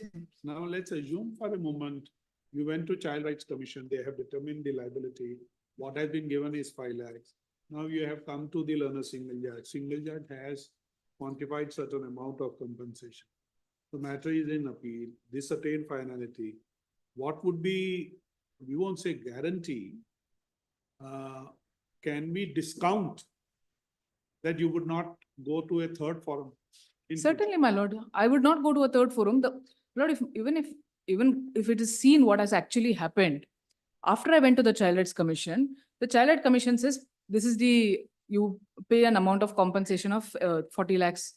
On the basis of that, I actually approach the appellant and say that this is what the Child Rights Commission has said, please make that payment to me. They don't make that payment. Then I approach this court in this writ petition, saying that all of this has happened. So kindly ensure that that amount is paid. In fact, my lords may see when the compensation was calculated, the compensation that has been arrived at, this amount of 5 lakhs has been deducted. There was also an amount of 50,000. Adjustment. Yes, my lord. It has been adjusted. And also apart from that, I myself have said that 1.5 lakh has also been paid to me, 1 lakh from the mayor's fund, 50,000 from Waqf board. All of that has also been adjusted. So tell us, how would you answer the computation? Please, my lord. My lords, on the last occasion I had taken my lords through what is the compensation. They say in terms of the methodology, there is no issue because that is in respect of motor vehicle claim. Insofar as computation, my lord, what has been expenses relating to treatment, hospitalization, medicines, transportation, etc. That has been taken as 5 lakhs on the basis of the bills that have been produced by me. All bills have been produced by me. In the other case, my lord, this is in respect of the 5-year-old boy that this amount has been arrived at. In the other case, my lord, the expenses that has been relating to transport, treatment, hospitalization, again is on the basis of bills. Loss of earnings is the calculation using the notional income. In terms of Kajal's case, my lord, last time we had, Right. I had taken my lord through that. The other head. Please, my lord, loss of earnings is 23,76,000. The other head is attendant charges. The attendant charges, the amount that is awarded is 4 lakhs. 4 lakhs also, my lord, that the notional income, even in respect of attendance, that also has to follow the multiplier formula, is what is held in Kajal. That is specifically held on the last occasion. My lords had also pointed it out. Okay. So you say there is some basis. Please, my lord, and even future medical treatment, what they say, the amount that has been awarded for future medical treatment for this child who had suffered 80% burns is 10 lakhs. It's not some exorbitant amount in that sense, my lord. He spent an amount of 5 lakhs for which that's a medical reimbursement, and he's required to spend an amount of 10 lakhs. And that 10 lakhs is to be spent because what happens when the burns take place, the place becomes infectious. It becomes very easily prone to infection, and they can't come in directly in contact with the sun. That causes a lot of problem. That is the reason that you require. Question. Please, my lord. That is the reason that even what is noted as plastic surgery, that is a method of ensuring that is covered so that it can be done. I have produced estimates. In fact, I had in fact filed an application in this particular case seeking for interim compensation. That is where the lagging. One is that estimate, let us say in one of the care hospital may be different. And in one of the normal hospital, that will be different. In a government hospital, it may be free. There was no such assessment that could have been done in order to arrive at a just and reasonable compensation which is contemplated. That is the argument. My lord, if it is only in respect of future medical treatment, if we are only looking at that, I have produced the estimate from a doctor from, I would not say a high-end hospital, but a private hospital. Yes, my lord. I have produced the estimate that has been given by a private hospital. In fact, on the previous occasion also I had said that there are photographs which would show the nature of these injuries. How long the treatment is required? My lord, he is required to undergo 2 surgeries. I had in fact filed an application in these matters, seeking for some interim compensation to be paid towards this amount so that he can actually undergo this surgery. The problem is that his parents are in a very financially difficult situation. His mother is not working. His father is a contract worker. This was a surgery that he was required to take.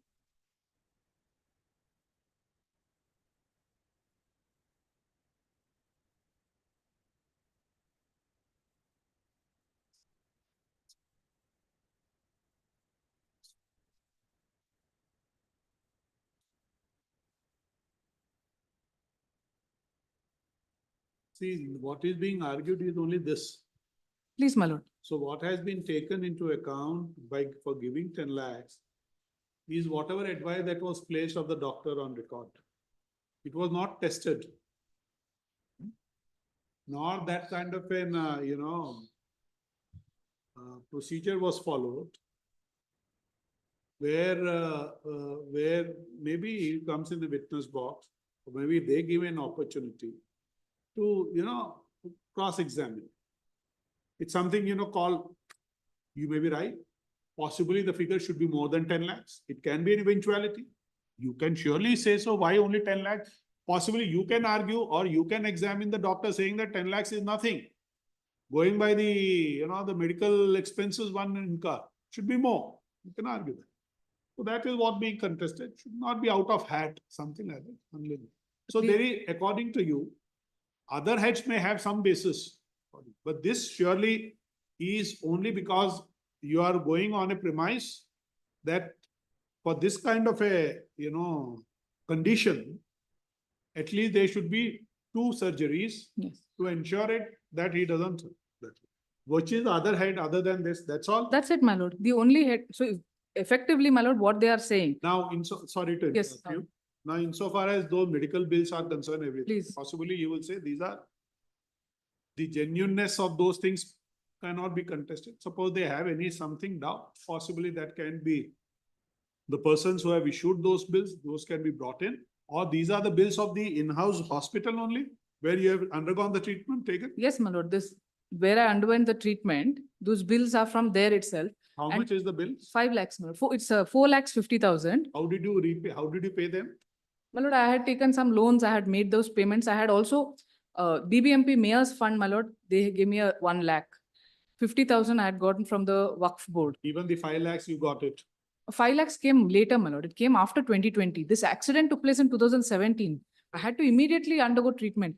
In fact, my difficulty is that even this treatment, which is now as future medical treatment of 10 lakhs, is something that actually I was required to undergo then itself. I was only able to afford these many surgeries with 5 lakhs, with the amount of loans that I could take, which is why I could not even undergo these treatments. So finally, I didn't even undergo the necessary treatment. We are not talking about long-term, my lord. There's nothing long-term that I've asked. These were to be undergone then only. Yes, my lords. They were to be undergone then. In fact, if my lord sees, I have asked that doctor for another estimate, which is produced along with my application that I have filed in this writ appeal, and which had actually come up initially. Who is he? He's a plastic surgeon. Please, my lord. He's a Dermatologist.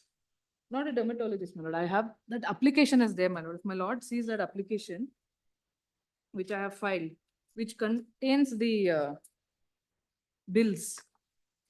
It is by this Rainbow Children's Medicare Private Limited. It's not some big hospital in that sense, my lord. It's Rainbow Children's Medicare Limited, and he gives the details. This document has also been produced by me in that application. Is before this court, and he says that these are the surgeries that are required to be done, and therefore, how much he had quantified? He's quantified it at my lord 4,09,960 for one surgery, and the other surgery is at 4,48,360. This is the quantification that has been arrived at by him. Now, when is the earliest you have to undergo the surgery? I had to undergo it at that point itself. In fact, now, my lord, as soon as possible. In 2017, when it took place, in fact, my writ petition pleading specifically say that I need to undergo more surgeries, but I don't have the amount to actually undergo those surgeries. Now, my lord, 6 years have passed. We're in 2024, took place in 2017, my lord. I'm required to undergo this. Because I've been unable to undergo this, the difficulty that the boy is having is that those wounds are effectively, kind of left open, my lords. I in fact have photos. Visible. Yes, my lords. I have the photographs. It's a bit graphic, my lord. The photographs. They are actually a bit. They are completely visible, and he can't actually go directly into the sun. So he is required to always wear full sleeve, and he's required to cover the entire thing. Even at his home, in his place, like for example, my lord, in summer, the risks are very high for him. So the risk of infection is also high. Yes, okay. So that's the reason. And the amount that is finally granted, my lord, of future medical expenses for a child who has undergone 80% burns is not, it's 10 lakhs. That is the amount, my lord. It's not some over exorbitant amount that has been awarded. Insofar as the girl is, please.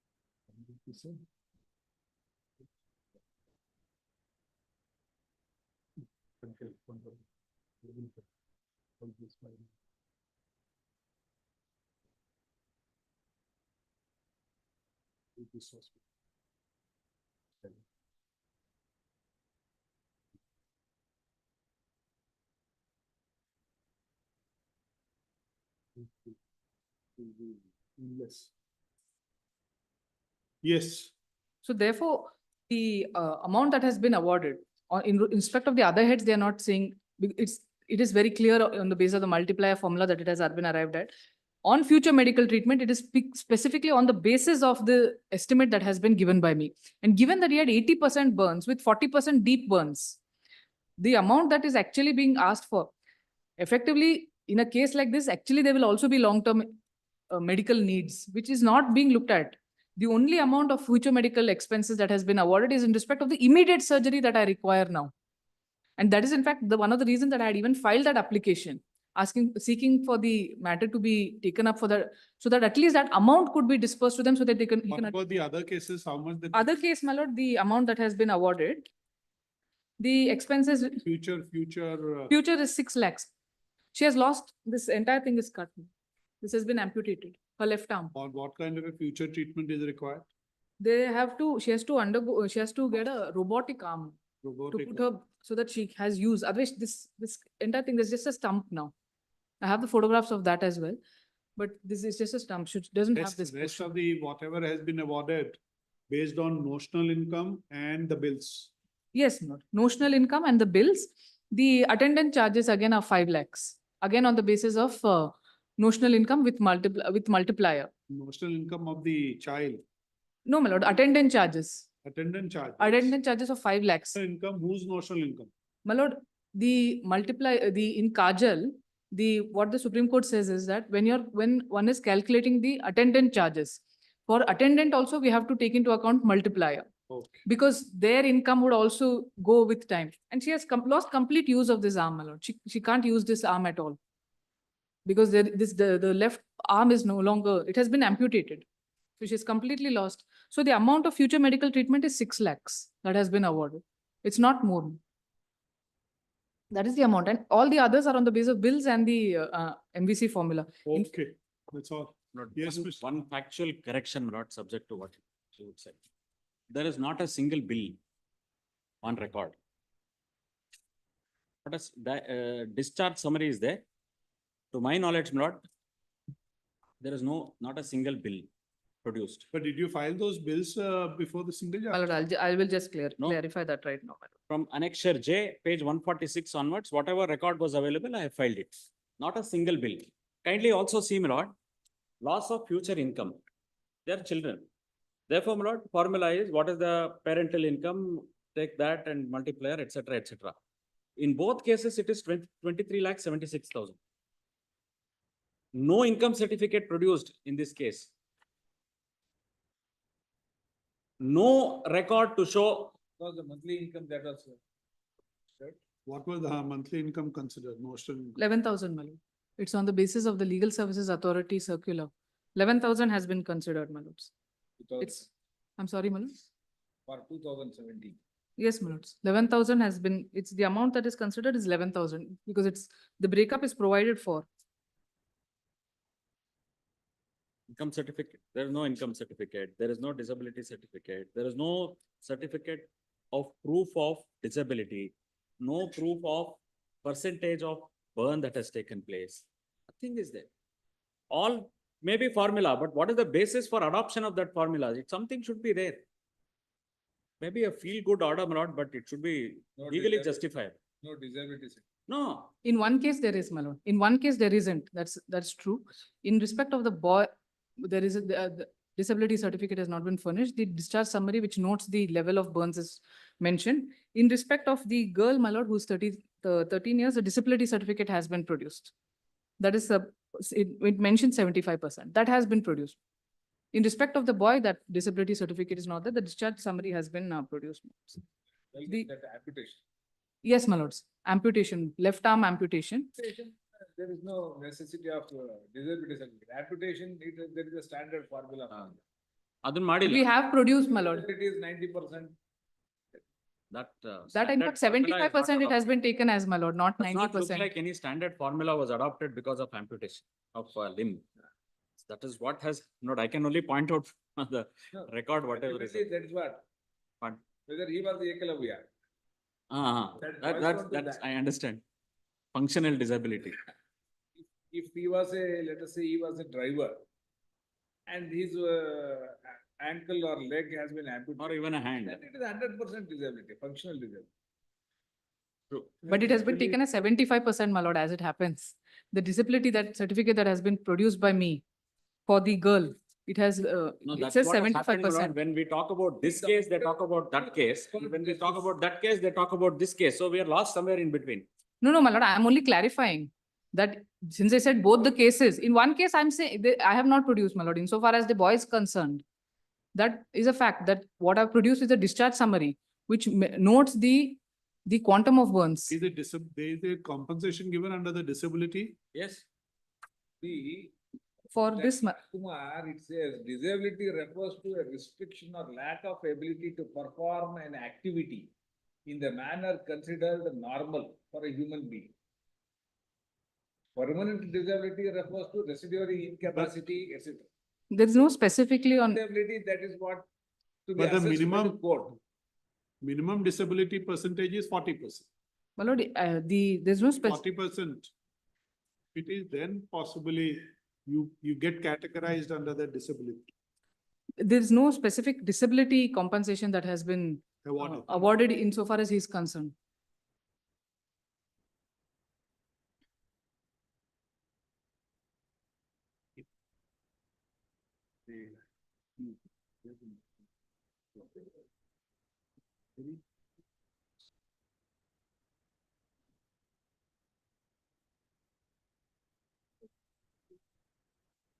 If same disability occurs to a person who is in the 5 years, his ability to adapt to less happen. So there, the functional disability has to be taken into consideration.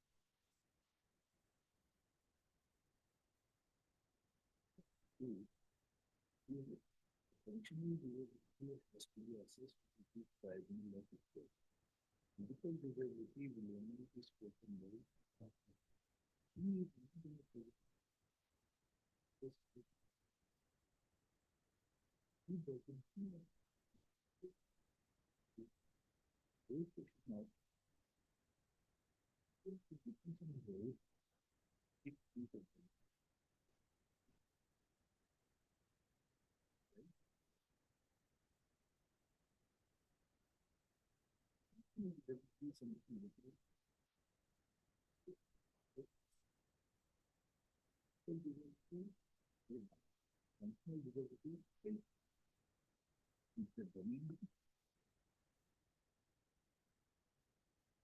Okay, thank you. Yes, Mr. Prabhu, anything you want to add? Not just one.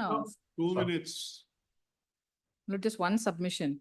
The other division bench order that was relied upon by them, that they say that the learned single judge did not look at. In that order, my lord, what happened was that before the single judge, the learned single judge had actually it had come up before the learned single judge. The principle of strict liability, the principle of absolute liability was not urged nor was considered. The learned single judge then said that we can go to the civil court, but that the solatium amount should be paid to them. That order was challenged by BESCOM. And in the division bench, my lord, in fact, notes that the BESCOM is making these kind of challenges. They should actually be making the payment. So in that, my lord, the principle of strict and absolute liability was not considered at all.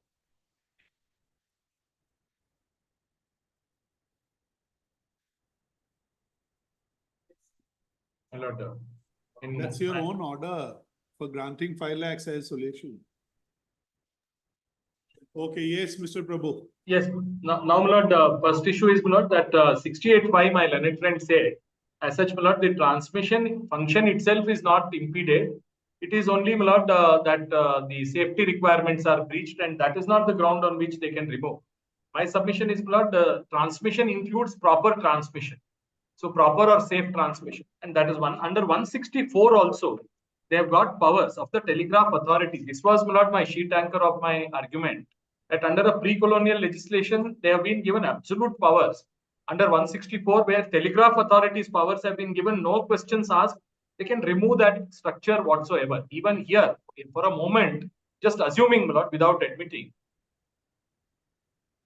So under 164, lordships will see that uninterrupted powers have been given. So there is no caveat placed under 164. And no purpose is asked. If you want the land, you can acquire. And Land Acquisition Act power also have been vested in the electricity, embedded in the Electricity Act itself. So therefore, my lord, if at all such powers are to be exercised, those powers are available. And he being the expert, KPTCL being the expert, they know, my lord, which structure has to be removed or partially removed or acquired, etc. Now, second argument is, my lord, that under the report, I'm told, my lord, my learned friend argued that the liability was on the Chamundeshwari company, but the Honorable Court single judge placed the my lord, responsibility on the KPTCL. It is not true. Under 45 of the Central Electricity Authority rules, specifically, my lord, the substation managed by the KPTCL was found fault with. The relays in the substation managed by KPTCL were found fault That with. we There have was heard no. you. That we have heard you. That's all, my lord. I have nothing more to Okay. add. I have nothing Thank more. you. And written submissions are, my lord, with my colleague. I pray, my lord, that lordships may consider. Yes, give us your submission. You just say this. We have, we take on record the submissions made on behalf of the respondents in so and so and so in all the three appeals. Just give a copy to them. Yes, yes, madam. Yes, Mr. lord, we have. Sriranga, you want to add anything on this? Would you like to? But if there is nothing, if No, there you is any, just, no, we give you 2 days, 2 days. or we give you 3 days. Yes, madam. Full stop. You, a copy thereof has been given to the counsel for the appellants who may file just a small response to the said submissions within 1 week. We'll, 1 Yes. week. Grateful. Okay, orders reserved. Pleasure. Thank you. Most grateful. Great. Thank you very much. Great.